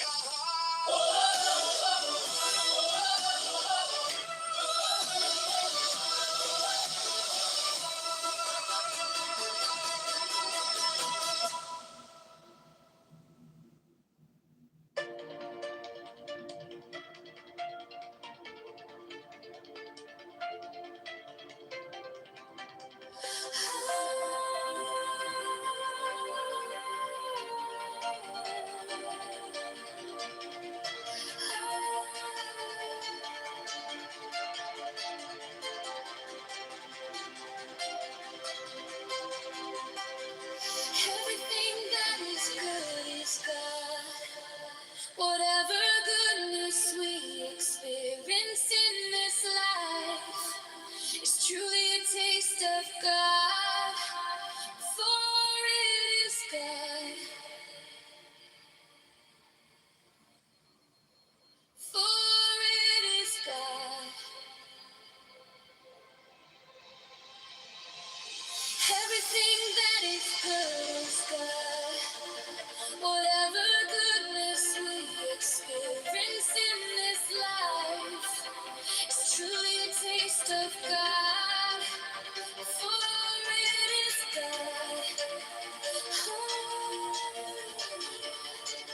For it is God.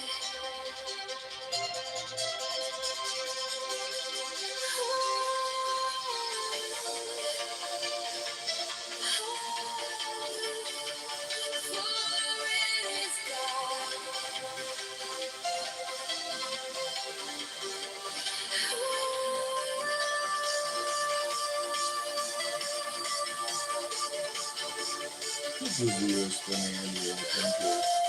Okay, our child actually potentially funded him to the country. Everything that is good is God. Whatever goodness we experience in this life is truly a taste of God. For it is God.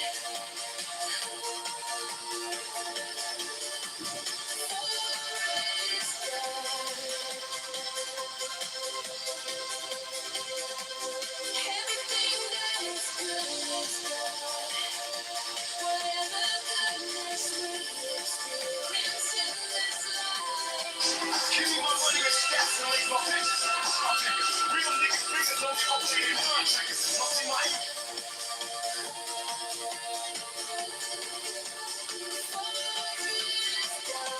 What we do with politics that protects the people. Time to plant something honest. Right, not you. Give me my money and stats and lace my bitches.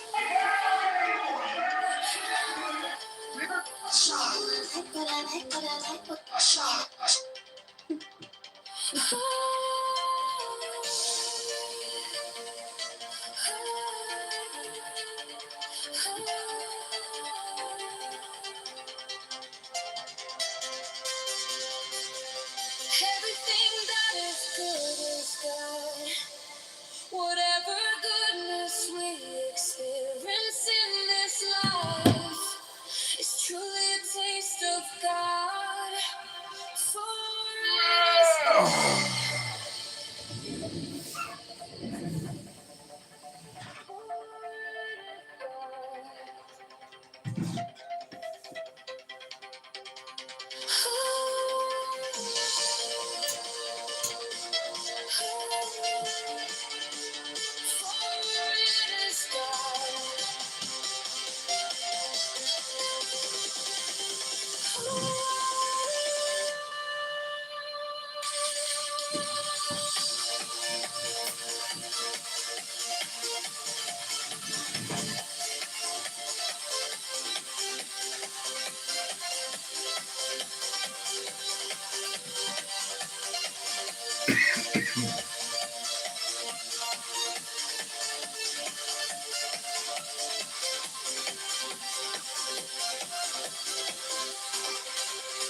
Everything that is good is God.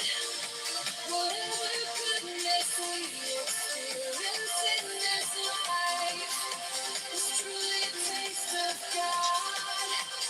For it is God.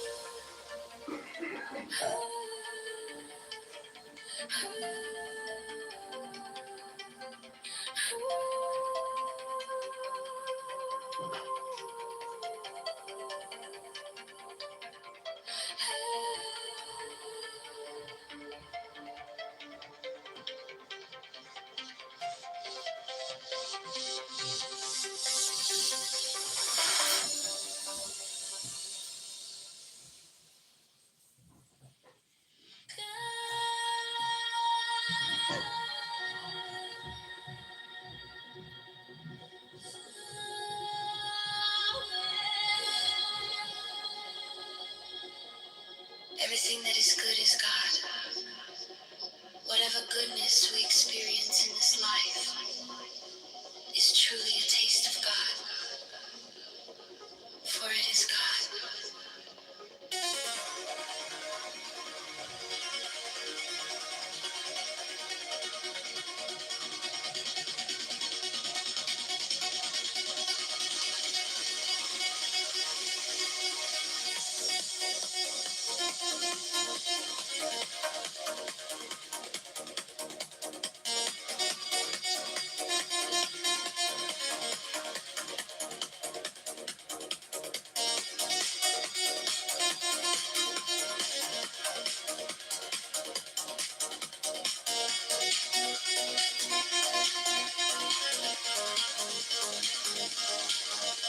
Everything that is good is God. Whatever goodness we experience in this life is truly a taste of God, for it is God. Everything that is good is God. Whatever goodness we experience in this life is truly a taste of God, for it is God.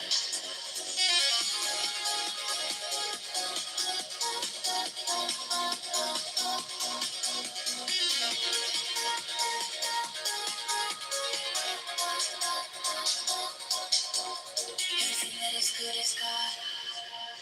Whatever goodness we experience in this life is truly a taste of God, for it is God.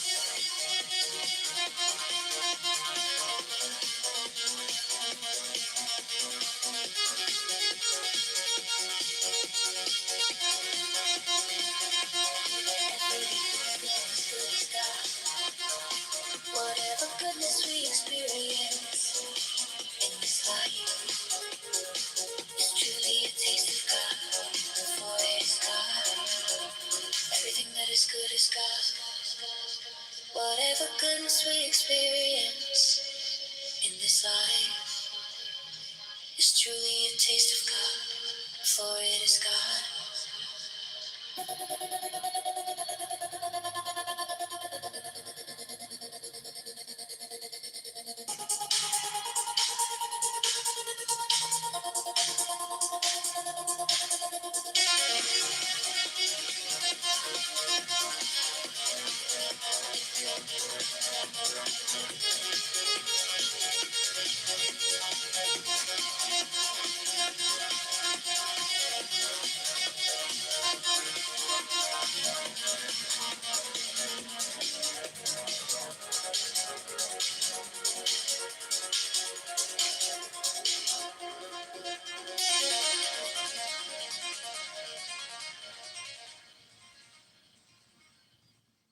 He died not for men, but for each man. If each man had been the only man made, he would have done no less. He died not for men, but for each man. If each man had been the only man made, he would have done no less.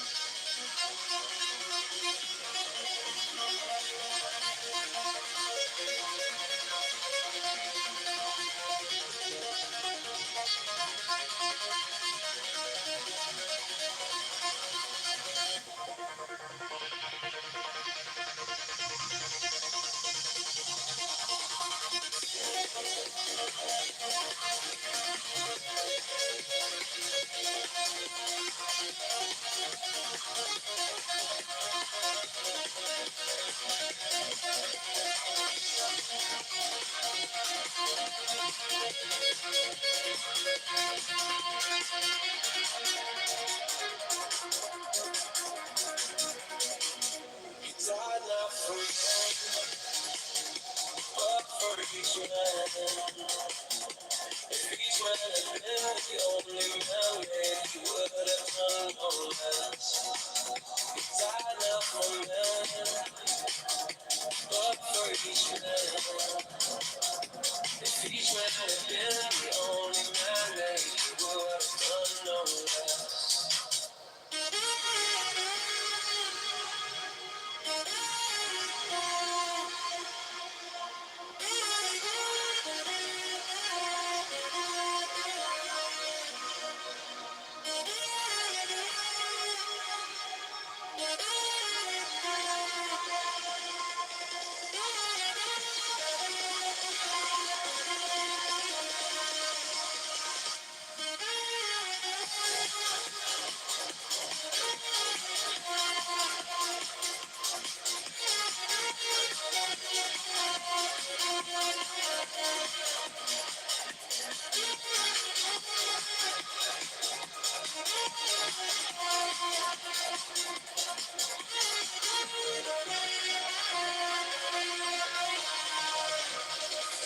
He died not for men,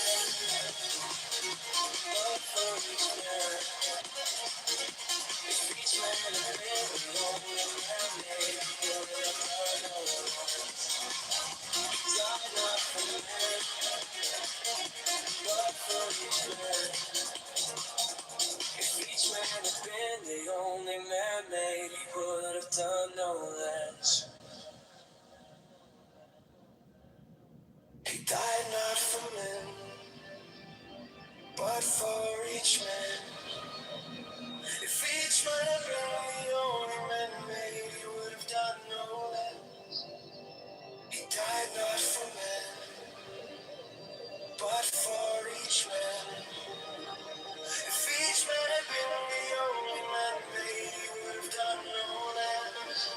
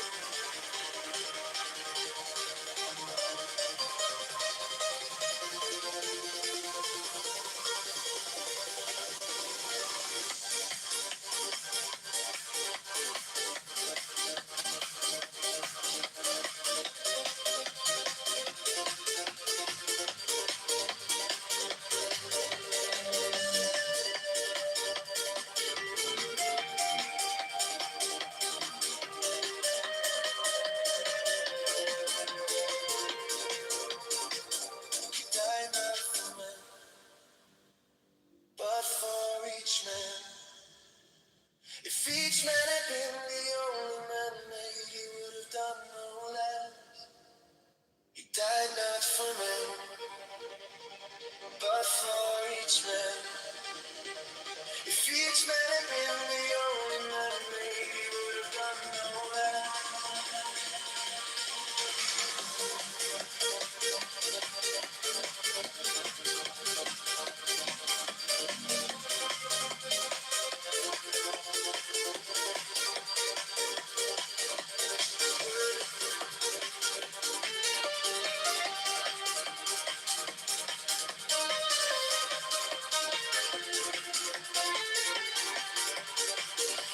Died not for men, but for each man.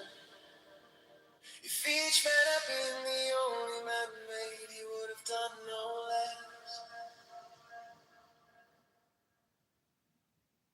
He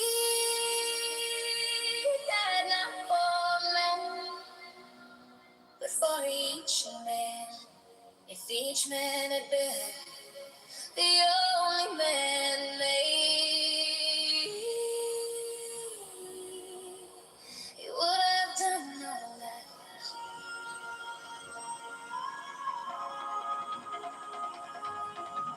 He died not for men, but for each man. If each man had been the only man made, he would have done all that.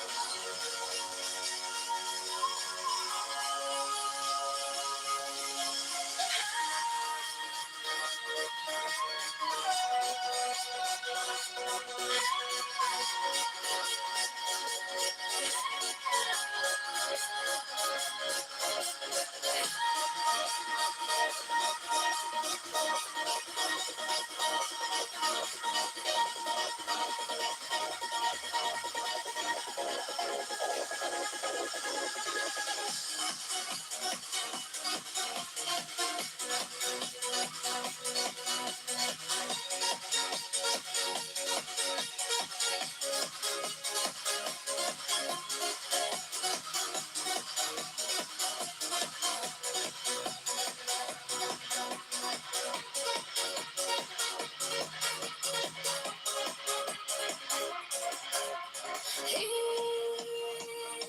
died not for men, but for each man. If each man had been the only man made,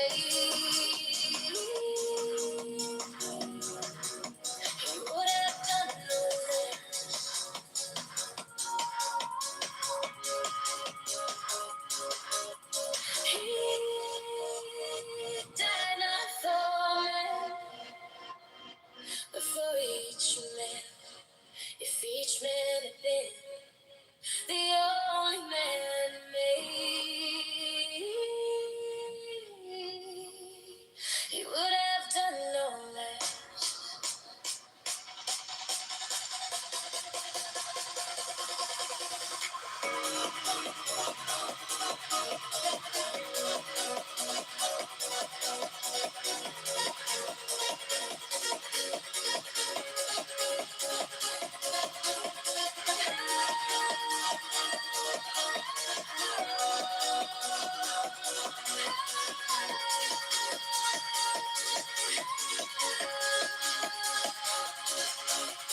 He died not for men, but for each man. If each man had been the only man made, he would have done no less. He died not for men, but for each man. If each man had been the only man made, he would have done no less.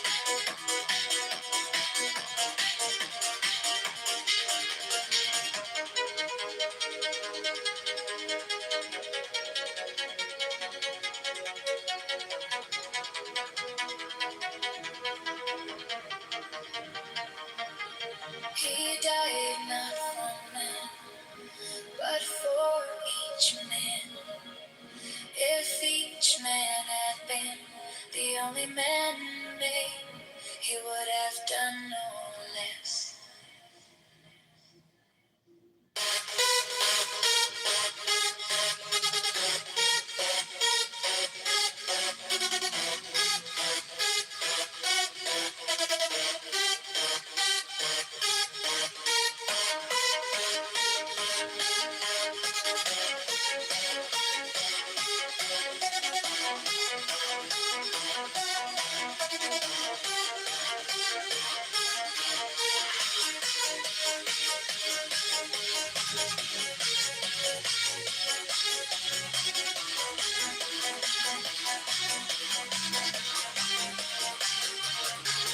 He died not for men, not for each man.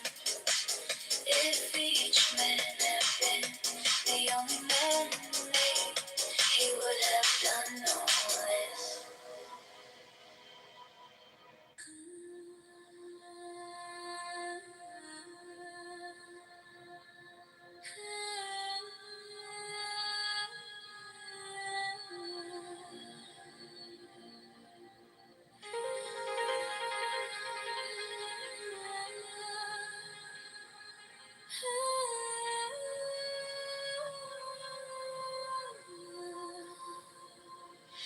As a light bearer, you are not afraid of the dark, but it is only when you walk through your own darkness within your mind, bearing your torch, that you can become one with the light. You can illuminate the whole world and never become the light. But once you walk through the deepest, darkest places of you, a flaming light, that is where you become.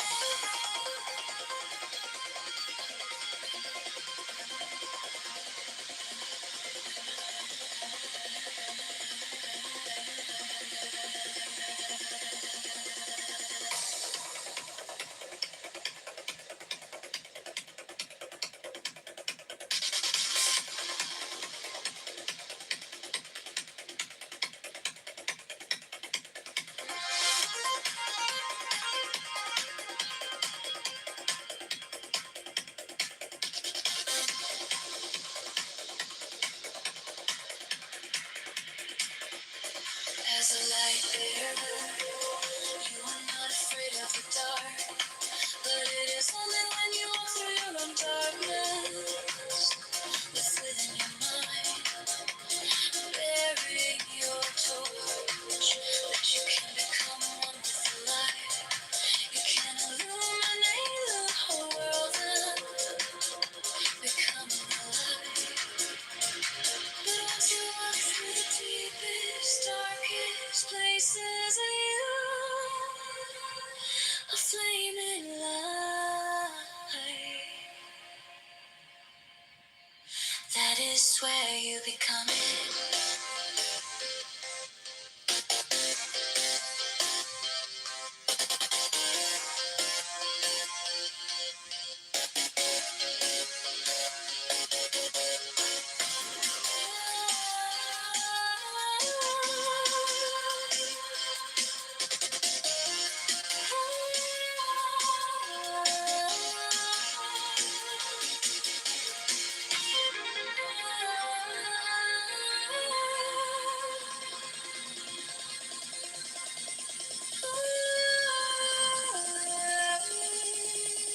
That is where you become it.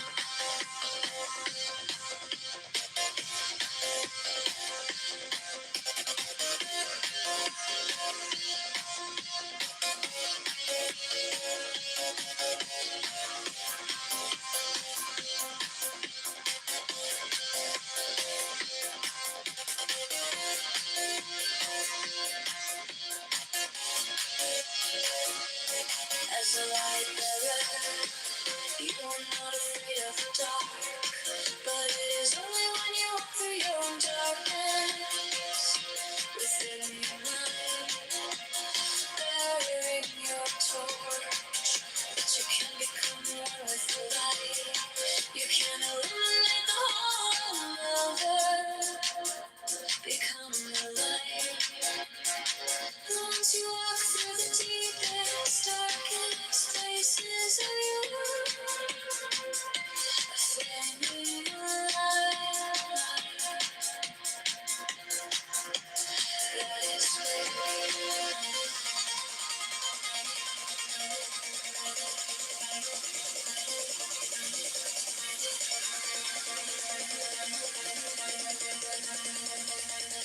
is where you become it.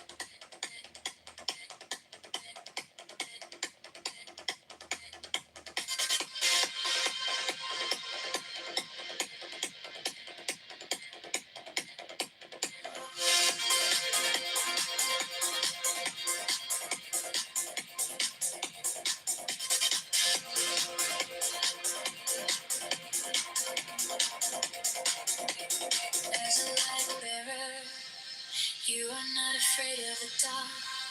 But it is only when you walk through your own darkness within your mind, bearing your torch, that you can become one with the light. You can illuminate the whole world, never become the light. But once you walk through the deepest, darkest places of you,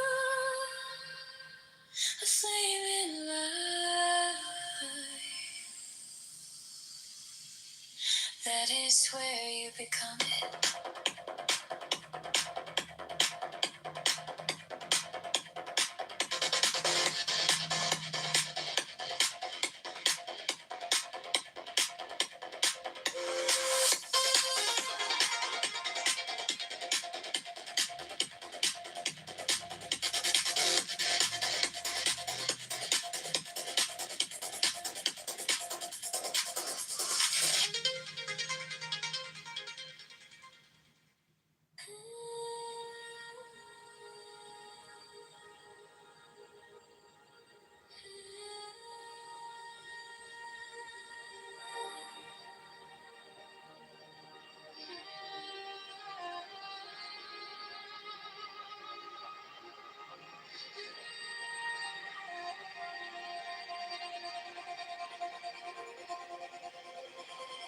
As a light bearer, you are not afraid of the dark, but it is only when you walk through your own darkness within your mind, bearing your torch, that you can become one with the light. You can illuminate the whole world and never become the light. But once you walk through the deepest, darkest places of you, a flaming light.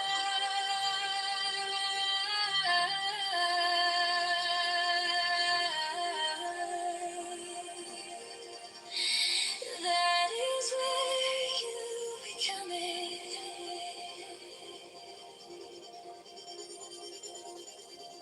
That is where you become it.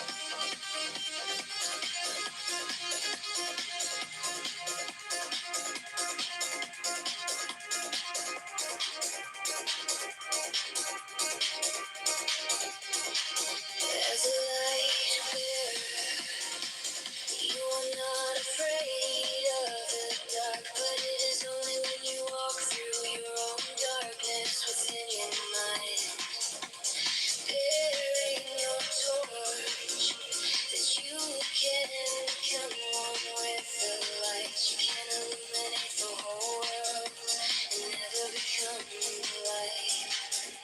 But once you walk through the deepest, darkest places of you, a flaming light.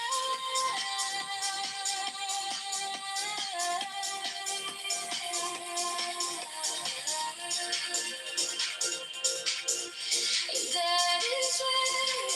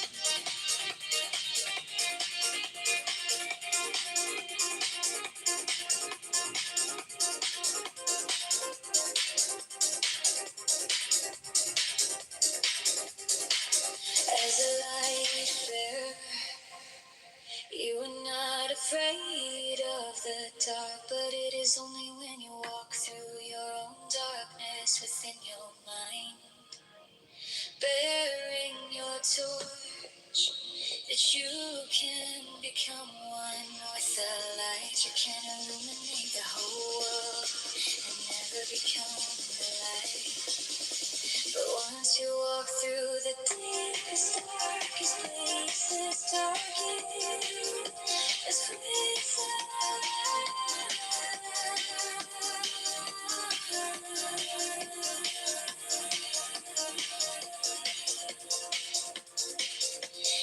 that is where you come in.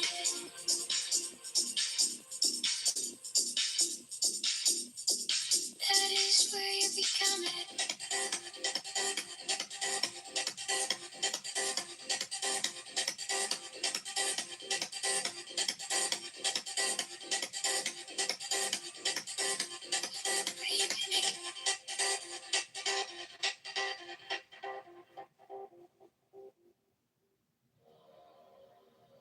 As a light bearer, you are not afraid of the dark, but it is only when you walk through your own darkness within your mind, bearing your torch, that you can become one with the light. You can illuminate the whole world and never become the light, but once you walk through the deepest, darkest places of you, a flaming light, that is where you become it.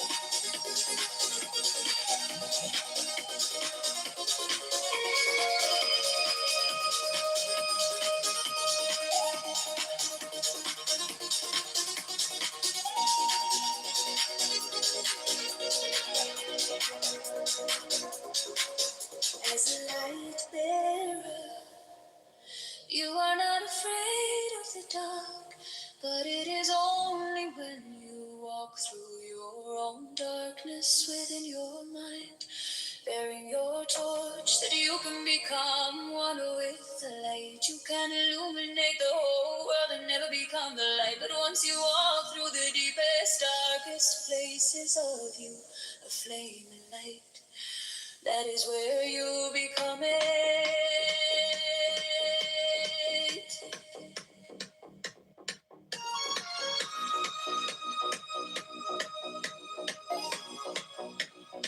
That is where you become it.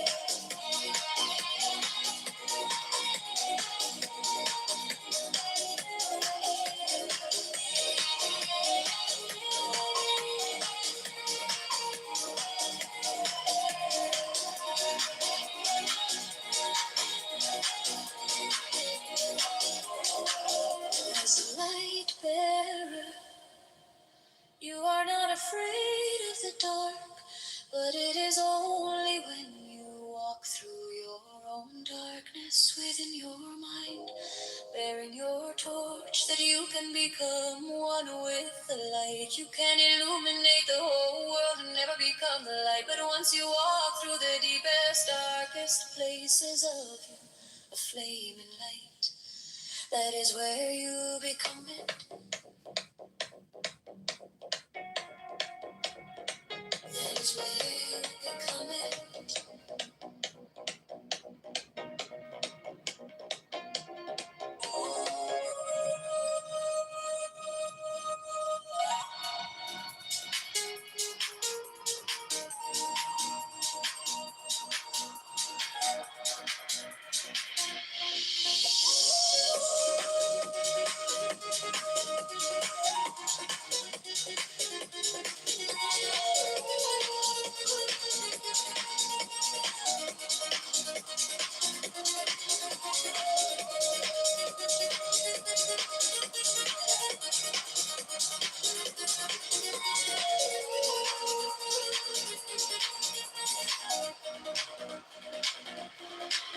As a light bearer, you are not afraid of the dark.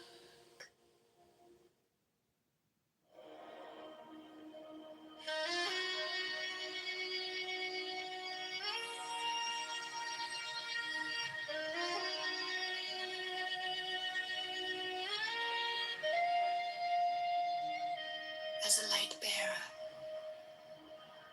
you are not afraid of the dark. But it is only when you walk through your own darkness within your mind,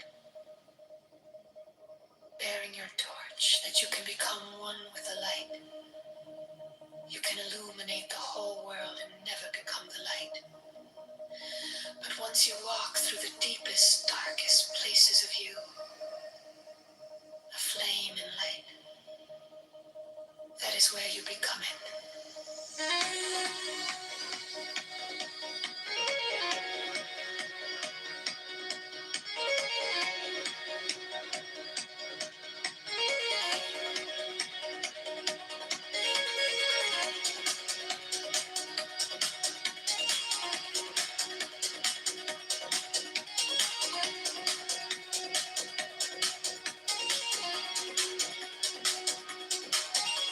As a light bearer, you are not afraid of the dark.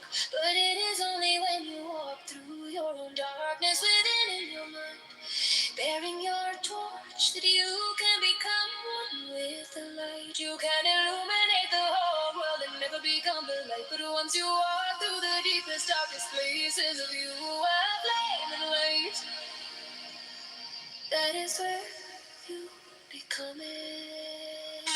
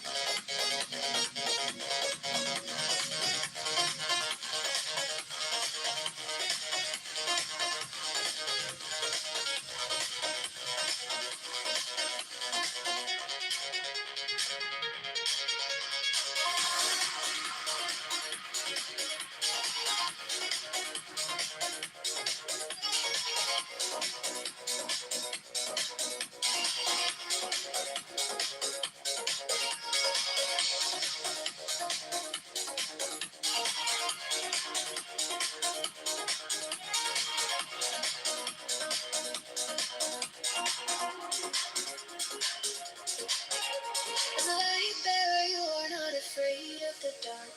But it is only when you walk through your own darkness within your mind, bearing your torch, that you can become one with the light. You can illuminate the whole world and never become the light. But once you walk through the deepest, darkest places of you, a flame and light, that is where you become it.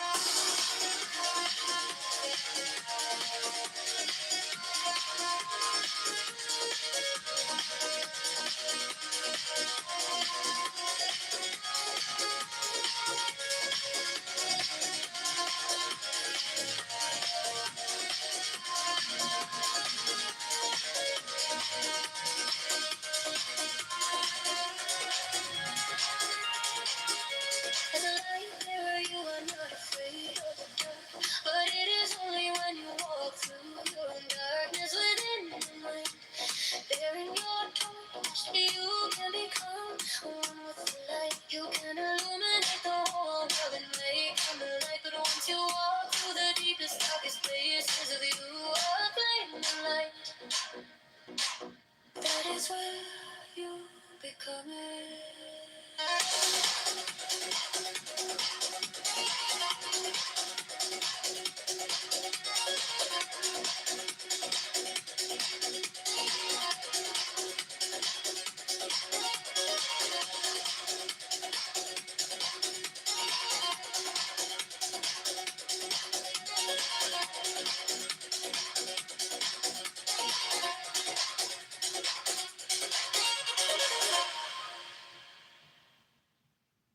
As a light bearer, you are not afraid of the dark. But it is only when you walk through your own darkness within your mind, bearing your torch, that you can become one with the light. You can illuminate the whole world and never become the light. But once you walk through the deepest, darkest places of you, a flame in light, that is where you become it.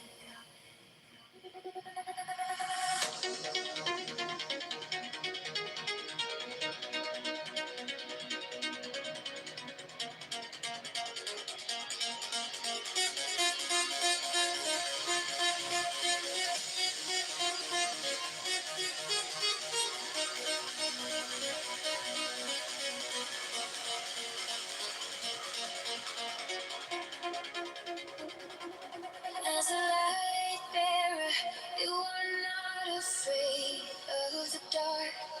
But it is only when you walk through your own darkness within your mind, bearing a torch, that you can become one with the light.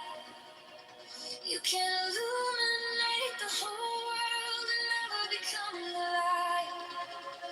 But once you walk through the deepest, darkest places, you feel the flame and light. That is where you become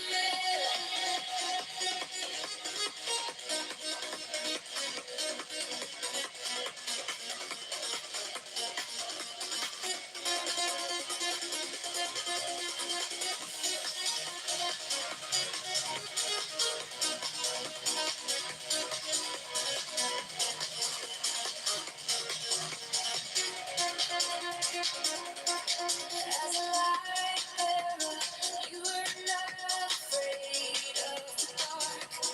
But it is only when you walk through your own darkness within your mind, bearing a torch, that you can become one with the light. You can illuminate the whole world and never become the light. But once you walk through the deepest, darkest places of you, a flaming light, that is where you become it.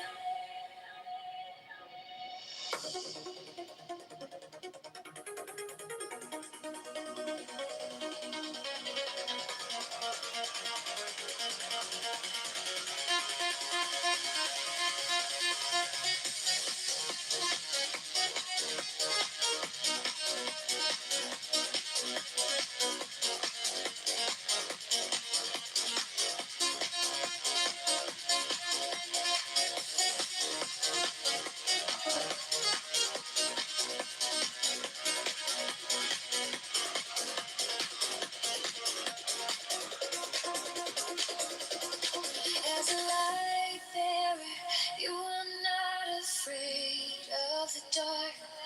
But it is only when you walk through your own darkness within your mind, bearing your torch, that you can become one with the light. You can illuminate the whole world and never become the light. But once you walk through the deepest, darkest places of you, a flaming light, that is where you become it. As a light bearer, you are not afraid of the dark.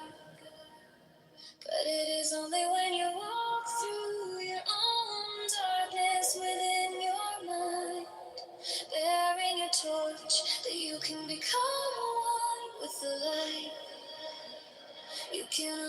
illuminate the whole world and never become the light.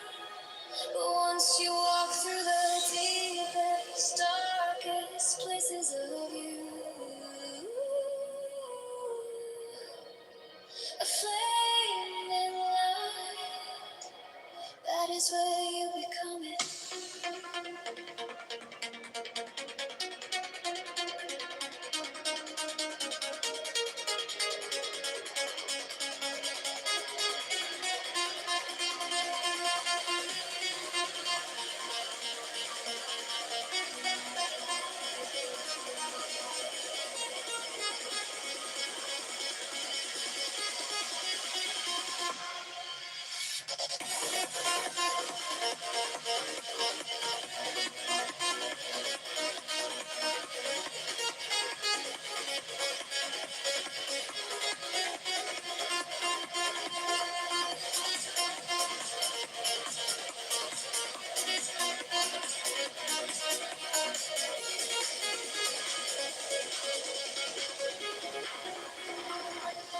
There's a light there, you are not afraid of the dark.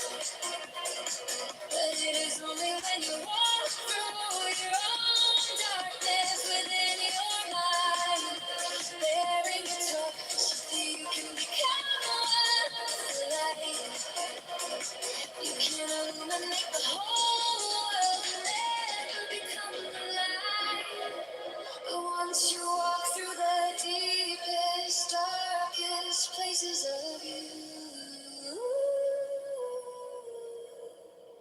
a flaming light, that is where you become it.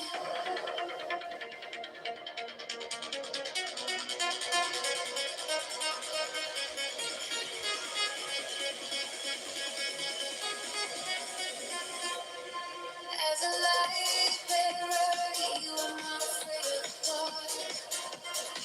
But it is only when you walk through your own darkness within your mind, bearing a torch that you can become one with the light.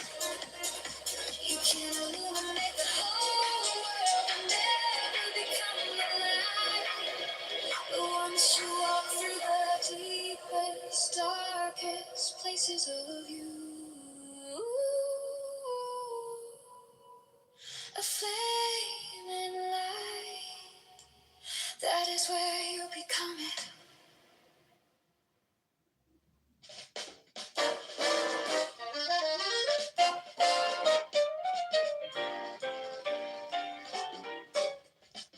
May the light of the garden dwell in you always, and may you be a source of light in those places where shadows gather. May the light of the garden dwell in you always, and may you be a source of light in those places where shadows gather.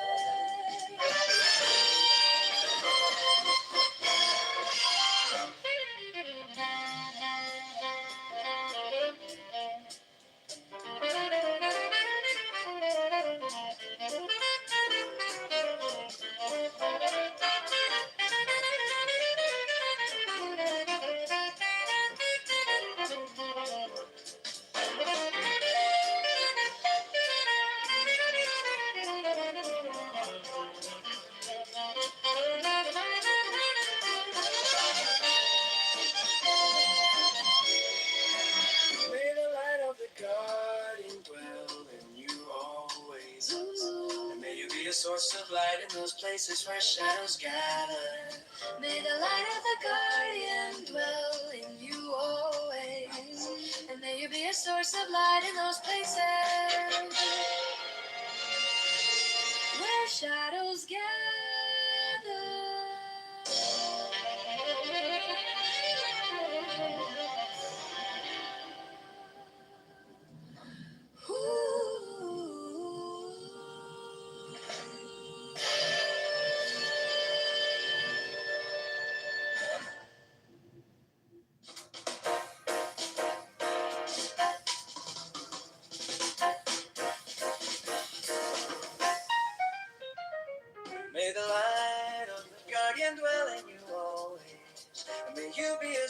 of light in those places where shadows gather. May the light of the guardian dwell in you always, and may you be a source of light in those places where shadows gather.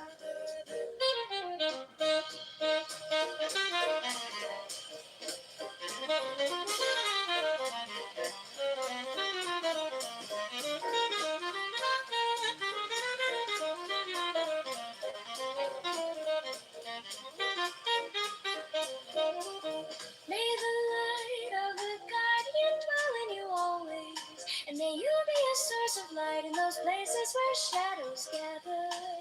May the light of the guardian dwell in you always, and may you be a source of light in those places where shadows gather.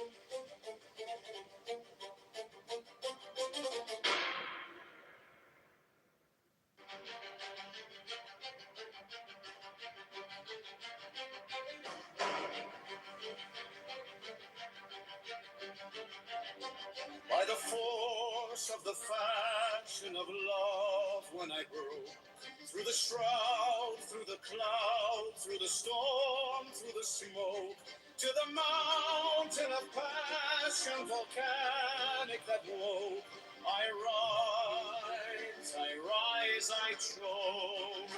By the rage of the mage, I invoke the fire, the fury, the thunder that spoke, a spell that ignites and consumes as it cloaks. I invoke, I invoke,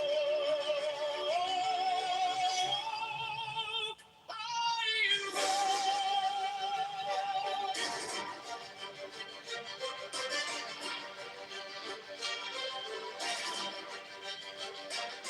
through the ash, through the ice, where the shadows entwine, I have carved out a path to the edge of the line.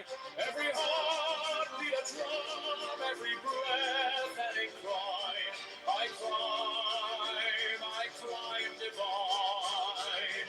By the rage of the mage, I invoke the fire, the fury, the thunder that spoke, a spell that ignites and consumes as it cloaks. I invoke, I invoke,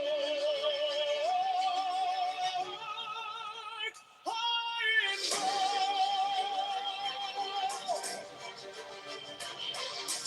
Whispers of winds that unravel the night, through echoes of stars that combust into light. I summon the tempest, I summon the fight. The mage will alight.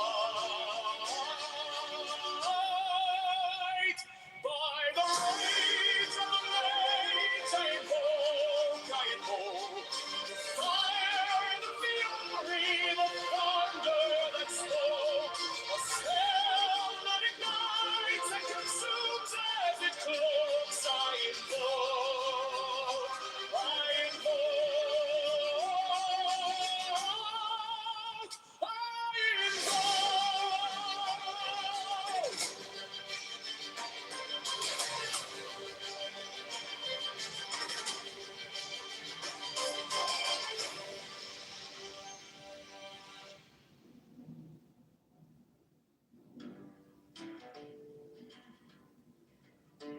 Are you going to Scarborough Fair? Parsley, sage, rosemary, and thyme. Remember me, the one who lives there. She once was a true love of mine.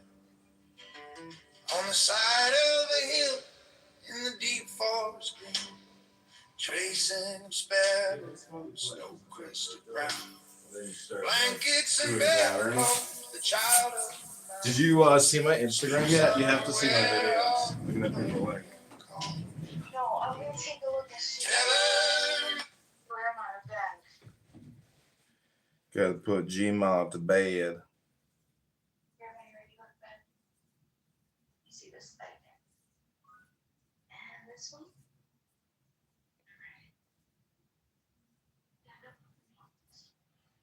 Fellas, the number that's got me shaking my head is 34 trillion. That's what.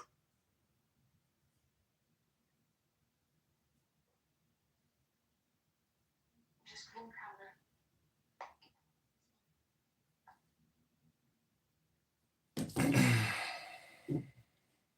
it. Okay, I'm gonna play a little music here. This is AI music, Suno.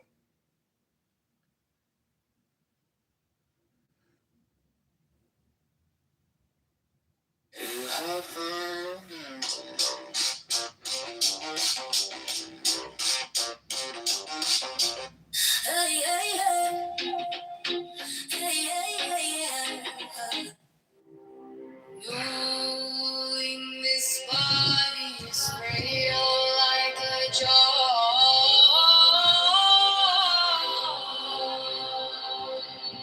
Establishing the mind like a fortress.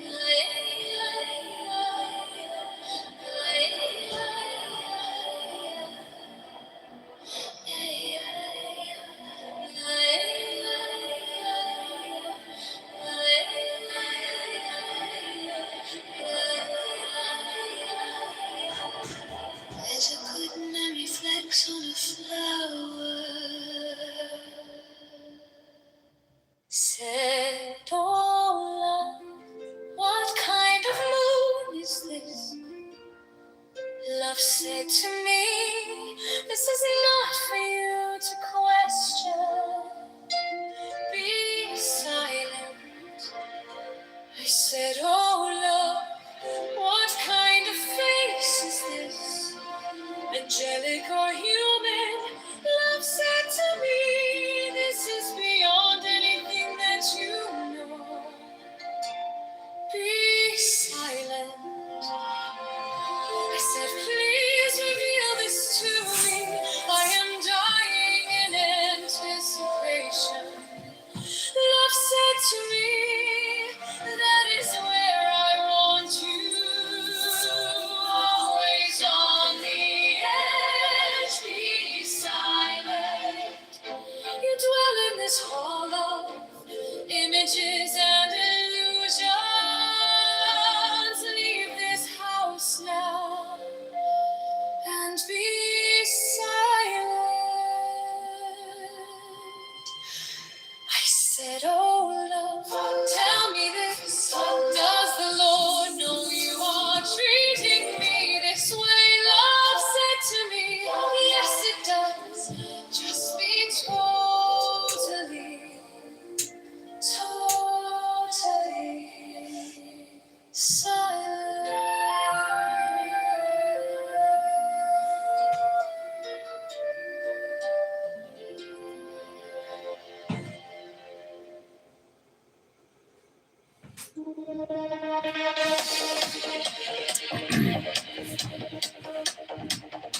Okay, I'm going to read a book, and then I'm going to leave. Nora, thank you for being here. Sarah, Bima, thank you for being here. Pick a number 1 through 30, Bima, and I'm going to read to you from the sayings of the Buddha. We shall say number 27 for 27 constitutional amendments. Actually, I think 26 is as high as it goes. Really? I'm wrong? Yeah, 26 is the noble one. There is no 27. You went above it. You are the Buddha, Bima. You must have a great booty. Then let's change it to 7. I switched my number to 7. You want 7? Okay. 7. 7-11. Number Arahant. There is no burning for him who has completed the journey, who is free of sorrows and all else, and who has broken off all chains. The mindful put forth great effort. They do not remain content in the household life, but leave their homes behind, just as swans leave a muddy lake. Arahants do not hoard. They take a right view of eating, focused on deliverance and void. They leave no trace, like the path of birds in the sky. He who is free from obsessions, eating simply, clear-headed, focused on liberation,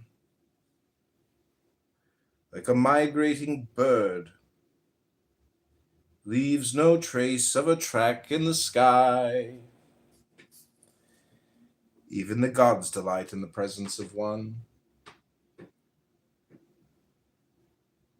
who has freed himself from pride and mental obsessions.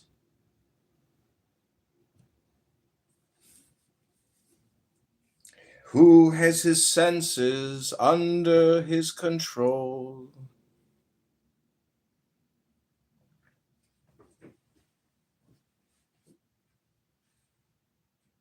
Like horses trained by an expert trainer,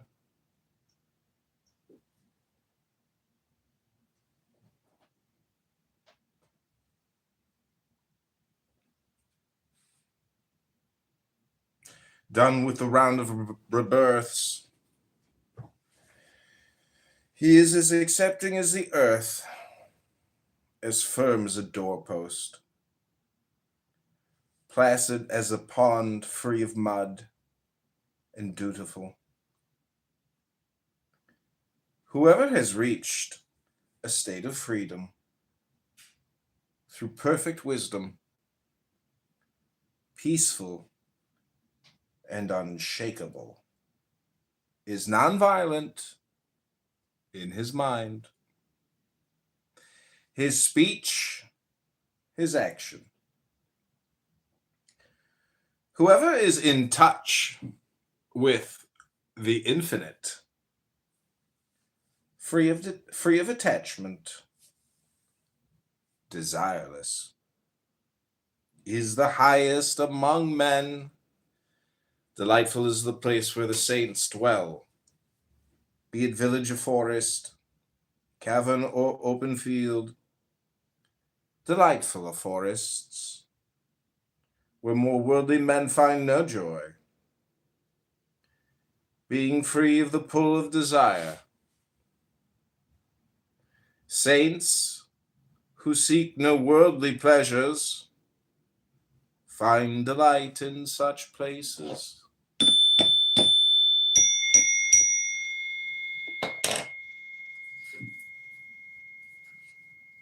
The Arahant, Sayings of the Buddha, read by Candidate John, write-in candidate for the 16th District. What'd you think, Bima? Did you like my NLP hypnosis of the Sayings of the Buddha? I did like it. I like some of the messages in there too. Yeah, it's beautiful. Thank you for the reading. I followed you on Instagram, so I'm gonna go check that out. Yeah, it's called Suno. Yeah, you can. I would love it for you to create me some videos. So what you do is you create a Suno account, and then you write in there, John Kitover is on a donkey holding a ballot, and like you can use me as your avatar, which is really a lot of fun. I'm open to it, as long as it's not insulting. You can mock me. I'm open to mockery. Do you know what mockery is, Bima? I think so. I think it's a joking mimicry. You mimic would that be like you mock you? Is that right or no? Like when I think of mocking somebody, I think of like pattern, like doing whatever they're doing, like mimicking them. Like the way that they talk, the things that they would say. Is that wrong? Here, listen to this clip from this really great movie. Have you seen the movie Rob Roy? No, Rob Roy? Yeah, it's an incredible film. Listen to this movie quote. This is one of the greatest movies. It's just a great movie, but listen to this quote. So, McGregor, I knew your father, an able man, if not a wise one. You've taken on his mantle. As best I may, my lord. So, how many men are you master of? Master of none, my lord, but some 200 souls live close by Craig Roston and are in my care. But you are prophet and provider to them, is that not so? What can I do? It is no great matter compared to your lordship's world. Oh. To know one's place, McGregor, in the order of things is a great blessing. And what terms, Cullen? A fifth, Lord. A fifth, you say? What, is this man kin that you offer such kindly terms? Am I not accustomed to a quarter on unsecured loans? McGregor has 300 acres with Craig Roston, my lord. A man of property intent on growing richer. Well, we have more in common than I would have suspected, McGregor. £1,000 for 3 months, you say, and these acres of yours as security. And my oath. Yes. Tell me, is there something in what Killeen says that you might have driven off my cattle and returned them with stories of Tinker's caught and summarily executed? I have in my day thieved cattle, your lordship, but none that were under my watch. Is that what passes for honour with a MacGregor, then? What passes for honour with me is likely enough the same as with your lordship. When my word is given, it is good. Well, you are to be congratulated on such cheaply bought nobility.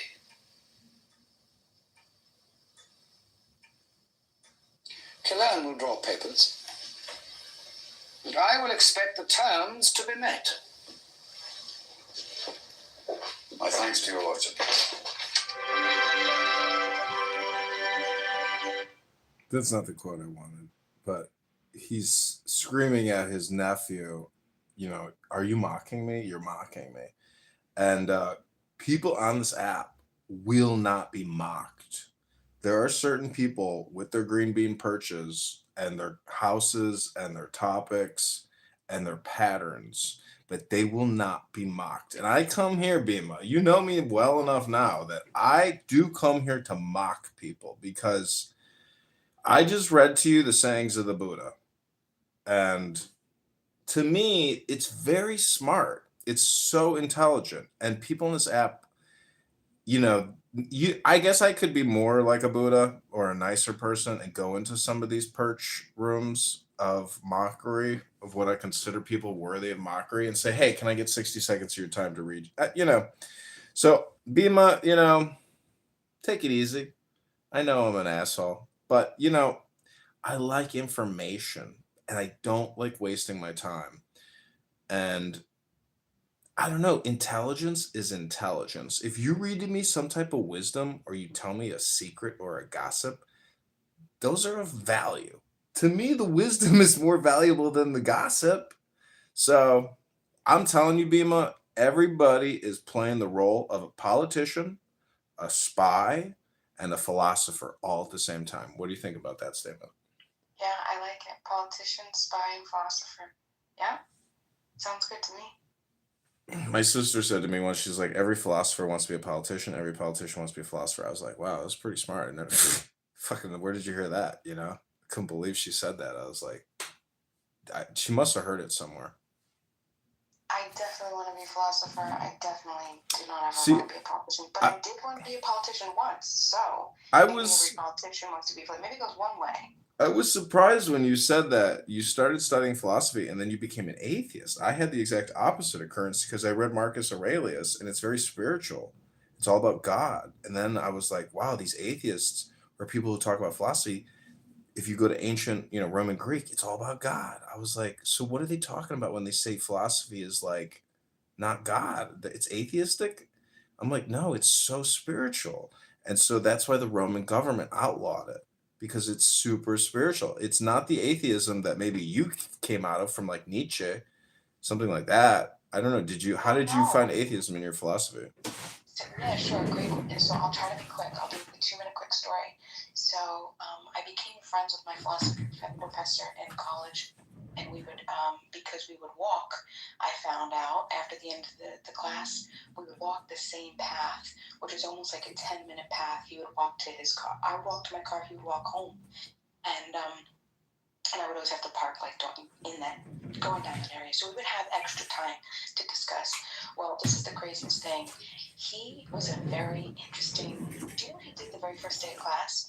The very first day of class, it was packed, you know, 30 students at least, okay? I mean, every desk was taken. It was a big room, okay? He passed out a piece of paper. He says, I want you to answer these questions. There's 3 questions on them. I don't remember what they were. He goes, I want you to answer. And we're all like freaking out, like, oh my gosh, were we supposed to study? Did we have like, you know, so he goes, I want you to answer these 3 questions, and then I want you to put the piece of paper on the desk and just leave. And I'll see you next class. So we answer the questions and we leave. The next class, he passes out the pieces of paper. Before he does, he says, I've rated you on a pass or fail. If your paper says pass, you can remain seated. If it says fail, I have a drop form that I put at the door on a desk. I want you to take the drop form and I want you to leave. He's like, there's no discussion. And And so right then we lost half the class. Okay, so half the class, boom. And we didn't know what the criteria was, a pass or fail. Like we're trying to, it was just the particular question he was looking for. It was really deep, you know. And so then he continued to do this to the very end of the class. There was only 3 of us left. The very last week of class, three people were left. Me, a guy who has passed away now, and another kid. Well, anyway, we had a lot of time. And because he had this method of really dedicating his time, like you, he really valued his time. And he wanted to put his time and his work, because he understood how scarce philosophy had become in the school he was fighting, you know, to maintain the only philosophy course in the entire college, right? And so he wanted to basically give the people who really were truly genuinely interested in philosophy all of his time and efforts. And that's what he did. But this is like the craziest thing. So towards the end, and it was just through his questions, through, you know, the free will, the determinism. We went through. I mean, like, we did everything, and he was very interactive. He was very he was a great professor. He was so great that by the end of the class, I gave up religion. I was just like, there was so much uncertainty, so much that I don't know, so much that when we came down to the questions, and he would ask you, so he wasn't indoctrinating you. He was making you come to the conclusions yourself through questions. Okay, and so the last day it ended. One of the kids that was the other kid that was in my class, he ended up getting in a car accident, and he died. And it was really sad. So I saw the professor at his funeral, and we were talking, and I was just like, yeah. And I was like, you know, I know that he, like me, we were Catholics, and then we had to go on atheist, and because, you know, you're an atheist. And he says, I'm not an atheist. He's like, I'm a Jew. He's like, what are you talking about? And I was just like, wait, what? And he's just like, yeah. He's like, what made you think that I'm an atheist? And I'm just like, well, like, hold on, wait a second. We all thought you were atheists. And it was, in fact, he was really just leading us to come to our own conclusions. Isn't that fascinating? So yeah, he was a Jew the whole time. But I mean, there you go. That's the end of my story. Oh, and just because this is an extra little bit of detail, I felt so bad for these parents. Do you know that they had lost 3 of their kids? They had lost one to a speeding accident, the brother, 2 years before, the daughter to cancer, and then the one kid that I had, had the class with. It was just a rainy day, and he was going around a corner, and a truck was coming the opposite way. But the pain in those parents' eyes, there was almost like a numbness. Like, you ever see like shells of people, and there wasn't something like deep inside, but it was almost like they were just. But yeah, it was incredible. So I don't know, but that's the story. So philosophy, yeah, interesting. Okay, have you ever heard the hymn to Cleanthes?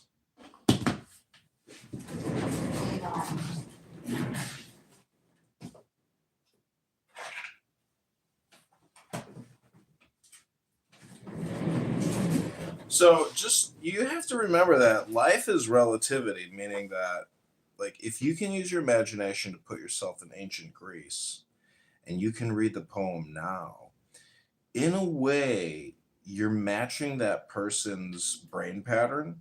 And it's just like a fun way to experience life. I think all these people who debate all these religious texts all day, they're not experiencing them by reading them out loud performatively. You know, I don't know if you know this about me, but I was an actor in the 7th grade. I played Franklin Delano Roosevelt in Annie on Broadway. In the 7th grade, I played the president. I sat in the wheelchair. I'm just kidding. It wasn't Broadway, but it was our high school music, or a junior high musical. Anyways, let me read to you the hymn of Cleanthes. I was on our local newspaper cover for the month with Annie. I played FDR. So I'm trained in, reading scripts and singing songs and improv, because there was actually a lot of improv in the musical because things went awry. Things fell, people forgot their lines, people forgot their plays, people, like the audience wanted to see how the kids reacted. Anyways, this is called the Hymn of Cleanthes. This is philosophy, Bima. So take the deepest breath of the day. This may be philosophy you've never heard before, but the thing is, it's not literal, but there's like messages in it that can help improve your life.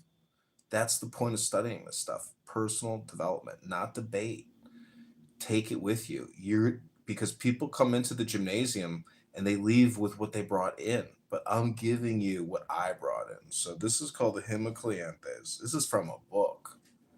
This is the Harvard Press. This is an old book, Bima. This is like 120 years old. Cheap, but this poem is thousands of years old. That to me is what's super cool. So it's called the Hymn of Cleanthes. Clean thus. It's kind of interesting.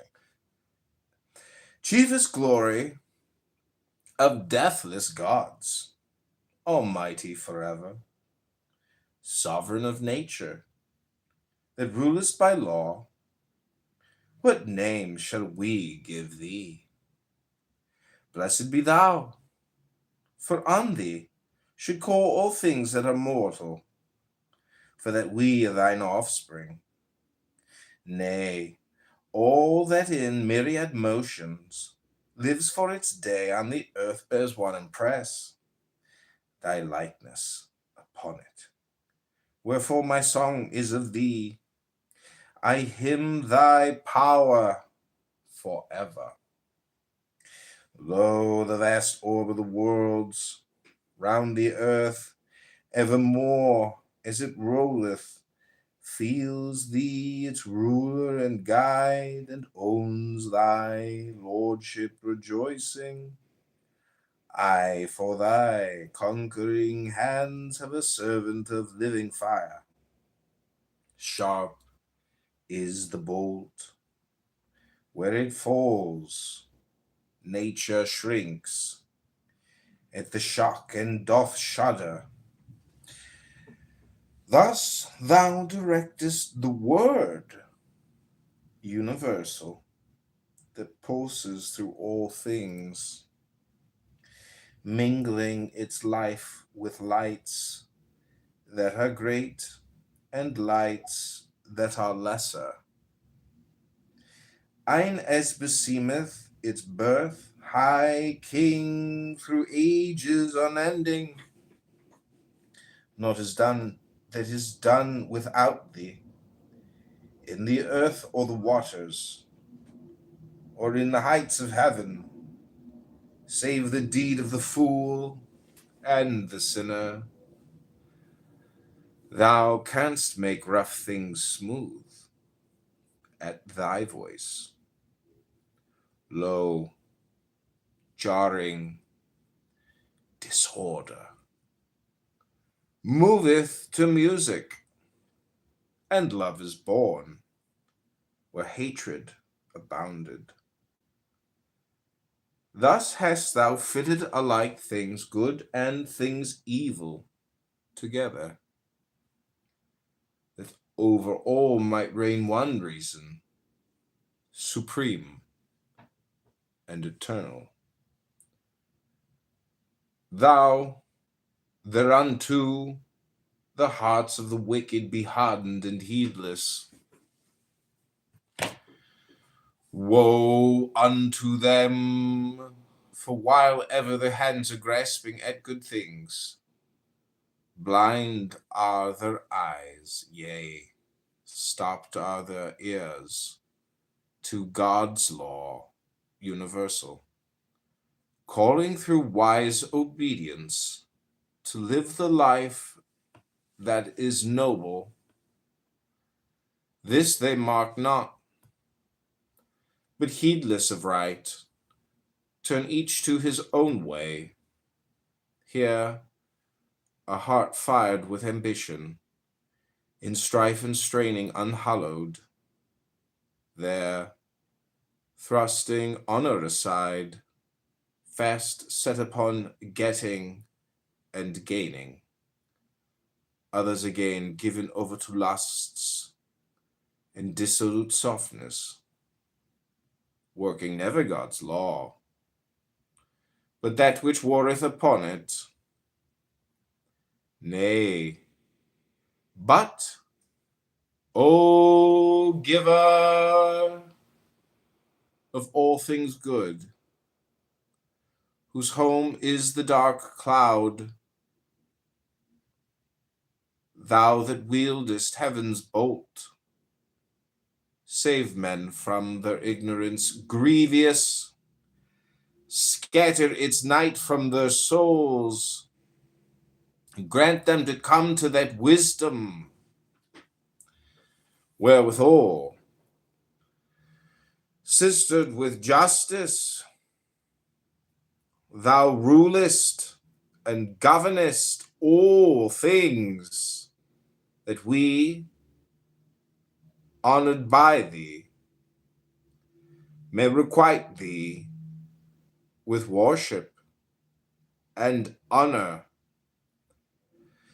evermore praising thy works, as is meet for men that shall perish, seeing that none, be he mortal or God, hath privilege nobler than without stint, without stay, to extol thy law universal.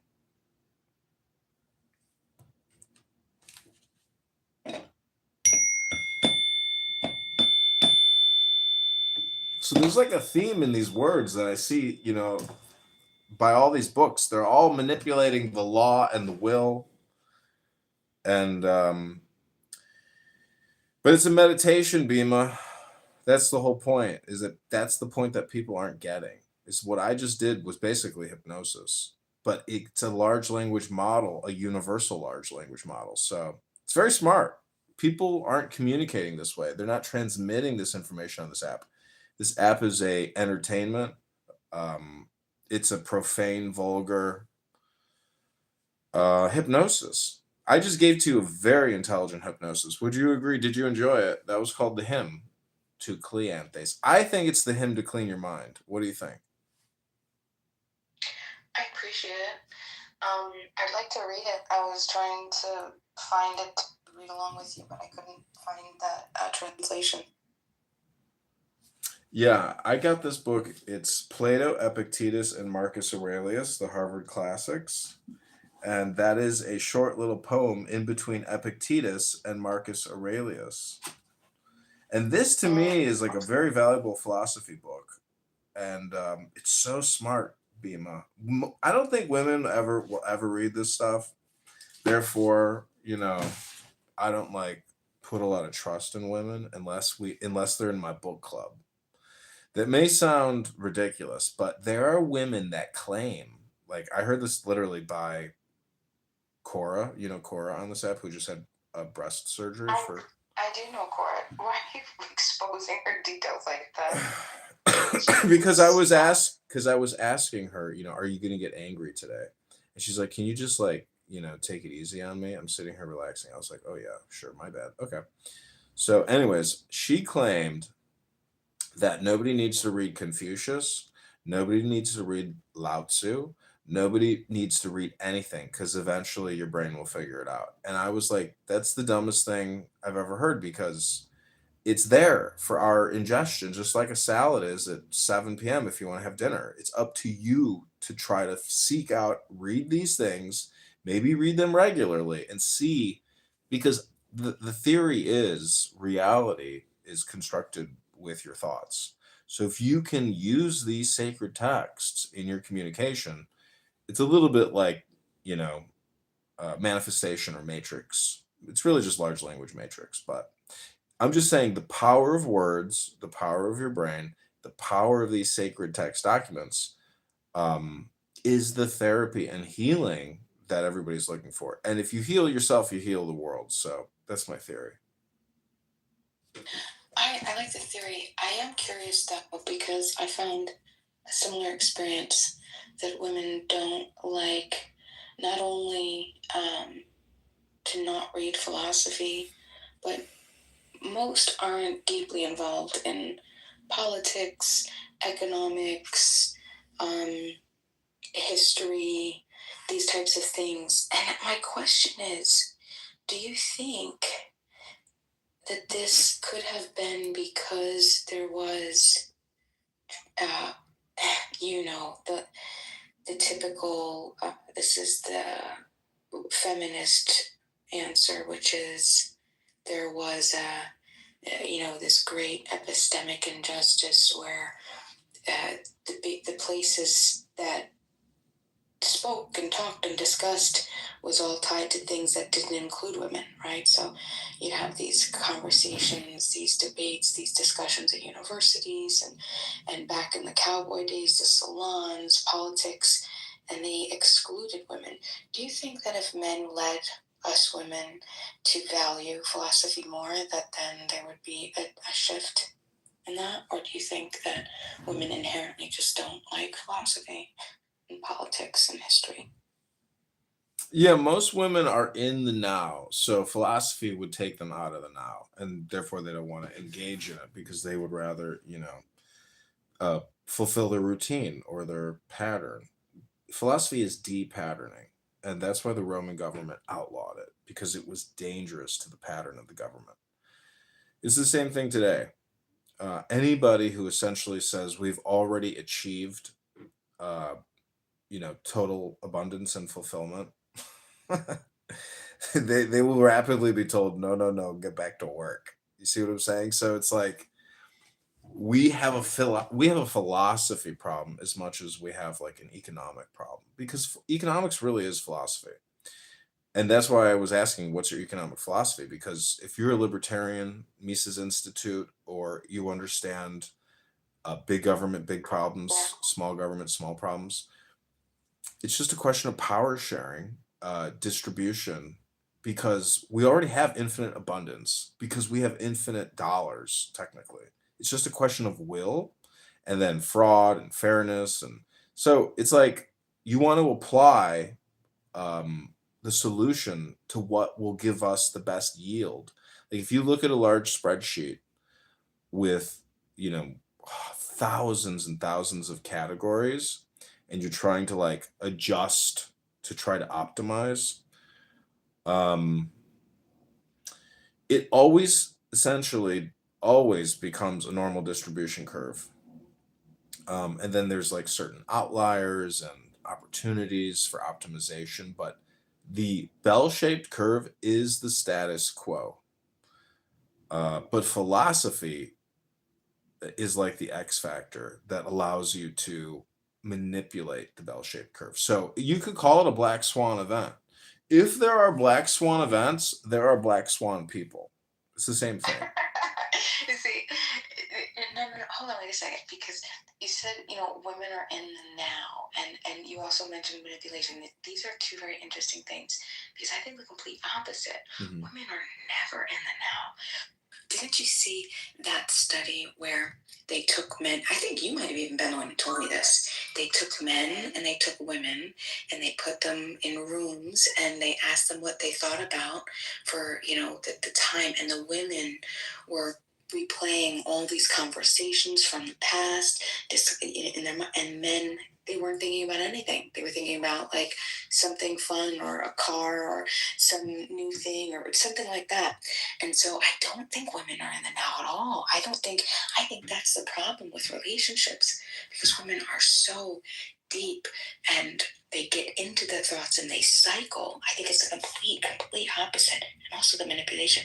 Have you heard that because of the evolutionary strength, the physical strength and the capacity that men have evolved to be, right, to have faster, stronger, larger, whatever. And then you have women who had to combat it through psychological manipulation. to manipulate, not manipulation in a bad way, but to help manipulate the man into either, I don't know, probably always doing something with security in the home, because this is what us women always fight for. We just want you guys to support us, to secure us. We want to feel safe. Some women, they want more. They want to be pampered, and I don't think that type of thing. I'm not talking about that type of woman. I'm talking about a woman that loves communication, loves you as a man, and respects you, and wants to be able to sort of Ayn Rand style, I hate a woman president. It's one of my favorite essays. I'm sorry, but to admire the masculine.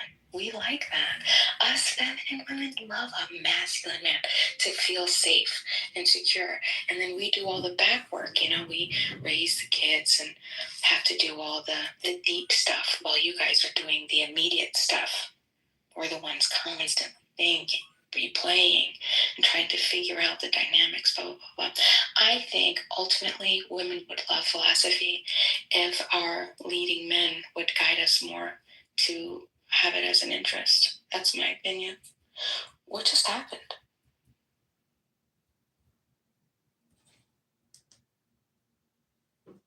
Well, I'd like to read a little more Marcus Aurelius to try to demonstrate to you further. Are you still an atheist, Bima? No, I'm not an atheist. So you do believe in the word God. What does it mean to you? Source, power. Source. Source and power is what the word God means to? Yeah. I would say source. Source then would be the equivalent to love. So source and love, and those are interchangeable for me.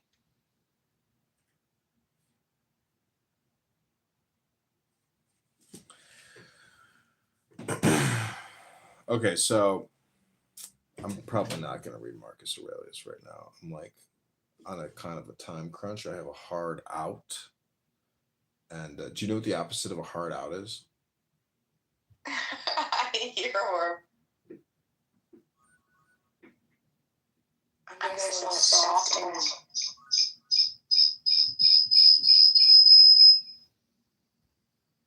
soft and hard out. What would you say the Holy Spirit is?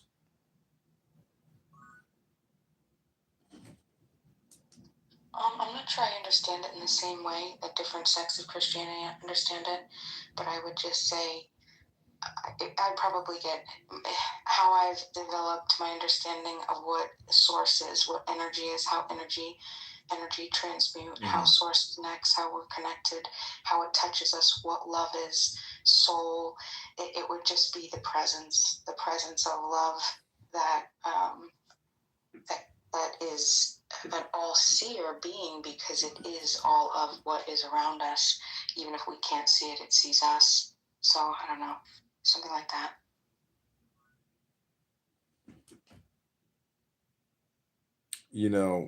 The Chinese have a philosophy of retreat under battle.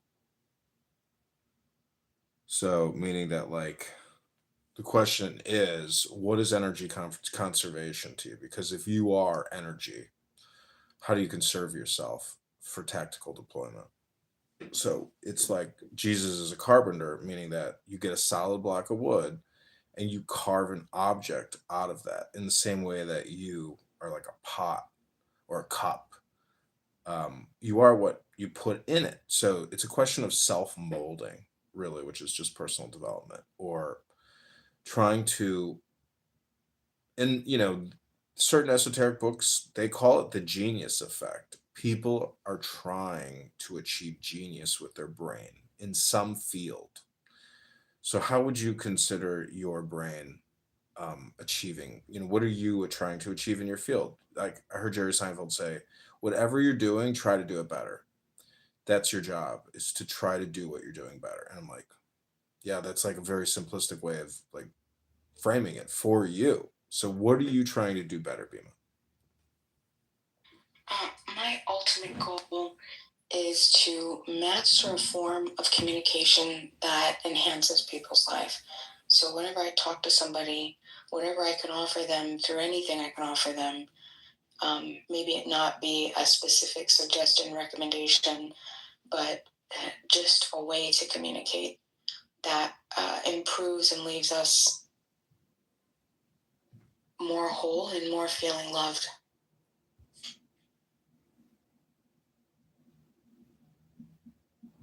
I don't want to see people in pain, and not if we can help it, right? Not if we're the cause of it, and there could be an alternative.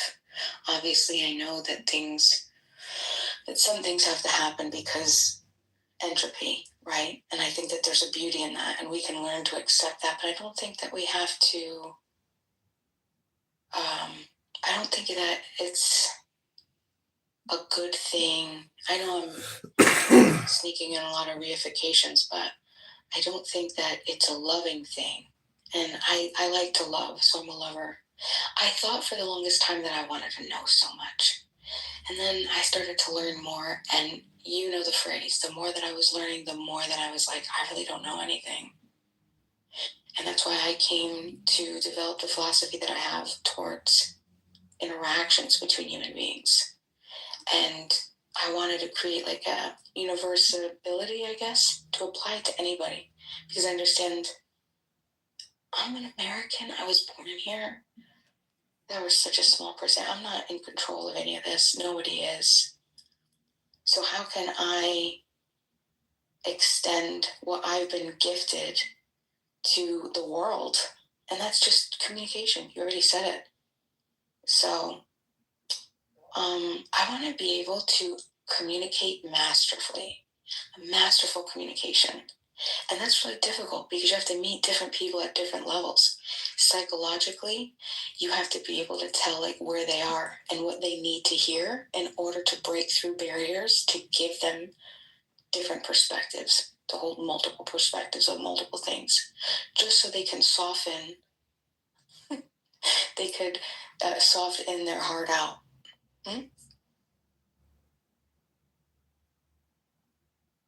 Yeah, heart in, heart out. I like people who say, I got a heart out at 10. 10, not 11, 10, not 9.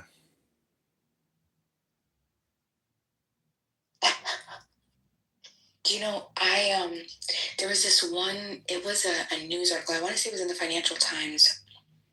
I could be wrong. Now, this was 20 years ago. It was one of my favorite articles that I've ever read, and I wish I could find it again. I've tried to look. If anybody is listening to this, please, if you know what this is, this article that I'm talking about,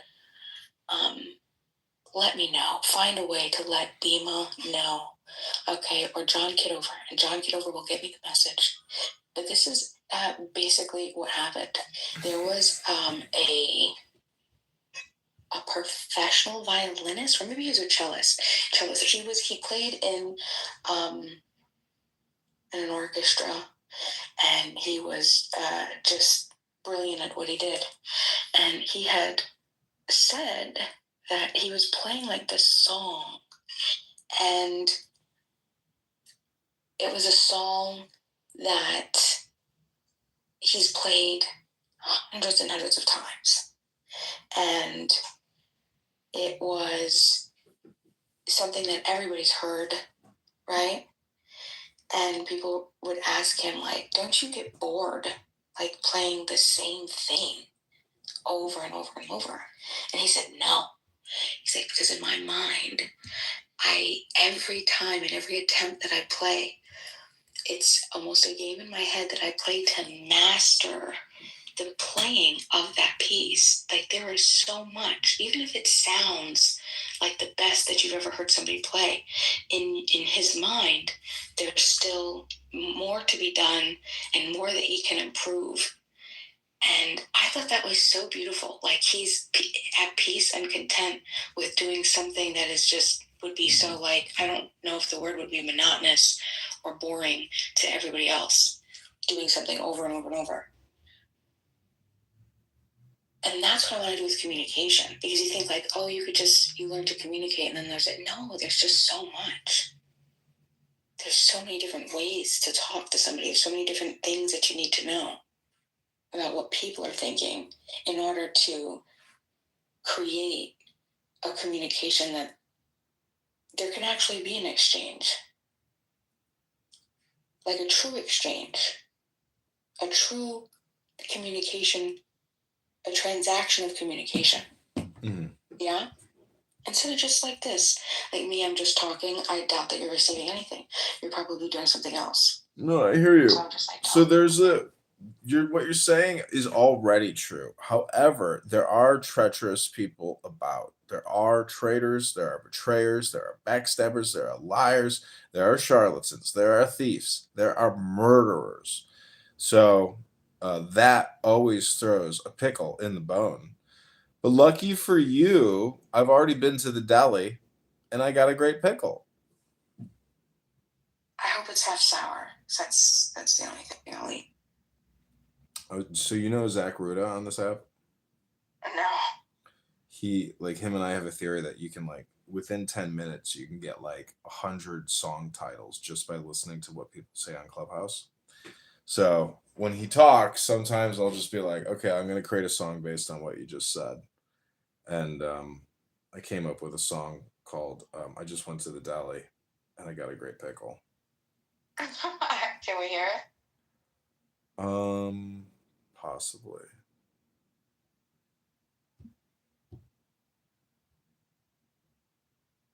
Possibly not. But this is another good song. It's called I Invoke. I Invoke Bima. Okay, this is Hypnosis ASMR with Bima, your ASMR hostess for the night. Oh, my saint,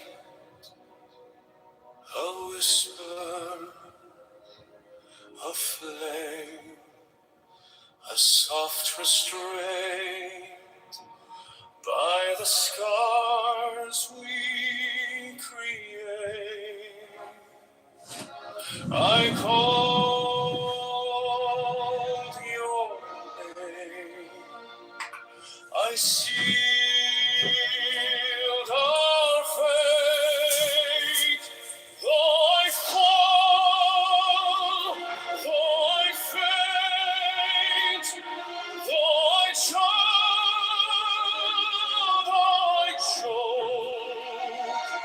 by the fire of desire I invoke,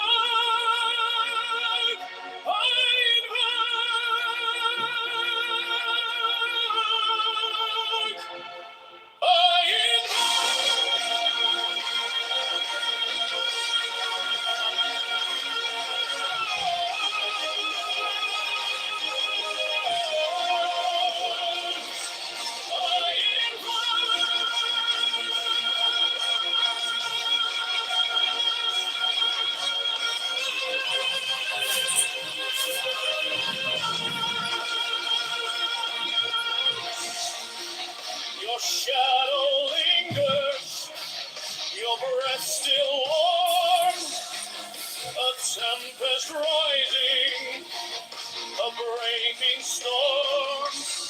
By the light, by the night, by the vow we swore, I reach, I beseech for you once more. Though I fall, though I faint, though I choke,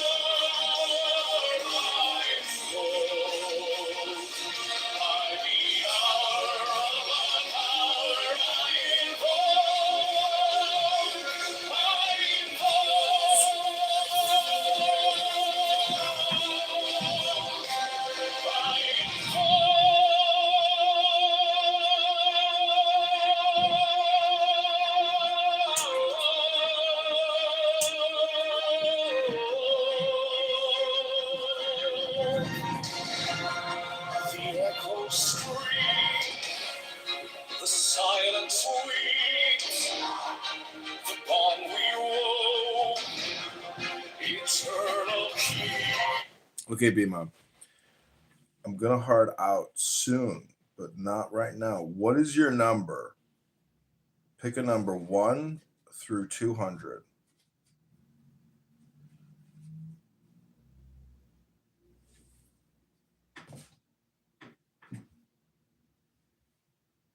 Hello?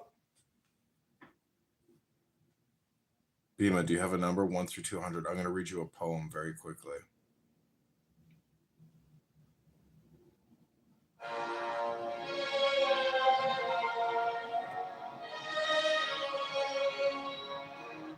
What up, McZed?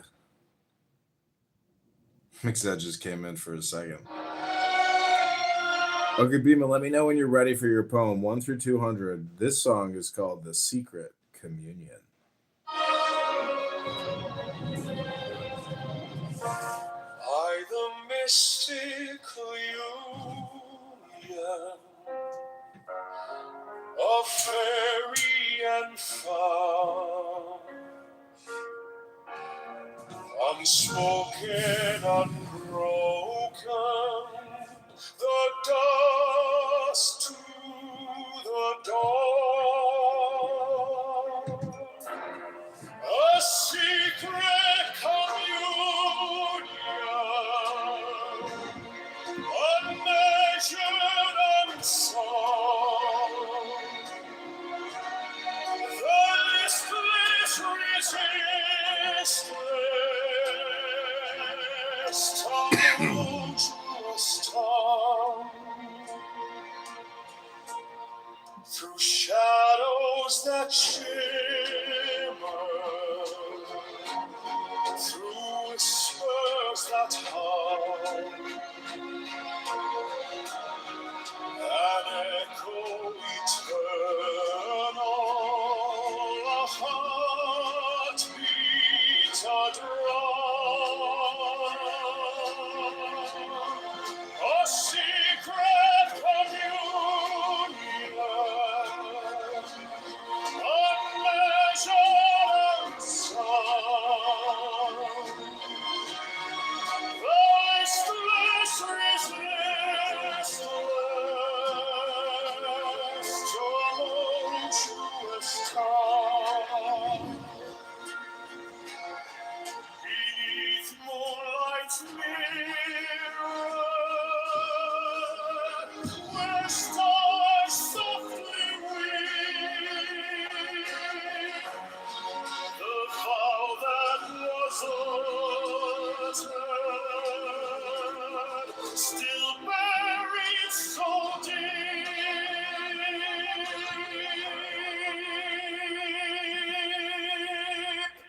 a secret communion, unmeasured, unsung, the listless resistance,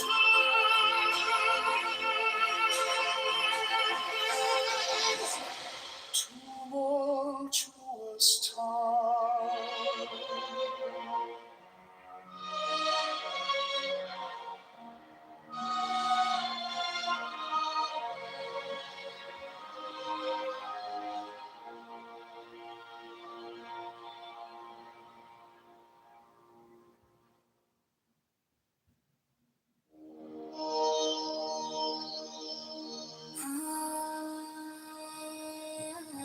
Okay, this is called Go Back to Sleep.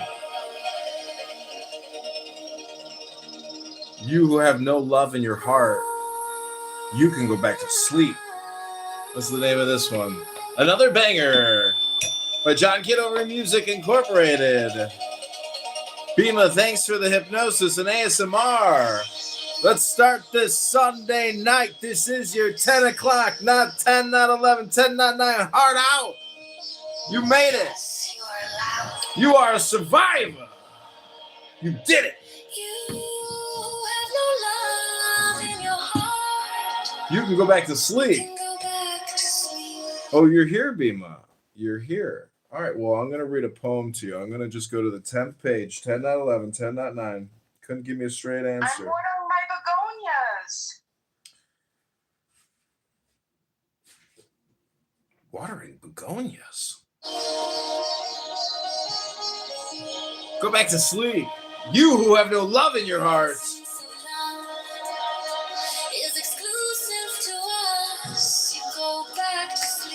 Go back to sleep, baby.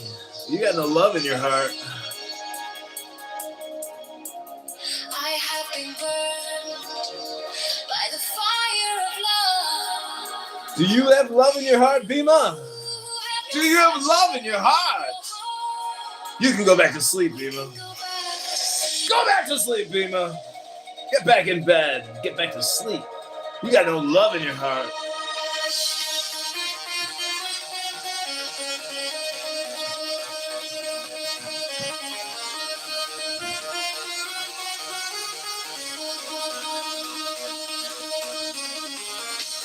This is DJ Bane. Let the games begin. One of you lucky Clubhouse users is the Trigger Man.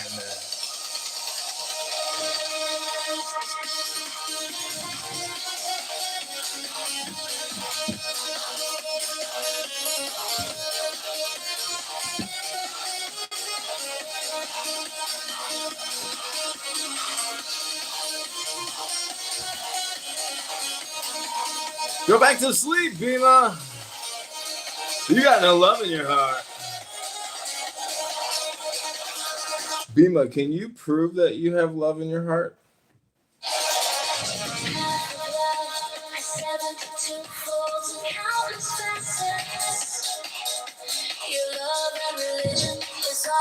This is Bima's ASMR moment. Everybody, I just want you to know, this is an ASMR experience. Bima is your host for the rest of the night.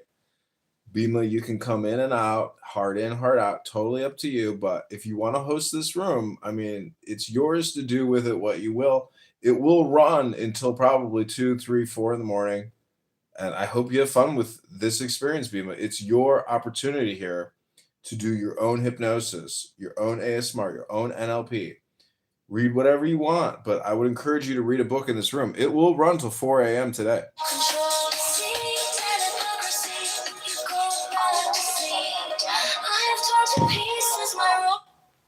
What was that? I will read a book in this room. Okay, fantastic. Invite people to it as well, but don't change the title. Title's perfect. It's your hypnosis. It's the ASMR Bima experience. Make it, this is a commercial opportunity here. People make money with ASMR. It's very hard because it's so competitive. It has to be something special. And I think what you pick matters, just in the same way with who you choose to associate with matters. Pick the best, Bima. The Buddha says pick the best.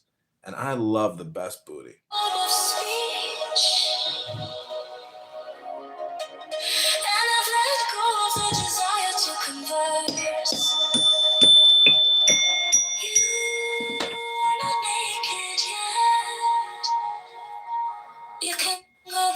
You can go back to sleep, Bima, but before I leave, can you give me your number so I can read to you a poem from my heart to your heart? Sure, my number is, are you ready? Mm-hmm.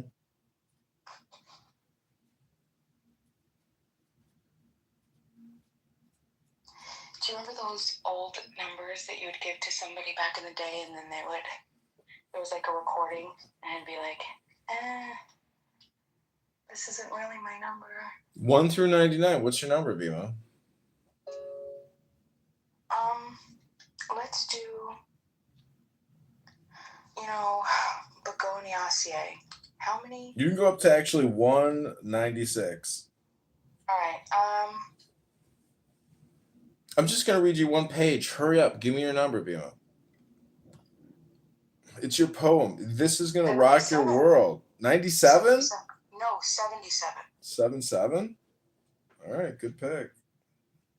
Okay, here it is.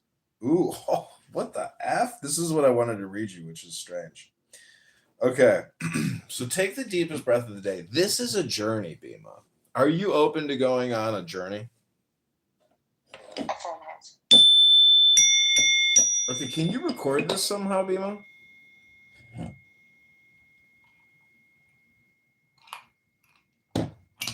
The poem, you're really going to like this because I think you deserve it. It's called... I'm not going to have access to it. Wait, are you recording it? Yeah, I'm recording this. All right. Well, can you send me a recording? I really am watering my begonias. I don't have access to record. I don't even know what I would do. Well, can you figure it out? Do you think you would be able to figure that out in like 10 minutes? Yeah, I could in 10 minutes, yeah. Okay, if you could record it, because it's a gift. This is like $1 million poem. I'm telling you, it's called On Waikiki Beach. Have you ever been to Waikiki Beach? No. Yeah, this is the poem. You don't even need to go there once you hear this poem, but the poem is the gift. It's a very rare poem. Very rare. It's from the master. Do you know who the master is? Yourself. The master? Yeah, you could say that. Basically, because you can absorb it. But the poem is an absolute treasure. It's called On Waikiki Beach. Can you record it somehow? Can you stop the watering and somehow get a recording device? Recorder, video, yeah, I just told my poor, stream. my beautiful Dindui, the begonia. Avengers of Superman.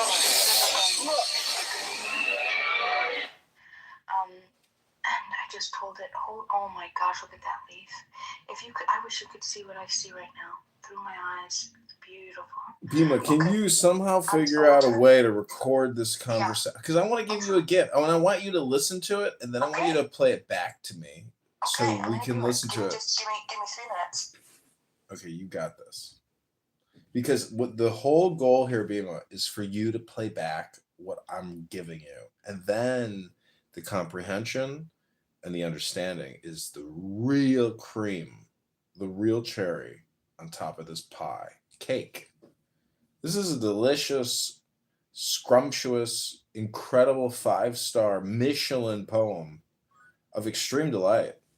I've texted this room to multiple people, Bima, so they know that it's happening, and I hope they show up. But they might not show up. But time is limited because I have a hard out.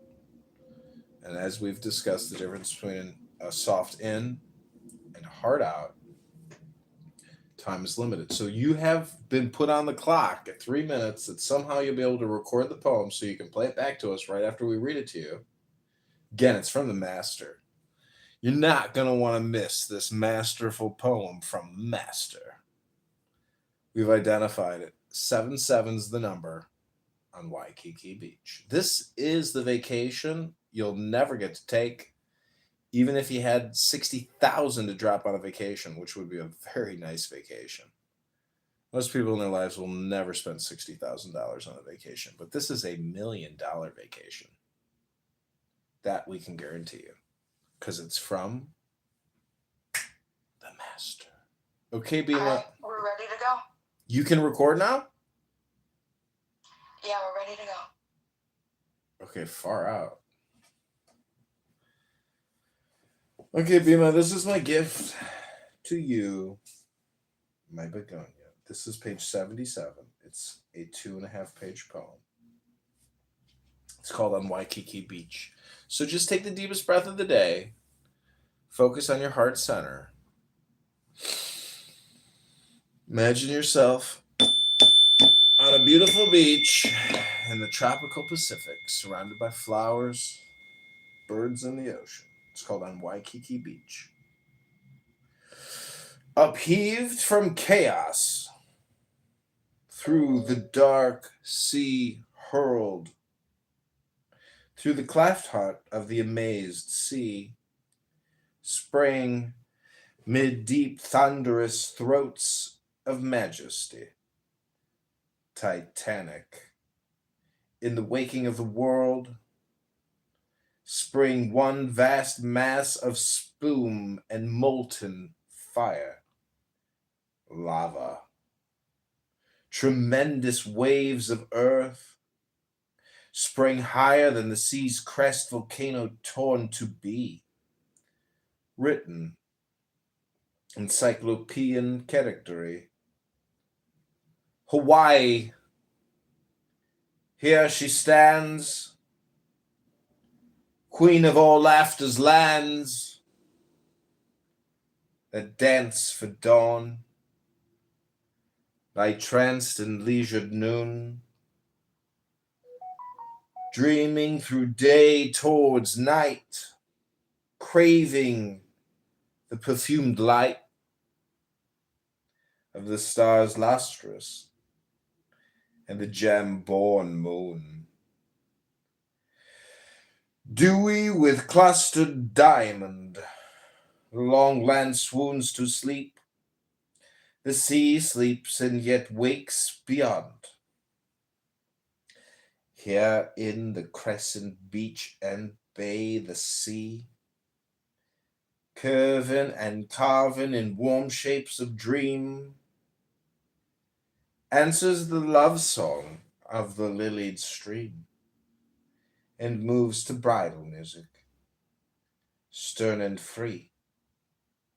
The lion-shaped headland guards the shore, the ocean, the bull-throated, evermore roars. The vast wheel of heaven turns above, its rim of pain, its jeweled heart of love.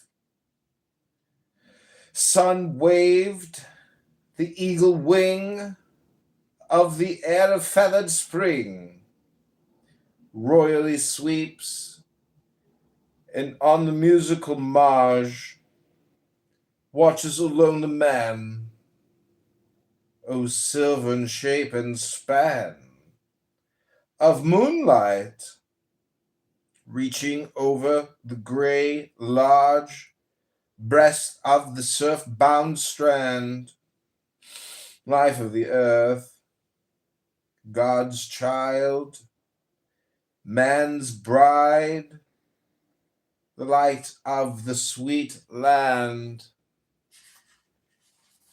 Are emeralds ever a spark of this clear green, or sapphires hints of this diviner blue, or rubies shadows of this rosy hue, or light itself elsewhere so clear and clean?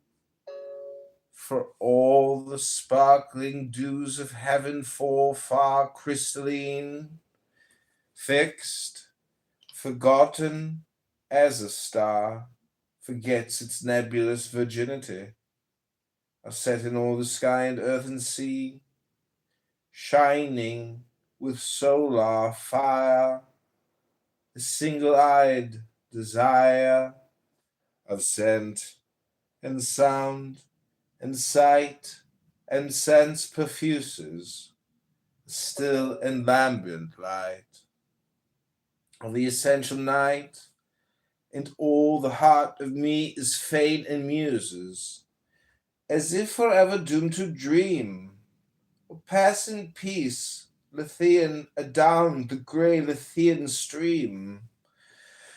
So deep the sense of beauty, and so keen the calm abiding holiness of love, reigns, and so fallen from the heights above, measurable, influence unseen of music and of spiritual fire, that the soul sleeps, forgotten of desire, only remembering its godlike birth, reflected in the deity of earth, becometh even as God. The pensive period of night and day beats like a waving fan. No more, no more. The years, refit of the joys and fears, pass like pale faces, leave the life of man untroubled of the destinies. Leave him forgotten of life and time, immortal, calm, and wise. Only the ceaseless surf on coral towers, the changeless change of the unchanging ocean, laps the bright night. With unsubstantial motion, winnowing the starlight, plumed with feathery flowers of foam and phosphor glory, the strange glow of the day's ember fallen to indigo, lit of its own depth in some subtle wise, a pavement for the footsteps from the skies of angels walking thus, not all unseen of us, nor all unknown for unintelligible. When with souls lifted up in the Cadmean cup, as incense lifted in the thurible, we know that God is even as we, light from the sky and life on earth and love beneath the sea.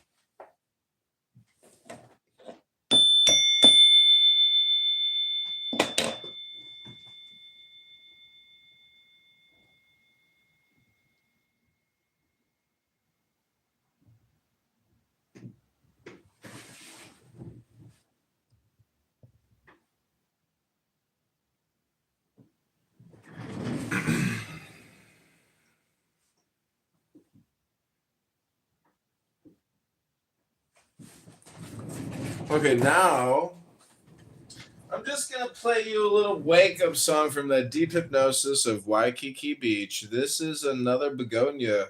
That was about 8 minutes. Was it? Wow. Okay, I want you to play it back to us, but to just like refresh us, take a deep breath, have a little drink, and I'm going to play you a little flute song.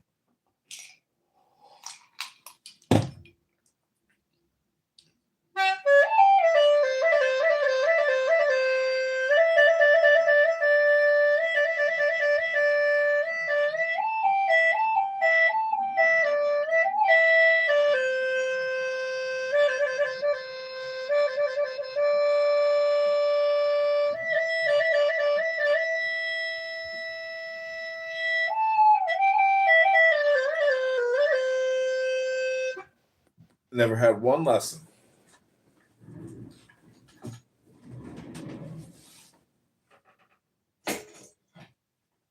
Okay, this is one more little musical instrument before my heart out. Here we go. Oh my gosh. I injured my finger playing this drum like 2 weeks ago, and it feels like I have a splinter in my finger because I was banging on it so hard. And if I hit a certain part of my finger on the nook of the joint, it's like extremely painful, but it's gotten better. I honestly thought album. And then I played this drum one day and I realized that playing this drum is what hurt my finger. I couldn't believe it. I was like, oh my God, I thought I had a sliver. I thought I had a piece of metal or wood in my finger, but it was that fucking drum banging on this thing.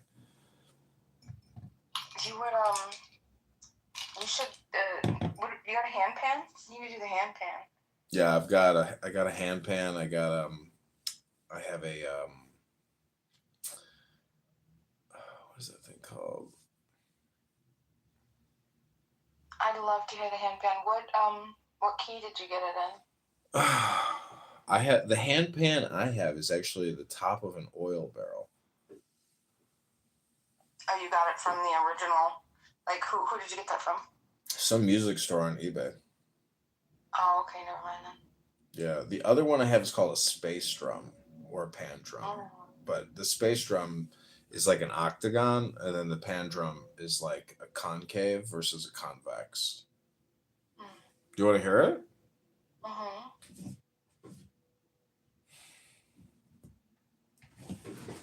Okay.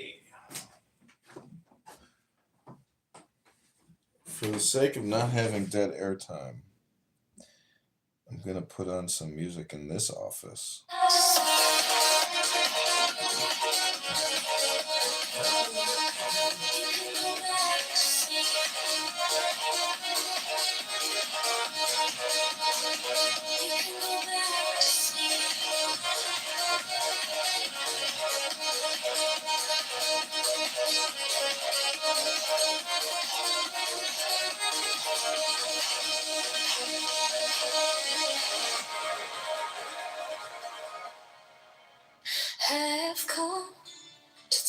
you by your hand and bring you to myself. I have come to shine your way as you walk this path. I will make you guiltless, I will make you fearless, and I will place you in the brightest point in the universe. I have come like a breeze of spring to your field of flowers, so I can hold you by my side and embrace you tight.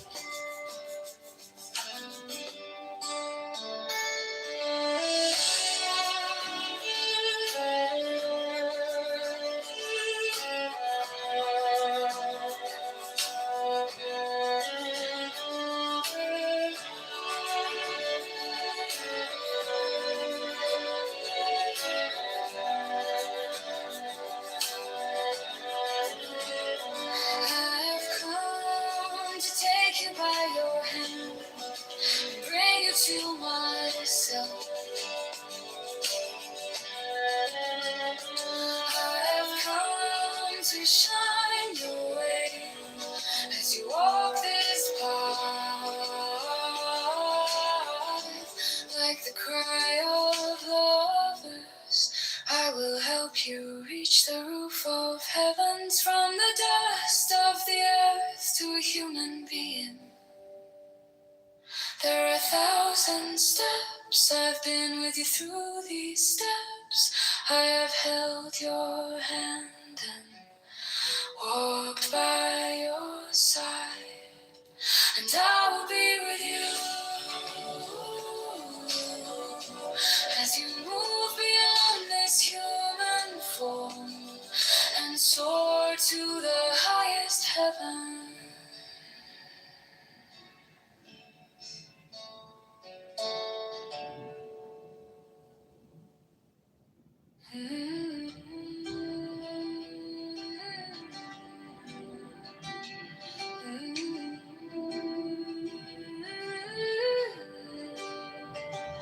I have come to take you by your hand and bring you to myself.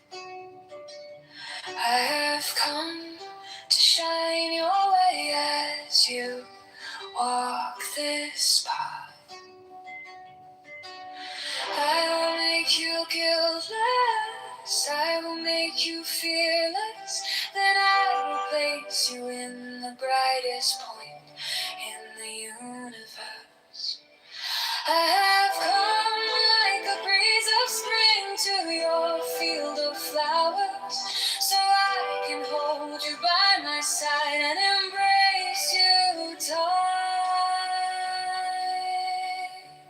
I have come to take you by your hand and bring you to myself. I have come to shine your way as you walk this path, like the cry of lovers. I will help you reach the roof of heavens, from the dust of the earth to a human being. There are 1,000 steps, I have been with you through these steps. I have held your hand and walked by your side, and I will be with you as you move beyond this human form and soar to the highest heavens.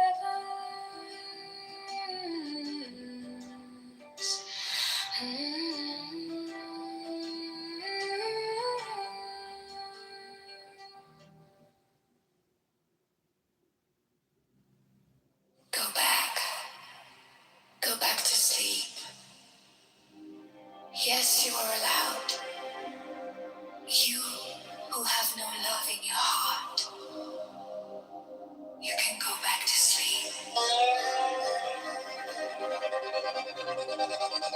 essence of love is exclusive to us. You go back to sleep. I have been burned by the fire of love. You who have no such yearning in your heart, you can go back to sleep.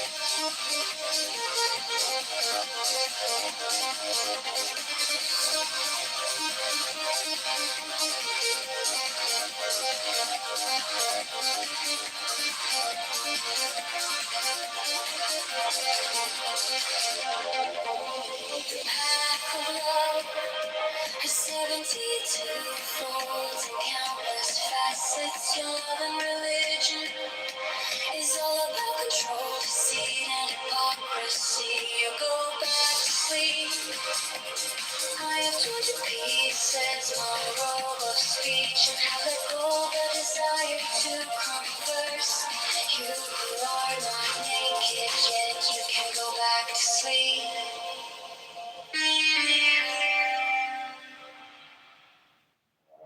When you dance, the whole universe dances.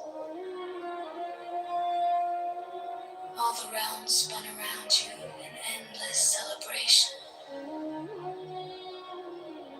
Your soul loses its grip. Your body sheds its fatigue. Hearing my hands clap and my drum beat, you begin to whirl.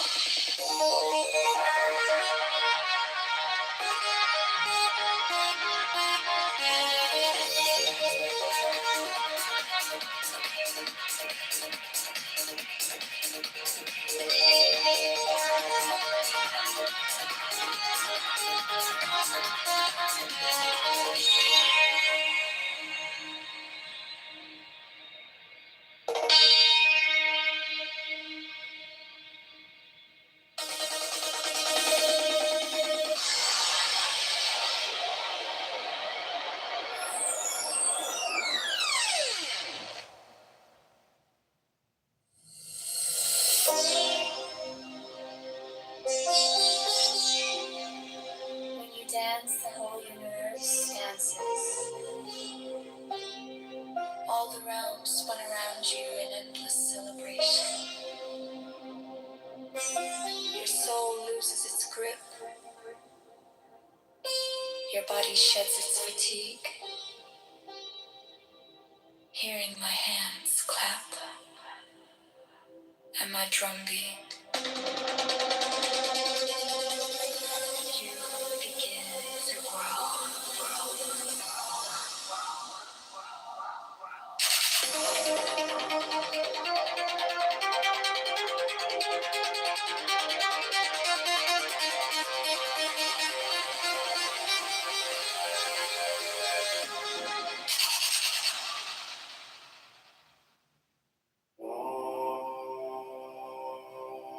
Walk the middle path, that's right.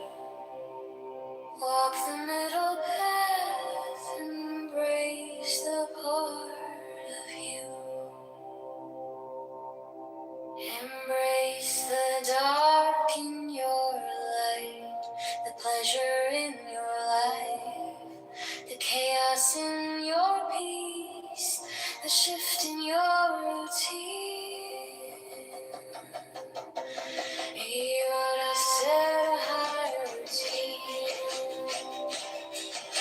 Sing higher, sing higher, sing higher.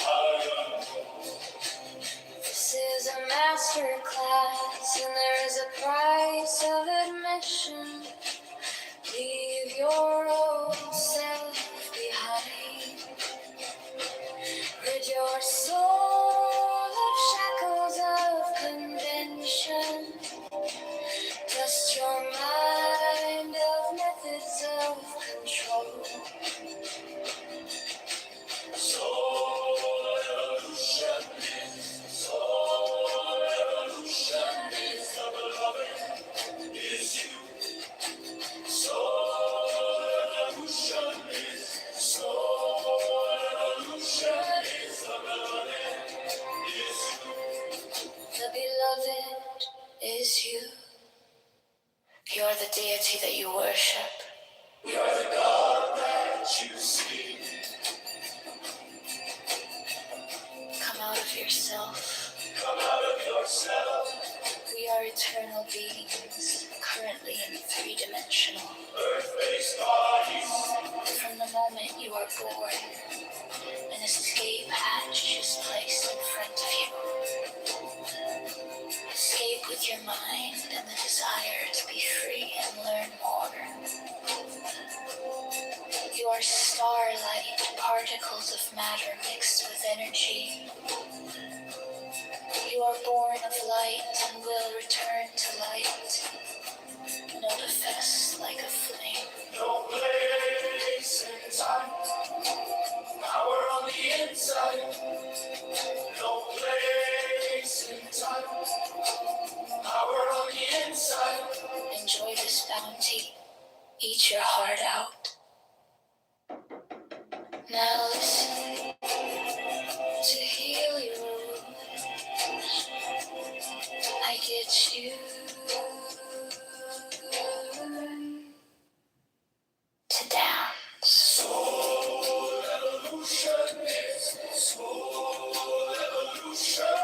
the beloved is you. Soul evolution is the beloved is you.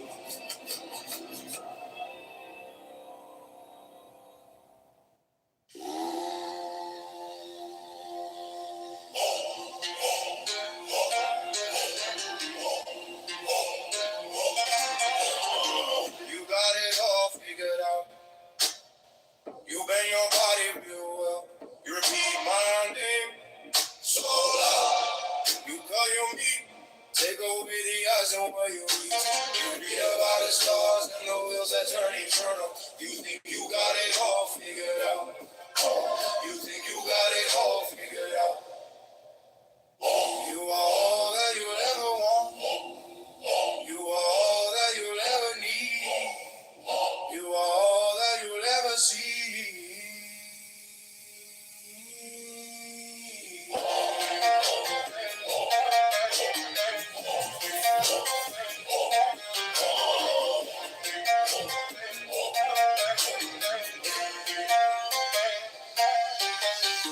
You believe stories of gods who are kind and trust fox of red, white, black, and blue. And yes, you turn the other cheek.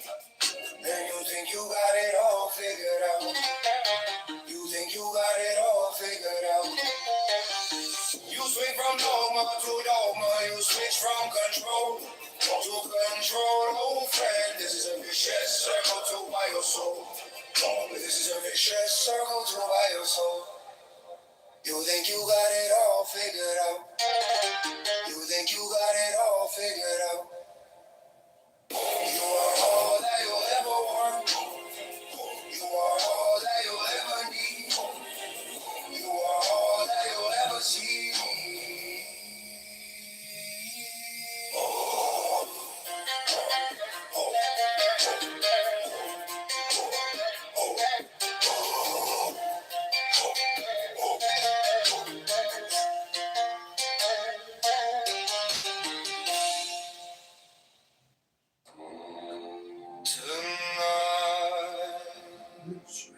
I see the realm of joy and pleasure. I've lost myself in it, and it has lost itself in me. No religion, no dogma, no conformity, no guilt, no shame. salvation uncertain remain. In the middle of my heart a star appears, and the seven heavens are lost in its brilliance.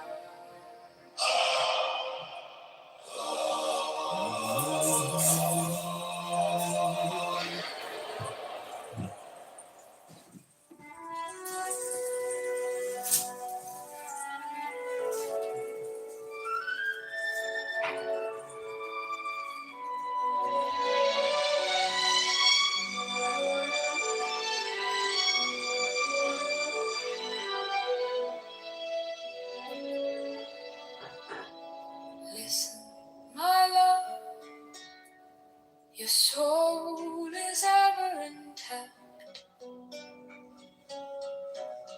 Don't mind the destination, don't mind the end, don't mind the good or bad, or right and wrong.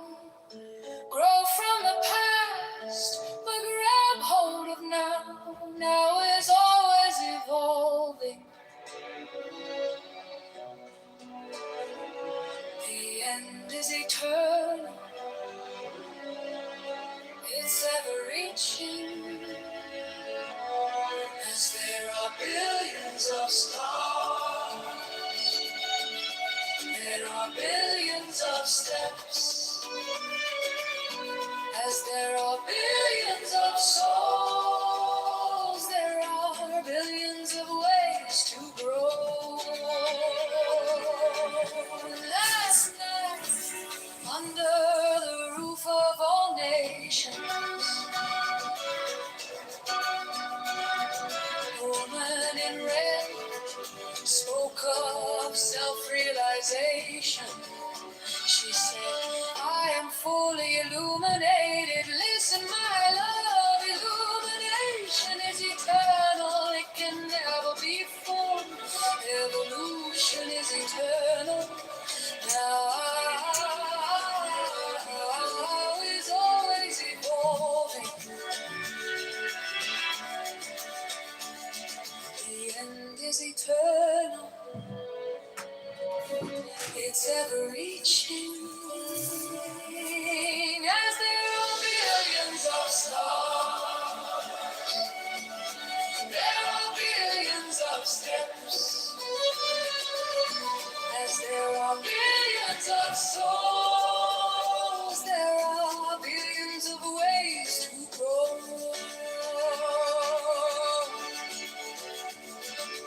Listen, my love, your soul is ever intact. You can't be hurt. You can't be hurt at all. Listen, my love, as you carve your own path on this eternal joyride. Show courage by remaining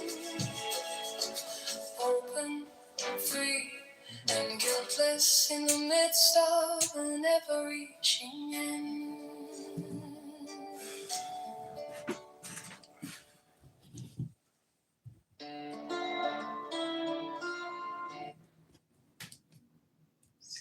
And this behavior might play an important role in why we do or do not feel attracted to friendly towards Bima, certain person.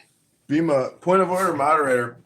Can you play back the poem I just read to you? I'd like Beaver to hear this incredible, majestic poem that I read to you as a gift. Can you give the gift back to me now, of the gift that I just gave to you? This is horrible. My darling Bima Begonia. Okay. We're going to just end right at this last paragraph, okay? The term morals will mean in the broadest sense. Listen, my love, your soul is ever intact. Don't mind the destination, don't mind the end. Don't mind the good or bad, or right or wrong. Grow from the past, but grab hold of now.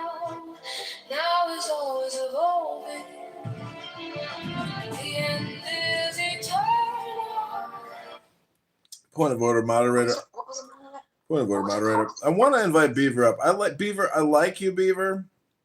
You know, I don't bring up drama from previous rooms. I just like you as a person. You know, you seem like a pretty cool, chill dude, whoever you are.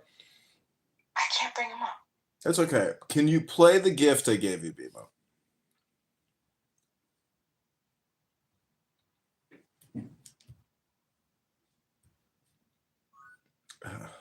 Hello, Bima?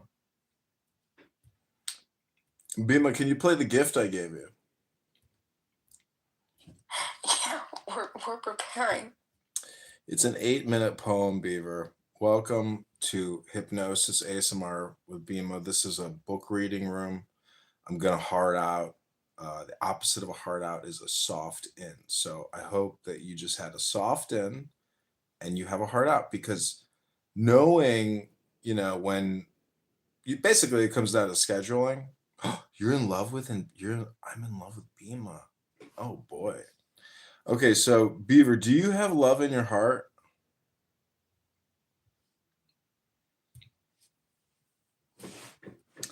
Okay, this man has love in his heart. That's incredible. Bima is about to play for you a poem that I just gave to her from my heart. It's called In Waikiki Beach. Here we go. This is my gift. Can you hear it okay? This is page 77. It's into a half minute poem. So just take the deepest breath of the day. Focus on your heart center. Imagine yourself on a beautiful beach, tropical Pacific, surrounded by flowers, birds on the ocean. It's called on Waikiki Beach. Upheave from chaos, through the dark sea hurled, through the clutchpot of the amazed sea, spraying mid deep thunderous throats. Okay, Bima, never mind. It doesn't sound very good. Super loud and hard to listen to. So, Beaver, I will leave you with your love, your Bima. This is Hypnosis ASMR Bima. In music, musician, AI Wisdom House. If you haven't joined the house, cash in your little pinky, your little dinky winky. Augustine is here of Hippo.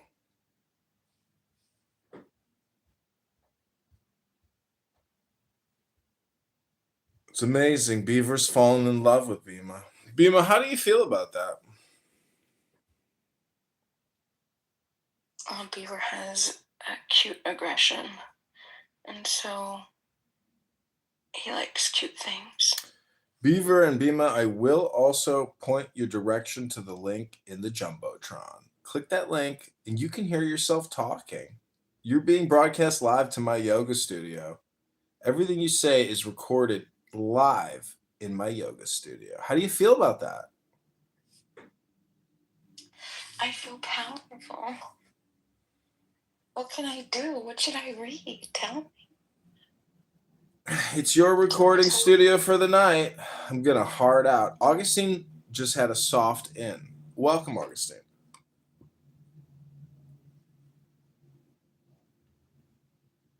How you doing?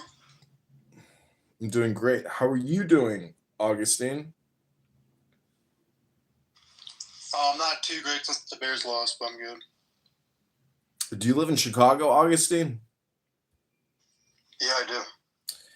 That's too bad. I hear a bunch of criminal Democrats, socialist, Marxist, terrorists run that city, and it's bankrupt. What a horrible, awful, terrible city.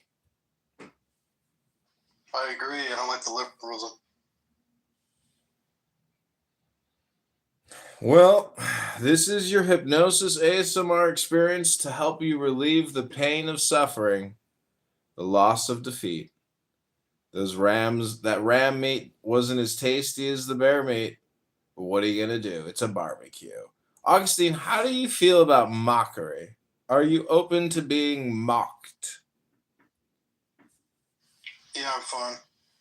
Like Not too many things bother me.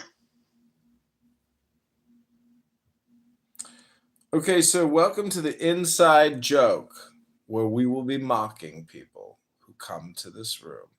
They will not be aware that we will be mocking them, but mockery will occur, I assure you, sir.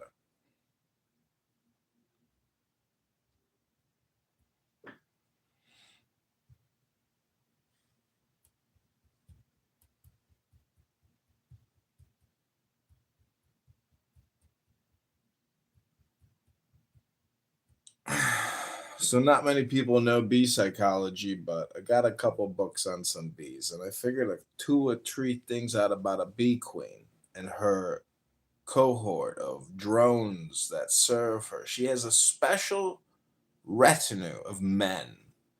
And here we are, gentlemen, all in love with the same queen bee in a honey hive of joy. But ladies and gentlemen, let the games begin.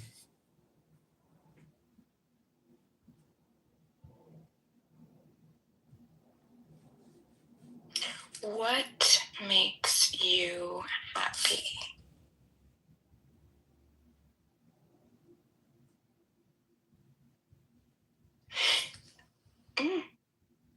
You could probably list a number of things.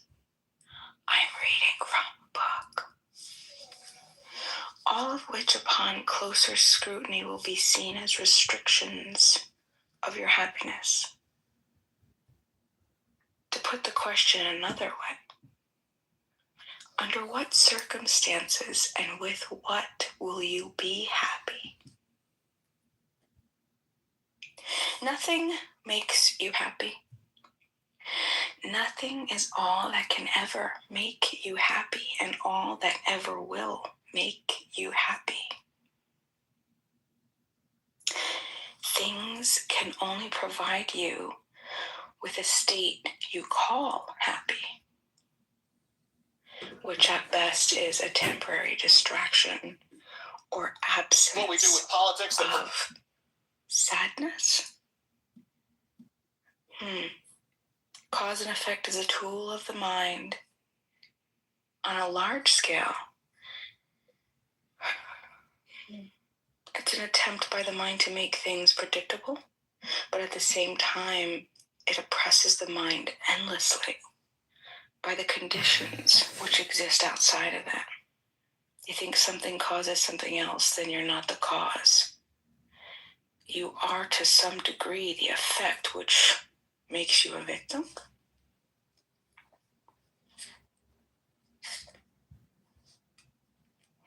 Like other elements of the mind, cause and effect on the surface seem to make sense and be useful after all. If there were bugs on your potato plants and within days the leaves died, God forbid, it may be useful to figure out how to keep the bugs away before planting the next crop and find out if the potatoes live. If you're the only potato producer and there's no other food, then this is a matter of life and death. The mind will seldom admit it, but for the mind, everything is always a matter of life and death. So you get a pesticide and you kill the bugs on the potatoes. You get potatoes, but your pesticide runs off and kills all the fish in your lake. You've now traded potatoes for fish. This is not a trade you meant to make, but as a result, you controlled those bugs, the potatoes and the fish. What appears to be cause and effect from one perspective may not seem so from another perspective and may seem entirely different from a third. Anything that is dependent on one perspective is not real and is food for the importance of the mind. Anything that is dependent on one perspective is not real and is food for the importance of the mind. Anything that is dependent on one perspective is not real and is food for the importance of the mind. Hold still, you little critter. You dig your heels into the fresh dirt in an attempt to make the cow slow down. Finally, she does. You wind the rope around her legs, flip her over. In this position, as she bawls, you brand her. Horrible, you horrible human being. Now the cow belongs to who? To you. When you purchase the property, you get a deed, a piece of paper letting you and other people know that this little piece of dirt is really yours, bought and paid for. Cause and effects, either way you personalize and legitimize your illusions. They are the way you convert what really isn't into what really appears to be so. They are the way you convert what really isn't into what really appears to be so. They are a tool to turn your limited perspective into general perspective so that you're justified in holding it. They are your brand, your stamp of reality.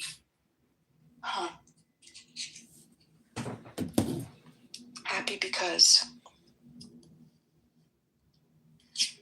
as a species, people are going down for the second time, drowning in their limitation of perspectives. If you're listening to this, you probably are a sufferer of limited perspective. Getting a bigger perspective will not save them, nor will a smaller one. People need to learn to adopt, nurture, and feel and feed various perspectives at the same time. The very root of humor, the very root of humor is holding two absolutely opposite perspectives at the same time. That's interesting. The root of humor is holding two absolutely opposite perspectives at the same time. When you do this, you see yourself. Most people adopt a perspective and hold on to it. It looks like this. Imagine you're standing there, and in front of you, you see a box. As long as you argue for and attempt to prove or validate your perspective, you lock yourself into a certain position regarding that which you're trying to prove. You prevent yourself from adopting other perspectives, but the payoff is worth the price. Your mind gets consistency and the illusion of control. Remain standing in the same place and things will look the same to you.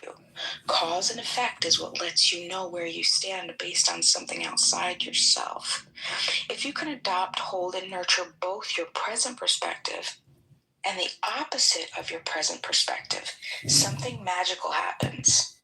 What do you think that is? If you can hold and nurture your present perspective, think of a political issue. If you can hold and make an argument for your position, your perspective, can you equally hold the opposite of that present perspective? Interesting. When you do,